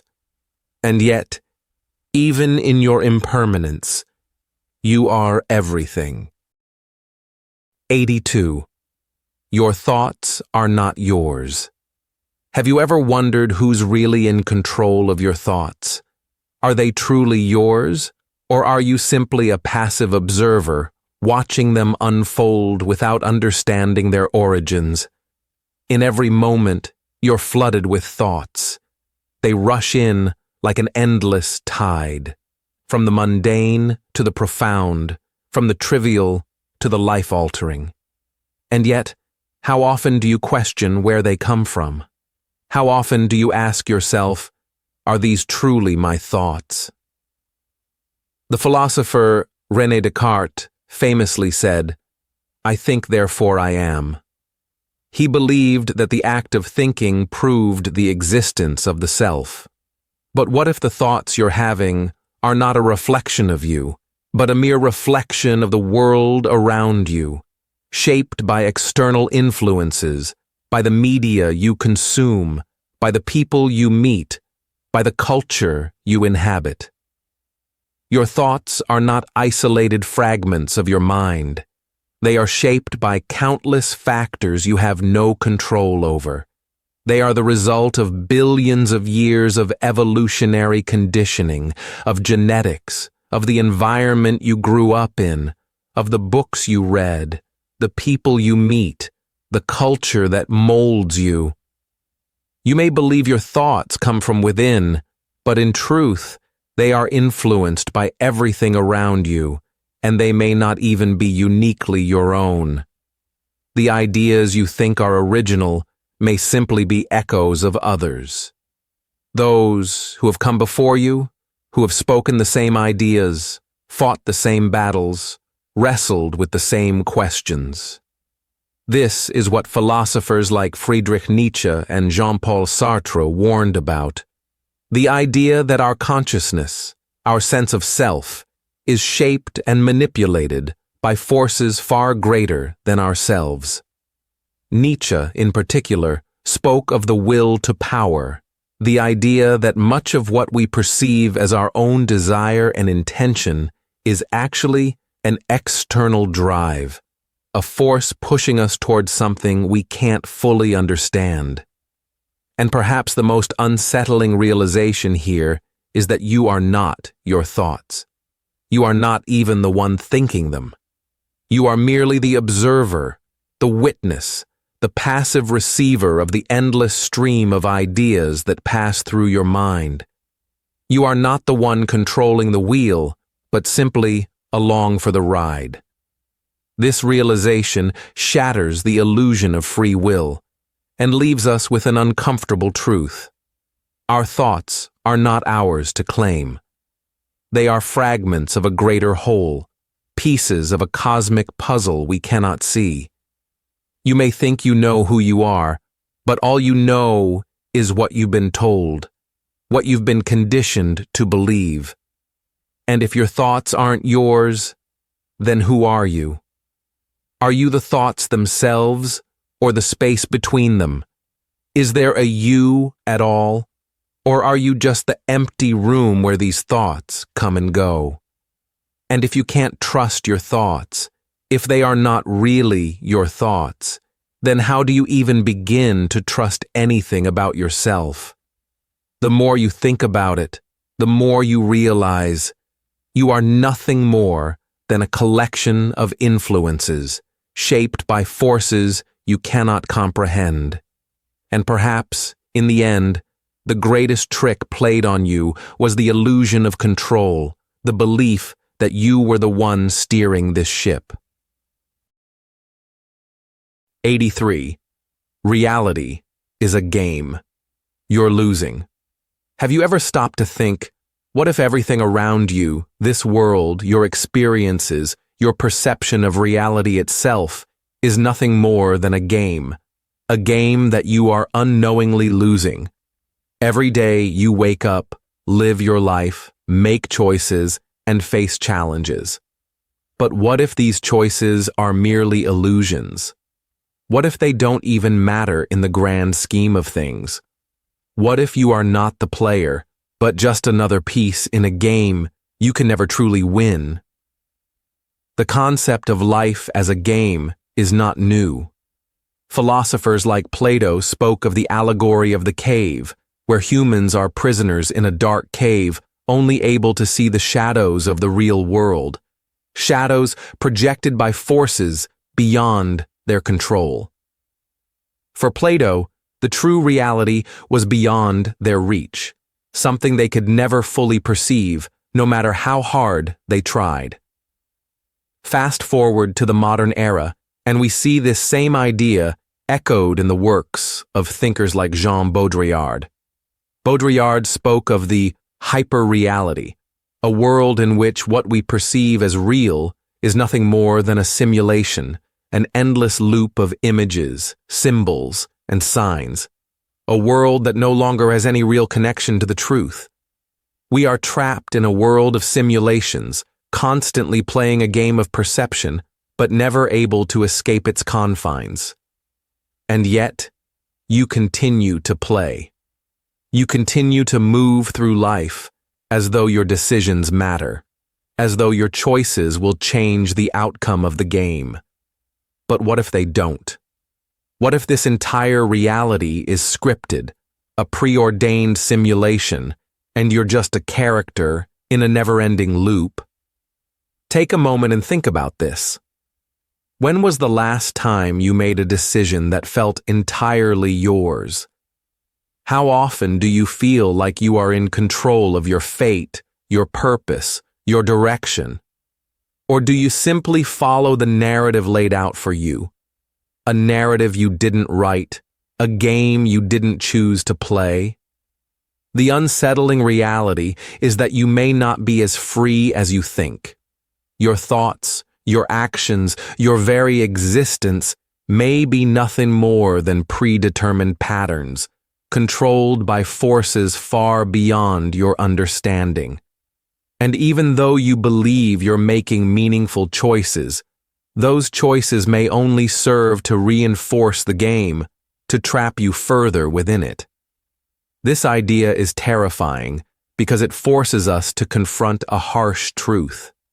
We are powerless in the face of something far larger than ourselves.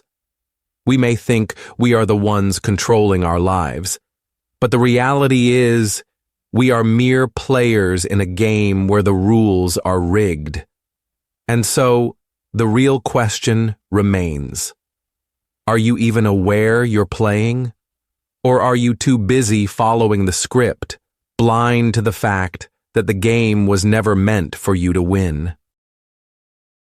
84. You are the paradox. What if the most profound paradox in existence is the one staring back at you in the mirror? What if you, yourself, are the contradiction that defies logic, the enigma that bends time, space, and reality? On one hand, you are an individual, a unique consciousness with your own thoughts, desires, and experiences. You see the world through your own eyes, and you believe you are living in a reality shaped by your choices. You believe you are you, a distinct entity moving through time, creating your own path. But on the other hand, you are also a mere fragment of the universe, a speck in the cosmic vastness, a fleeting moment in the eternity of time. Your life, your identity, are built on the same atoms and forces that make up everything else. The stars, the planets, the very fabric of existence itself. You are both here and there, individual and universal, alive and dead all at once. This paradox of identity has puzzled philosophers for centuries. Descartes famously said, "I think, therefore I am."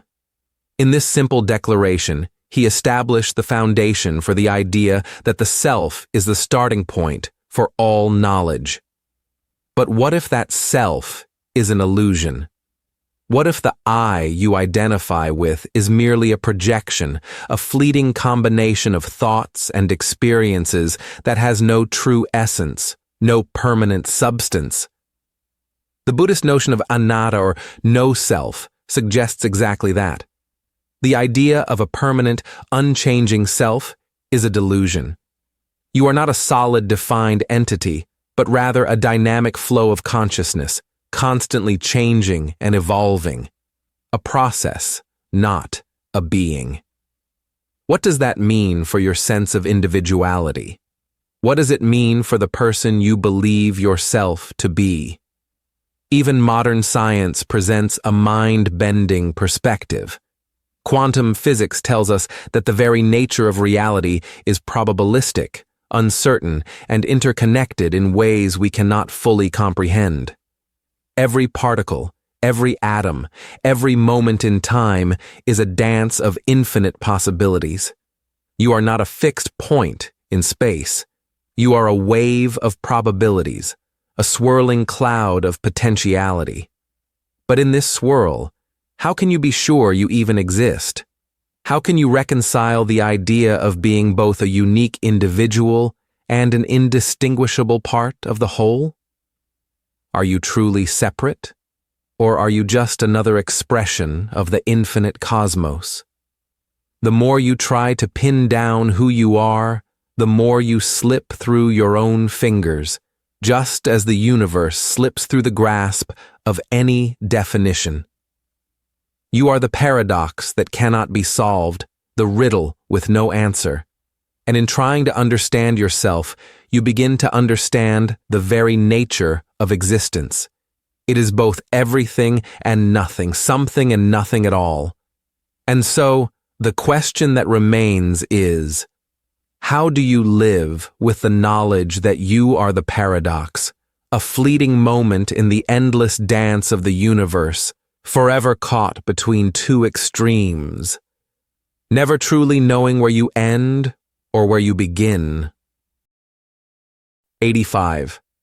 Time is the true illusion. Have you ever stopped to wonder? What if time is nothing more than a mirage, an illusion we created to make sense of the chaos around us? What if the very structure of time that governs your existence, the ticking of seconds, the passing of years, is a lie? In our everyday experience, time feels unyielding. You wake up, you live your day, you sleep, and the next day is waiting for you, a new chapter in the ongoing story of your life. You can look back and measure your life in the moments that have passed, in the hours that have ticked away, in the milestones you've reached. And yet, is that truly what time is? Philosophers have debated the nature of time for centuries. St. Augustine famously confessed, "What is time? If no one asks me, I know. If I wish to explain it to him who asks, I do not know." This paradox of time speaks to something deeper, something unsettling.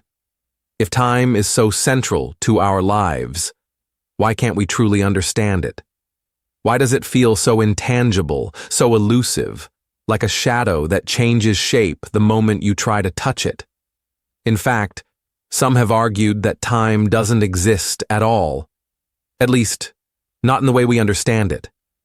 In the world of quantum mechanics, time is not linear. The past, present, and future are all entangled in a state of uncertainty, and events can unfold in ways that defy our conventional understanding of cause and effect. It's as though time is merely a social construct, a narrative we tell ourselves to organize our experience. But in reality, the universe does not obey such rigid rules. Einstein's theory of relativity further complicates this. According to relativity, time is not a fixed, universal constant. It bends and warps depending on your speed and the gravitational field you're in. Time, as it turns out, is subjective. It's relative to the observer. Two people, traveling at different speeds or in different parts of the universe, can experience time in profoundly different ways. If you could travel near the speed of light, time for you would slow down dramatically. What feels like a year to you could be decades or even centuries for someone else. This phenomenon, known as time dilation, shows just how deeply time is intertwined with the fabric of reality, and yet it proves that time is, at its core, not a fixed entity, but a malleable, bending force. What does this mean for our daily lives, for the moments we cherish and the moments we fear? If time is a fluid construct, then the boundaries we've placed on it. The idea that time is fleeting, that time is running out, are just mental cages. You are not bound by time. Time is bound by you. The past and future are merely echoes in the void, fleeting and inconsequential. Perhaps the most profound realization is this: you do not exist in time. Time exists in you. And so, when you look at your life, your memories, your future, remember this: time is not the master. It is the illusion. And once you realize that, you can begin to live beyond the ticking of the clock, free from the chains of temporal limitation. 86. The past is a memory, the future a dream. What if the past no longer exists and the future has never truly arrived? What if everything you think you know about time is nothing more than a phantom, dancing just out of reach? We are constantly told that the past is fixed, that it is a place we can visit in our minds, a repository of memories that define who we are.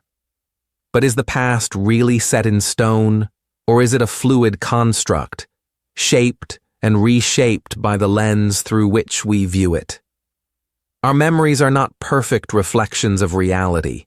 They are distorted, fragmented, colored by the emotions and experiences we've accumulated since. As the philosopher Henri Bergson once said, "Memory is not a simple recollection of the past. It is a living part of the present." So, perhaps the past is not the solid, immovable thing we imagine it to be, but a collection of fleeting impressions that shift and fade, depending on where we are in our lives right now.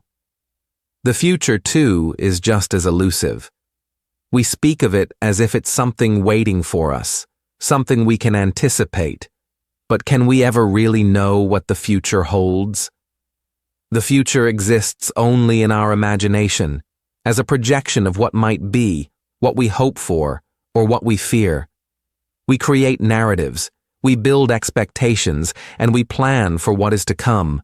But can we truly predict what will happen? The philosopher Søren Kierkegaard suggested that the future is an unknown, a realm of possibility that lies beyond our grasp. In other words, the future is a dream, always out of reach, always shifting as we get closer to it. And in the end, neither the past nor the future is real in the way we want them to be. The past is a memory, fragile and malleable, constantly reinterpreted with each new layer of experience. The future is a dream, a projection of our desires and anxieties, never truly manifesting until we live through it. What remains is the present, this moment, the only thing that is ever truly real. But even the present is fleeting, slipping away like water through our fingers, vanishing the instant we try to grasp it. So, when you look back on your life, when you imagine what lies ahead, remember this: the past is just a memory, the future is just a dream, and what you hold in your hands right now is the only reality you can truly experience.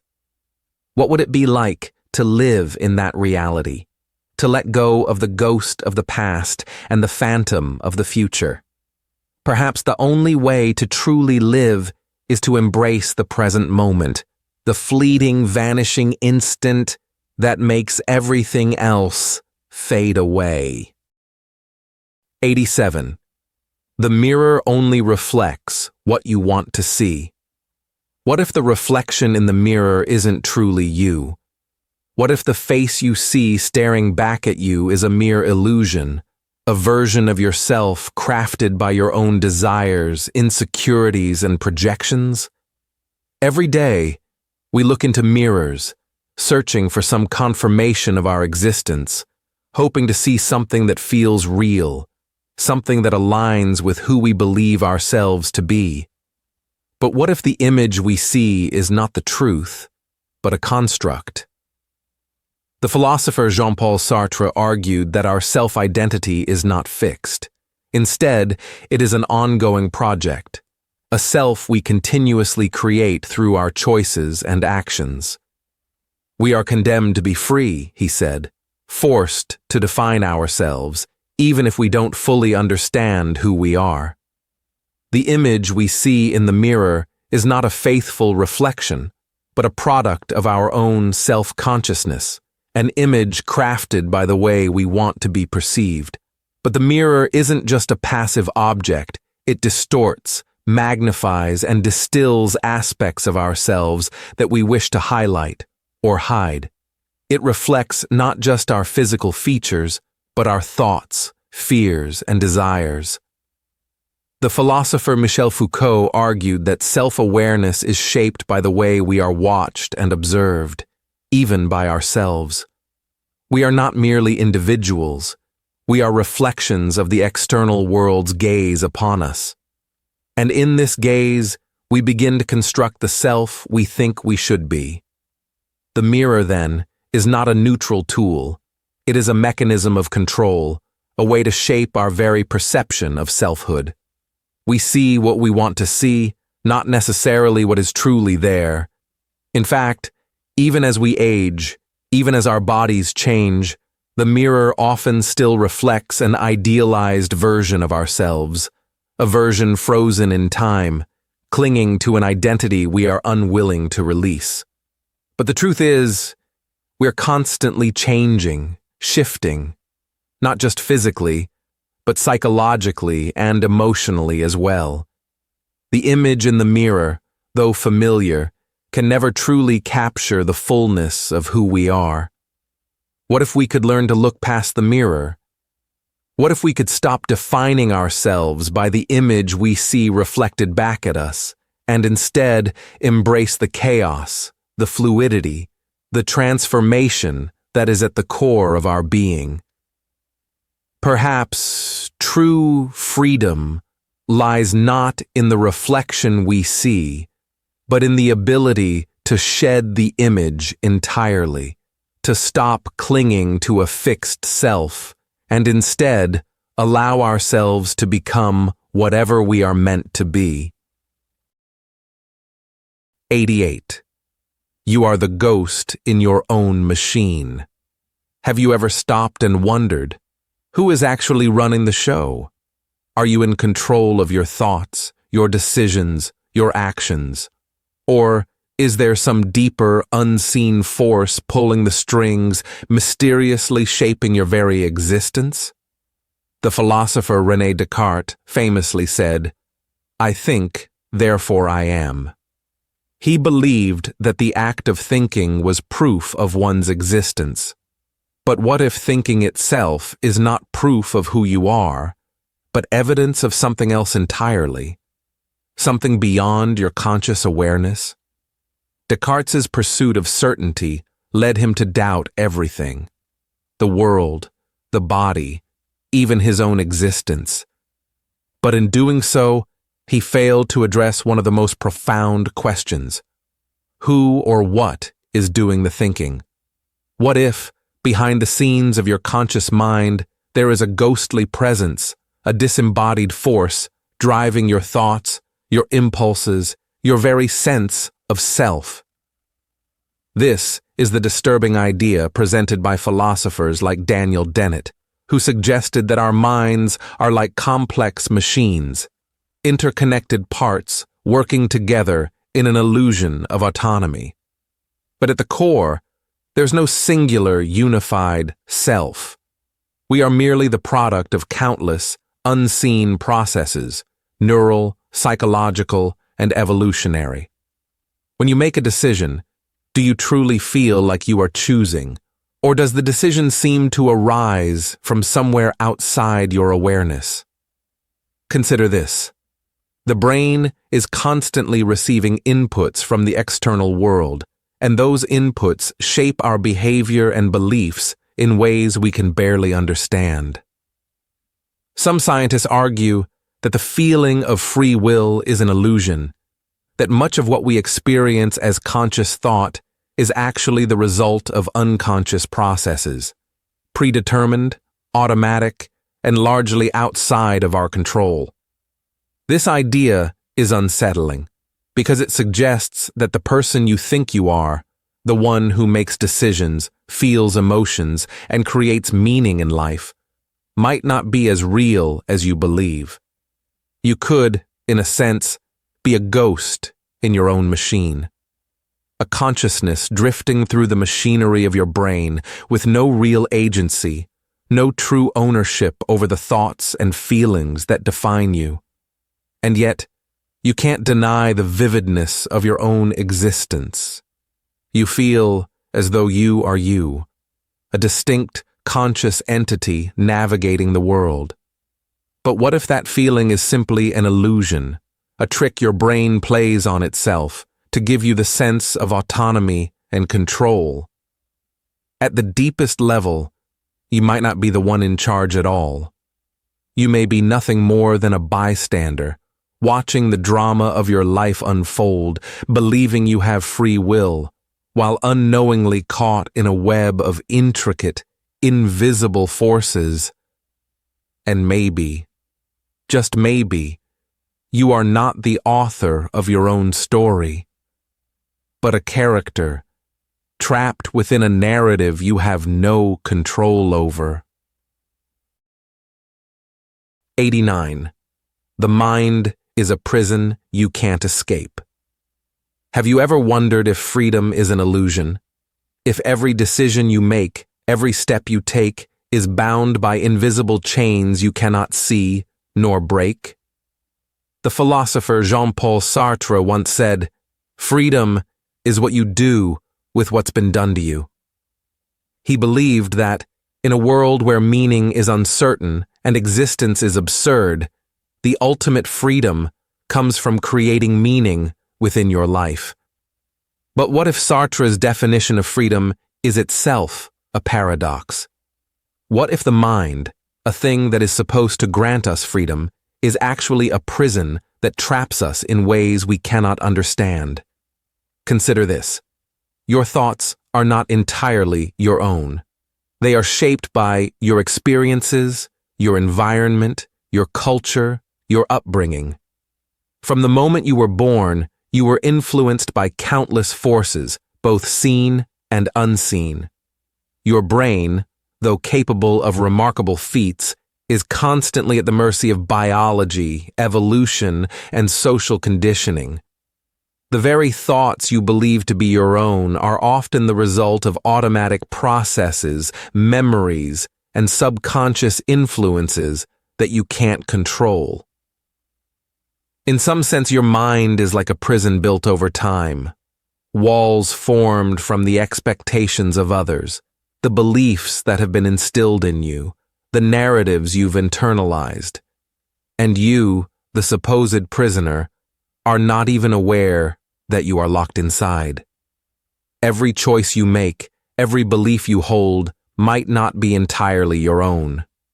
They might be echoes of a life you never consciously chose. What's more disturbing is the idea that you might never be able to escape this prison. The more you try to break free, the more you realize that the boundaries of your own mind are not just limiting, they're suffocating. Your perceptions of the world, the decisions you think you are making, are still governed by patterns you cannot perceive, by a prison you have no keys for. And so, you are left with a haunting realization. The very tool you use to experience freedom, the mind, is the same tool that keeps you locked in a world of limitation. In seeking liberation, you might discover that the more you strive to escape, the more you remain confined to your own mental cage. There is no escape, because the mind, your mind, is the very prison that defines your existence. 90.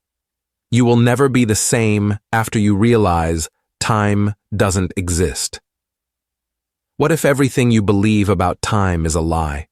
What if time, the very thing that dictates our lives, that defines every moment from birth to death, is nothing more than an illusion?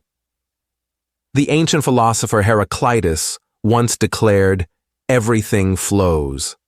But what if everything flows too quickly? What if the idea of flowing is just a trick our minds play on us to make sense of an otherwise chaotic existence? Time, as we know it, might not even exist in the way we perceive it. What if the past, present, and future are all happening simultaneously in a cosmic dance that transcends our understanding? Consider this.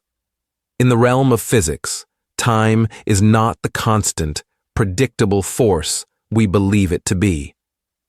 Einstein's theory of relativity shows us that time can warp, bend, and stretch depending on the speed at which you travel and the mass of objects nearby.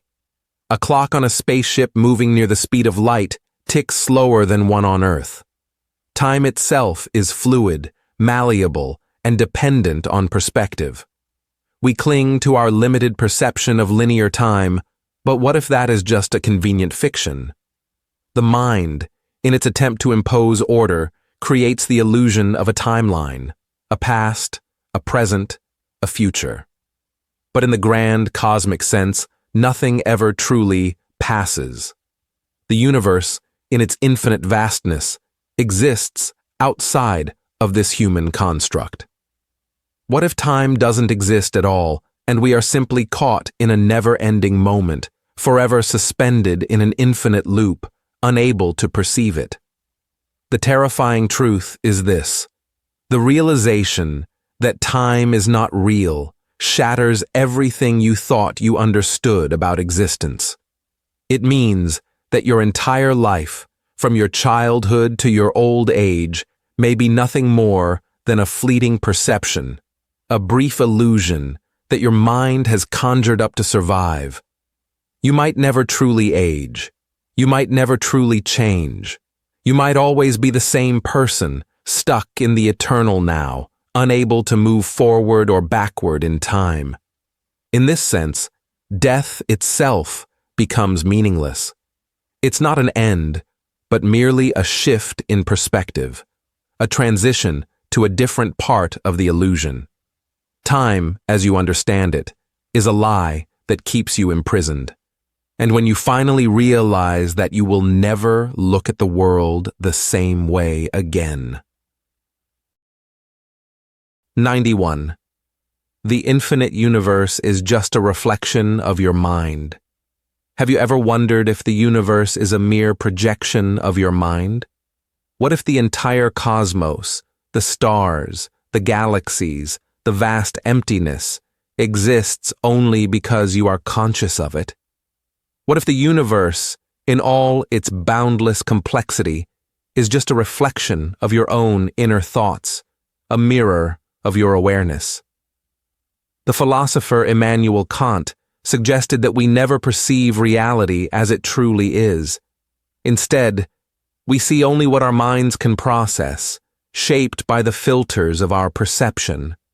Our senses are limited, and reality itself is unknowable, restricted to the boundaries of our minds.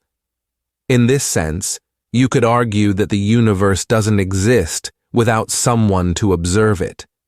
But what if it goes deeper? What if the universe is not just shaped by the mind, but is actually created by the mind? Every star, every planet, every black hole. What if these are simply constructs of your consciousness, existing only because you are here to perceive them? Consider quantum mechanics, where the act of observation determines the behavior of subatomic particles. Before observation, particles exist in multiple states at once, but the moment we look, they collapse into a single reality. What does this tell us? That reality may not be fixed, that it might depend entirely on you.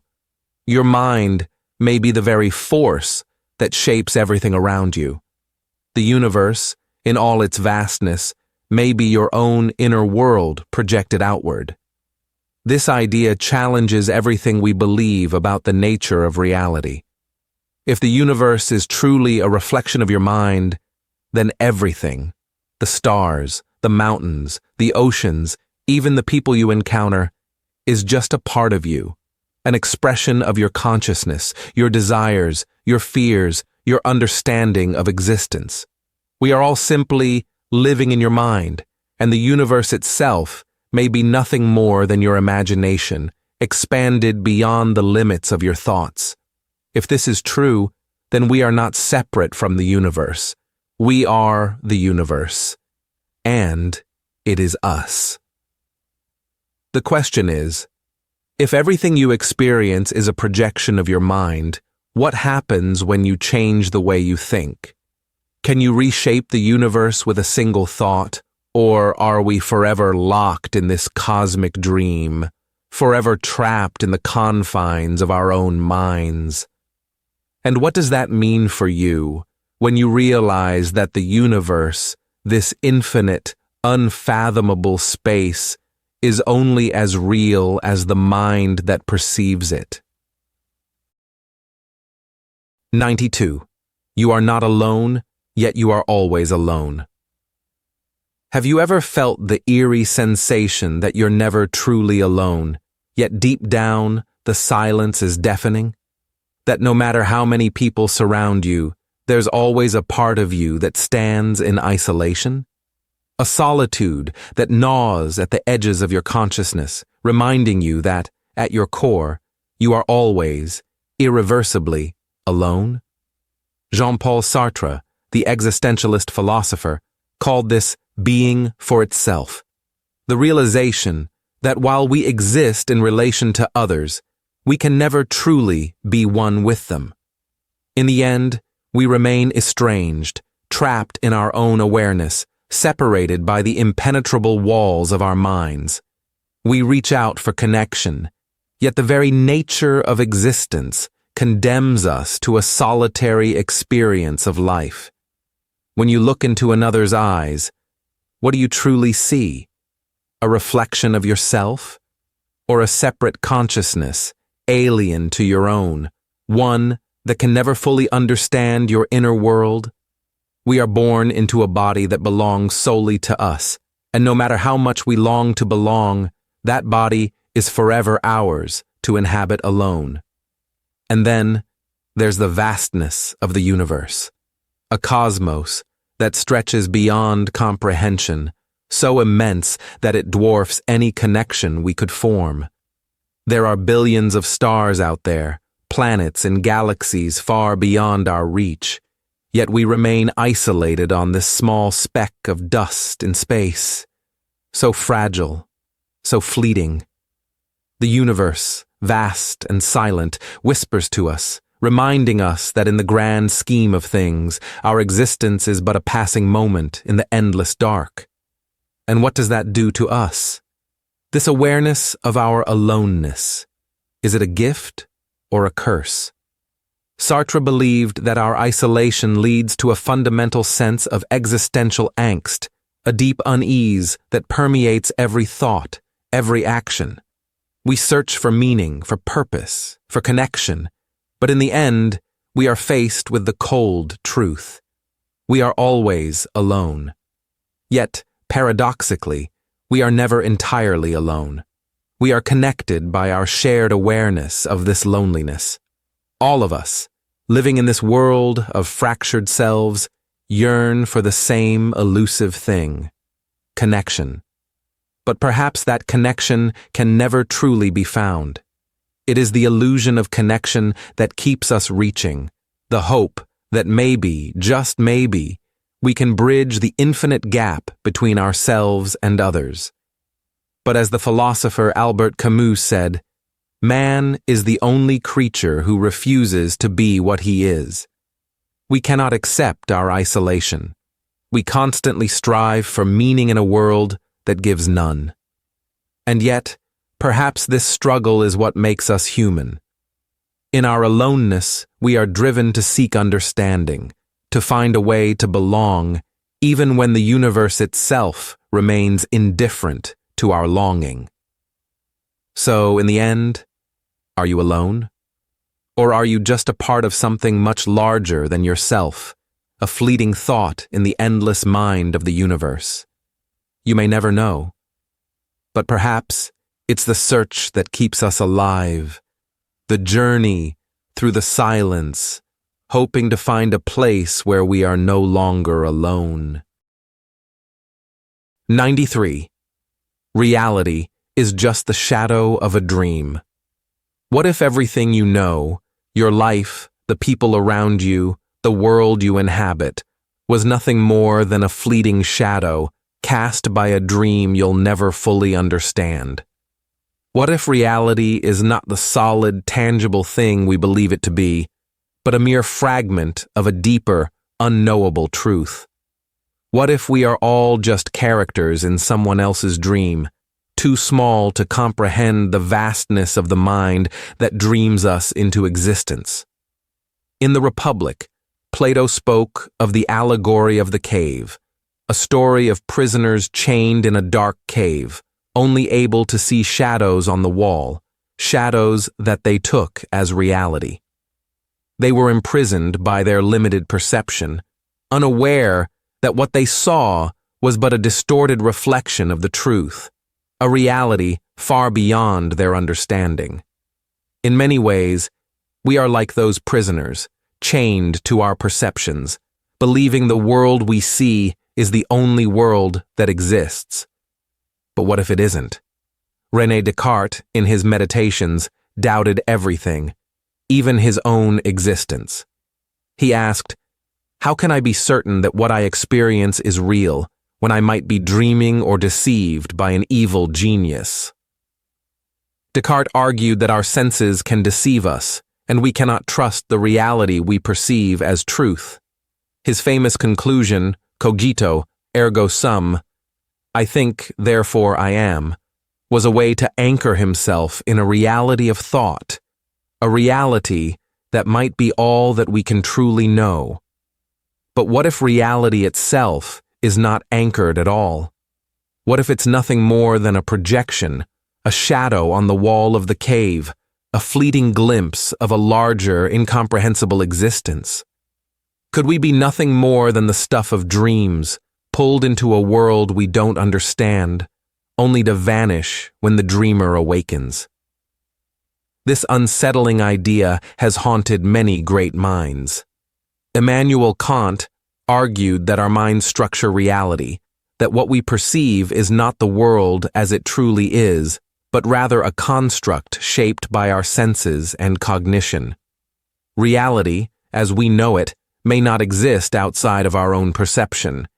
And if this is true, are we living in a dream of our own making, or are we merely reflections of something far greater, something that exists beyond us, something that we cannot even begin to grasp? In dreams, we experience a world that feels real. Yet, when we wake, we realize it was never truly real at all. What if this waking world is no different? What if everything you know is just a dream you will one day wake from, only to realize you were never truly awake at all? Perhaps you've already woken up, and this reality is just the echo of another world, a dream lost to time, a story that has yet to be fully told. And yet, as we live, we persist in holding on to the belief that this world, this moment, is real, gripping it, like the prisoner clinging to the shadows on the wall. But in the quiet moments, when we allow ourselves to wonder, can we feel the dissonance?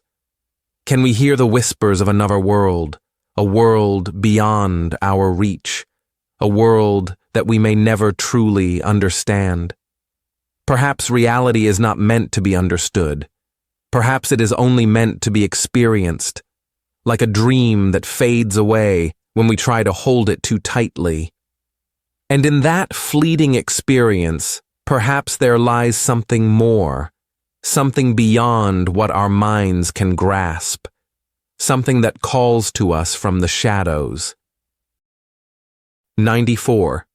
The future is just a lie we keep telling ourselves. What if the future doesn't actually exist at all? What if it's nothing more than a figment of our imagination, a comforting lie that we tell ourselves every day to make it through? We speak of the future as if it's something waiting for us, a place where we'll arrive one day. But what if that place is just a mirage on the horizon, always just out of reach? We project ourselves into the future, hoping that we will be something more than we are now. But what if the future is nothing more than the present, seen through the lens of wishful thinking? What if time is an illusion, and the future, like the past, is simply a construct of the mind, a mechanism to make sense of the chaos of existence? In Being and Time, Martin Heidegger explored this idea, arguing that we are always ahead of ourselves, constantly projecting ourselves into the future. But he also questioned whether the future ever truly exists, or whether it is just a projection of our fears and desires, a story we tell ourselves to make sense of the present. For Heidegger, our lives are shaped by this forward motion, yet we are never able to truly reach the future, because once we get there, it becomes the present. And the future, once again, recedes just beyond our grasp. The future is built on hope. Hope that tomorrow will be better. Hope that our choices today will lead us to something greater. But what if this hope is a prison? What if it traps us in a cycle of longing, forever chasing something that we can never catch? What if the future is just a game we play with ourselves? A game designed to keep us moving forward so we don't have to face the truth of the present moment. Friedrich Nietzsche, in his concept of eternal recurrence, reminded us that the future is no more certain than the past. What if every moment we live is destined to repeat itself forever, over and over again, with no escape, no ultimate progress? If time is cyclical, then the future isn't a place we move toward, but a repetition of everything that has already been, a never-ending loop that leaves us wondering, is there truly any such thing as progress? Perhaps the future isn't something that's waiting for us at all. Perhaps it's just an idea we've invented to make our lives seem meaningful, to give us something to chase. But if we stop chasing it, if we stop imagining it, what is left? What is left when the future no longer exists, when all we have is the present moment, the fleeting now, the eternal here? And so, we continue on, telling ourselves that tomorrow will be different, better, but maybe it's time to ask, what if the future is just the past in disguise? What if we're not moving toward anything at all, but merely spinning in place, lost in a dream we refuse to wake from? What if the truth is that the future has always been a lie, and we've only been waiting for something that will never come? 95. You're only a thought in someone else's mind. What if you don't truly exist? What if you're nothing more than a fleeting thought, a transient flicker in someone else's mind? How would you know if your entire existence is just a figment of someone else's imagination, a narrative being told without your consent? What if your very essence, your sense of identity, is just a projection in the mind of another being, somewhere, at some point, who happens to think of you? You see, reality is constructed by thought. And if the mind is the creator of all things, then perhaps we're all just echoes in a void, only as real as the thoughts that give us life. Everything you've ever known, every moment you've lived, could be nothing more than an idea in the head of a distant observer. In the words of René Descartes, I think, therefore I am. But what if the opposite is true? What if you exist only because someone else is thinking of you? And if that someone were to stop thinking, would you cease to be? What then would you be if your existence relies solely on the whims of a mind other than your own? Consider solipsism, the idea that only one's own mind is sure to exist, and the external world and other minds cannot be known and might not exist outside of the mind.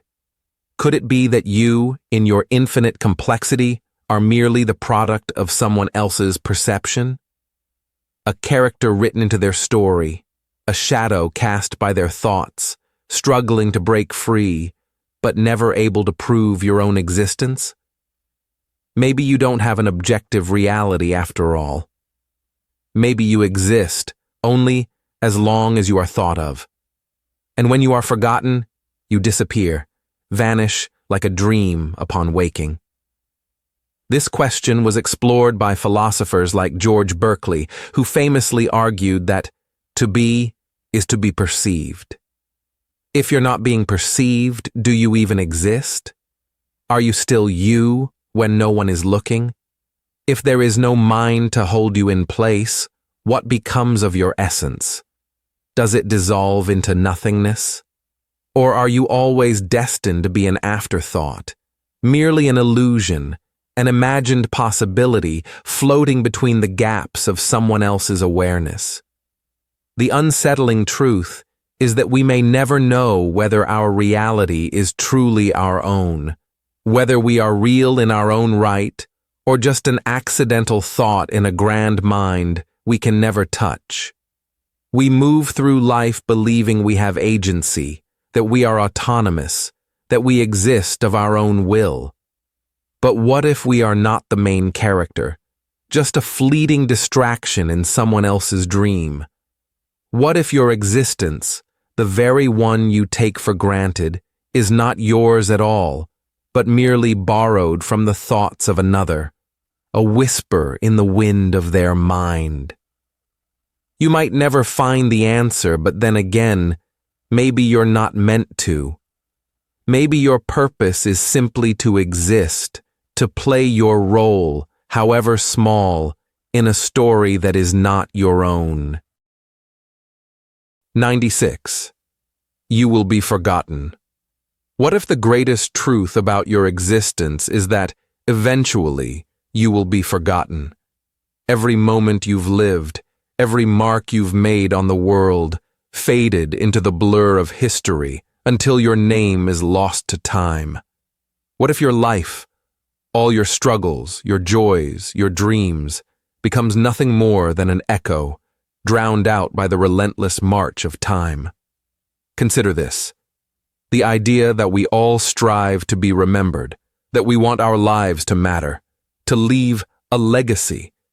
But, in reality, how many of us truly are? How many names are carved into the stone of time and forgotten by the next generation? How many lives are lived only to be swallowed by the crushing void of time? In the end, does anything we do truly matter if it's destined to vanish in the passage of years?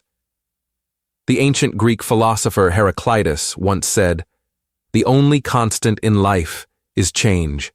We come, we live, we leave. And we are replaced by the endless flow of new generations. Our names might be remembered for a time, but eventually they too will fade, like the fleeting nature of all things. Fame, fortune, recognition, none of it can escape the inevitable decay of time itself. Even the greatest minds, the most powerful figures in history, will be swallowed by the vastness of time's memory. The Romans, the Egyptians, the ancient civilizations, all will one day be forgotten, their names barely a whisper in the winds of eternity. But perhaps the most unsettling realization comes when you think about your own legacy. What will remain of you? What will those who come after you remember? What will you leave behind in the face of this vast and indifferent universe? You might write books, create art, become a name whispered in awe for generations. But in the grand scheme of things, will it truly matter? Or will you too be forgotten, a nameless face in the endless sea of time, lost to the abyss of what once was?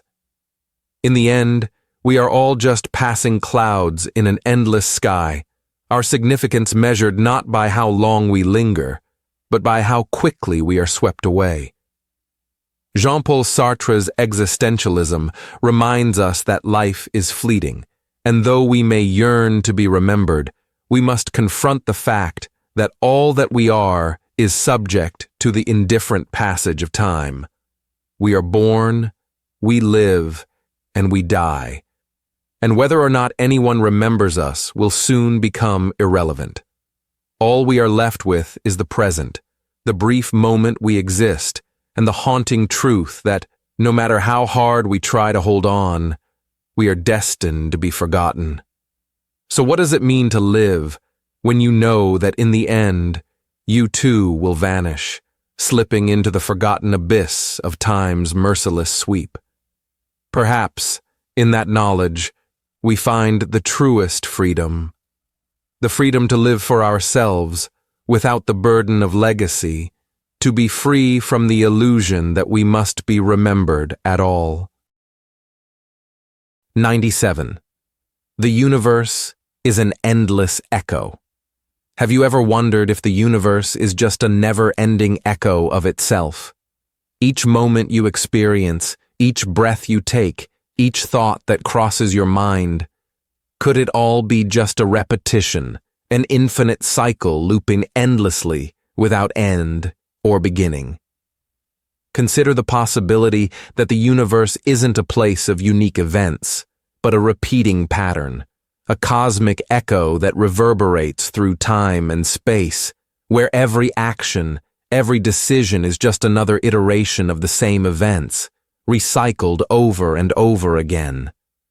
What if every choice you make, every conversation you have, every love you experience has been lived out countless times before and will be lived out again.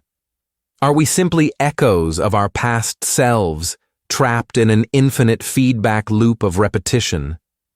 Think about the theory of eternal recurrence, put forth by Friedrich Nietzsche, who suggested that life is destined to repeat itself infinitely and perfectly, every moment, every second, every choice, played out again and again.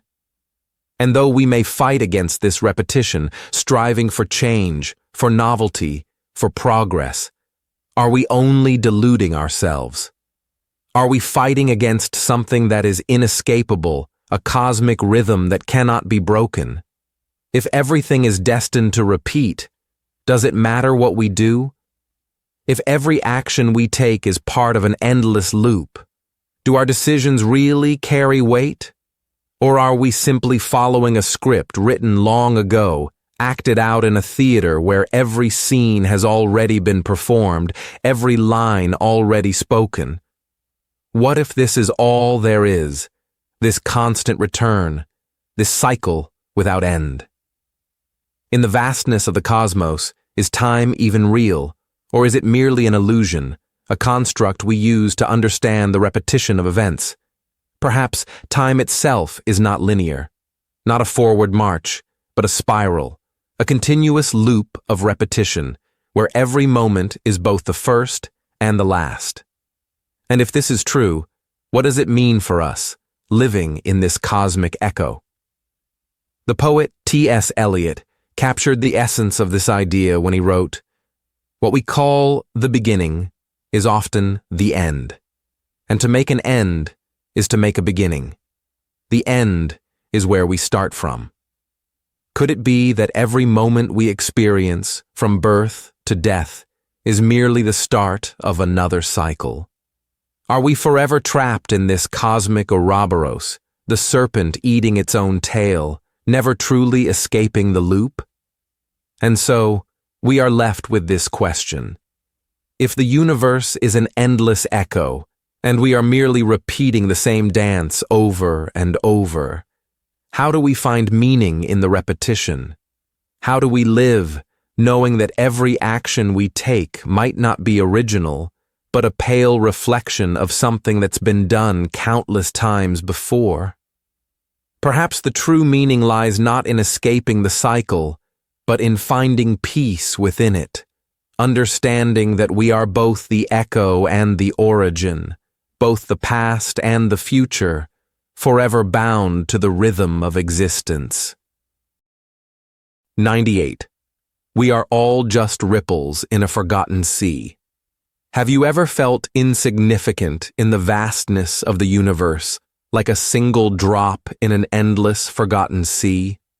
What if every action you take, every thought you have, is like a ripple, a faint disturbance in the waters of time and space, quickly fading into the infinite, never truly leaving a mark? The more we try to assert our existence, the more we try to make a difference, the more we realize how fleeting it all is. We are all just passing moments in a universe that doesn't care about us, doesn't notice our efforts, our desires, our fleeting pleasures. Philosophers like Albert Camus, in his exploration of the absurd, suggest that life, in all its meaninglessness, is like a stone thrown into the ocean. The ripple fades, and the sea returns to its indifferent state. No matter how we strive, no matter how we try to make a name for ourselves, we are no more than ripples in a vast, indifferent sea of existence. Our lives are ephemeral, a brief disturbance in the endless expanse. Consider the concept of eternal recurrence once again.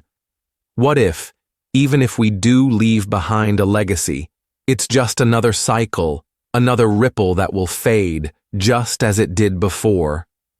Each generation, each individual, making their marks, only to be forgotten when the tide of time moves on.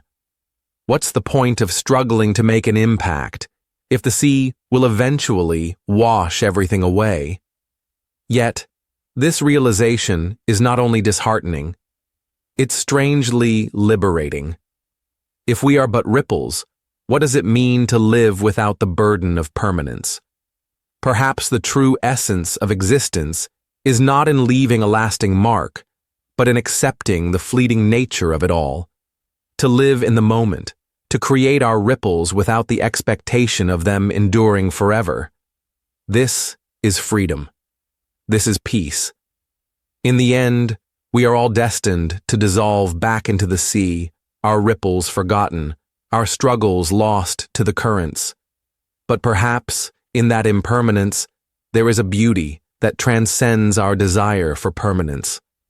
To know that we are but brief moments in a never-ending flow, and yet to embrace the vastness of that moment, this is the paradox of existence. 99. You are the universe, and the universe is you. What if you are not just an observer of the cosmos, but its very essence? What if, in some fundamental way, you are the universe itself, expressed in human form? Every atom, every cell, a reflection of the stars that once roamed freely across the skies. From the moment the universe exploded into existence, from the very first ripple of creation, you were there, hidden in the particles of stardust, in the deep echoes of a cosmos that never truly dies. We are made from the same material as the stars, and perhaps we are destined to return to that cosmic void one day, just as every part of us returns to the earth, to the atoms, to the forces that bind everything. In the great expanse of time, we are nothing but a brief flicker, a mere thought in the grand dream of the universe, yet everything we are comes from the same origin. We are born from the ashes of stars long dead, and in a sense, we will return to them, fading back into the infinite dark from which we came. But what if this realization isn't just about our cosmic origins? What if, in some deep, unknowable way, you are the universe experiencing itself? What if your thoughts, your actions, your awareness are the consciousness of the cosmos becoming aware of itself? What if, in this moment, the universe has awakened within you, and you are its eyes, its heart, its very soul? This idea was proposed by Carl Sagan, who suggested that we are made of star stuff. But what if the universe goes deeper than that? What if you are the universe's way of understanding itself? What if you are the universe becoming conscious of the emptiness it holds, the vastness it contains, the beauty and the suffering it is both capable of? You are the universe becoming aware of its own contradictions, its own paradoxes, the observer and the observed, the question and the answer. And yet, in this realization, there is something deeply unsettling. If you are the universe, then you carry within you the same chaos, the same void, the same forces that birthed galaxies and destroyed them. You are both the creator and the destroyer. The beauty and the horror are one and the same, and you are its vessel. In the end, what does it mean to be you when you are the universe? What does it mean to experience life, to be aware, when your existence is but a fleeting moment in the grand flow of cosmic history? Are you the universe trying to make sense of itself, or are you simply a small fragment lost in the void, asking questions that may never have answers? The greatest mystery is not in the universe itself, but in the question, who am I in all of this? And yet, perhaps the answer is simpler than we think. You are the universe, and the universe is you, forever bound in an endless loop of paradoxes, waiting for the moment when you realize you have always been everything. 100. The end is the beginning, and the beginning is the end. What if the end is not an ending at all? What if it is simply the beginning in a different form? What if time itself has no true direction, no beginning and no end, only a perpetual cycle, endlessly folding in on itself, like the infinity symbol, turning over and over without a moment of finality? We live with the assumption that the end of something marks its conclusion, its ultimate cessation. But what if, in the most fundamental sense, the end is merely another side of the same coin, an inevitable return, a beginning that never truly ceases? This idea isn't new. In fact, it has haunted philosophers for millennia. Heraclitus spoke of the unity of opposites, how life and death are simply two aspects of the same flow of existence. The Buddhist concept of samsara suggests that life and death are not separate, but interwoven in an eternal cycle of rebirth. And Nietzsche's eternal recurrence, the idea that everything that happens will happen again, an infinite number of times, in exactly the same way, forces us to confront a truth that we may not want to face. We are bound in a loop, where every end is another beginning, and every beginning carries within it the seeds of its own destruction. If this is true, then what does it mean to live a life? Are we merely repeating the same experiences, the same lessons, over and over again, with no escape from the infinite cycles of existence? Are we trapped in an endless loop, forever chasing the same fleeting moments, only to have them slip away into the void? Or perhaps, in the grandest sense, the end is the ultimate release, not into nothingness, but into a new form of being, a new understanding. Perhaps the end is when we truly understand that there was never an end at all, and what we see as the final breath of our lives is simply a transition, a transformation into something we can't even comprehend. In our desire for answers, we are met with an unsettling paradox. The end, the death of one thing, is only the beginning of another. The question isn't whether the end will come, but what kind of beginning it will give birth to. Will we recognize it when it arrives, or will we be lost, forever trapped in the illusion that we can control time, control life, control death? Perhaps we are not meant to escape this cycle. Perhaps the only thing we are meant to do is accept that time, life, death are not linear paths to be followed, but infinite circles, endlessly reconnecting, forever unfolding into each other. So, as we reach the end of this journey, remember, the end is not the end. It is the beginning. And perhaps the beginning is, and always will be, the end. In the eternal dance of time, you are both the dancer and the dance. And this is the only certainty that remains. The end is the beginning. The beginning is the end.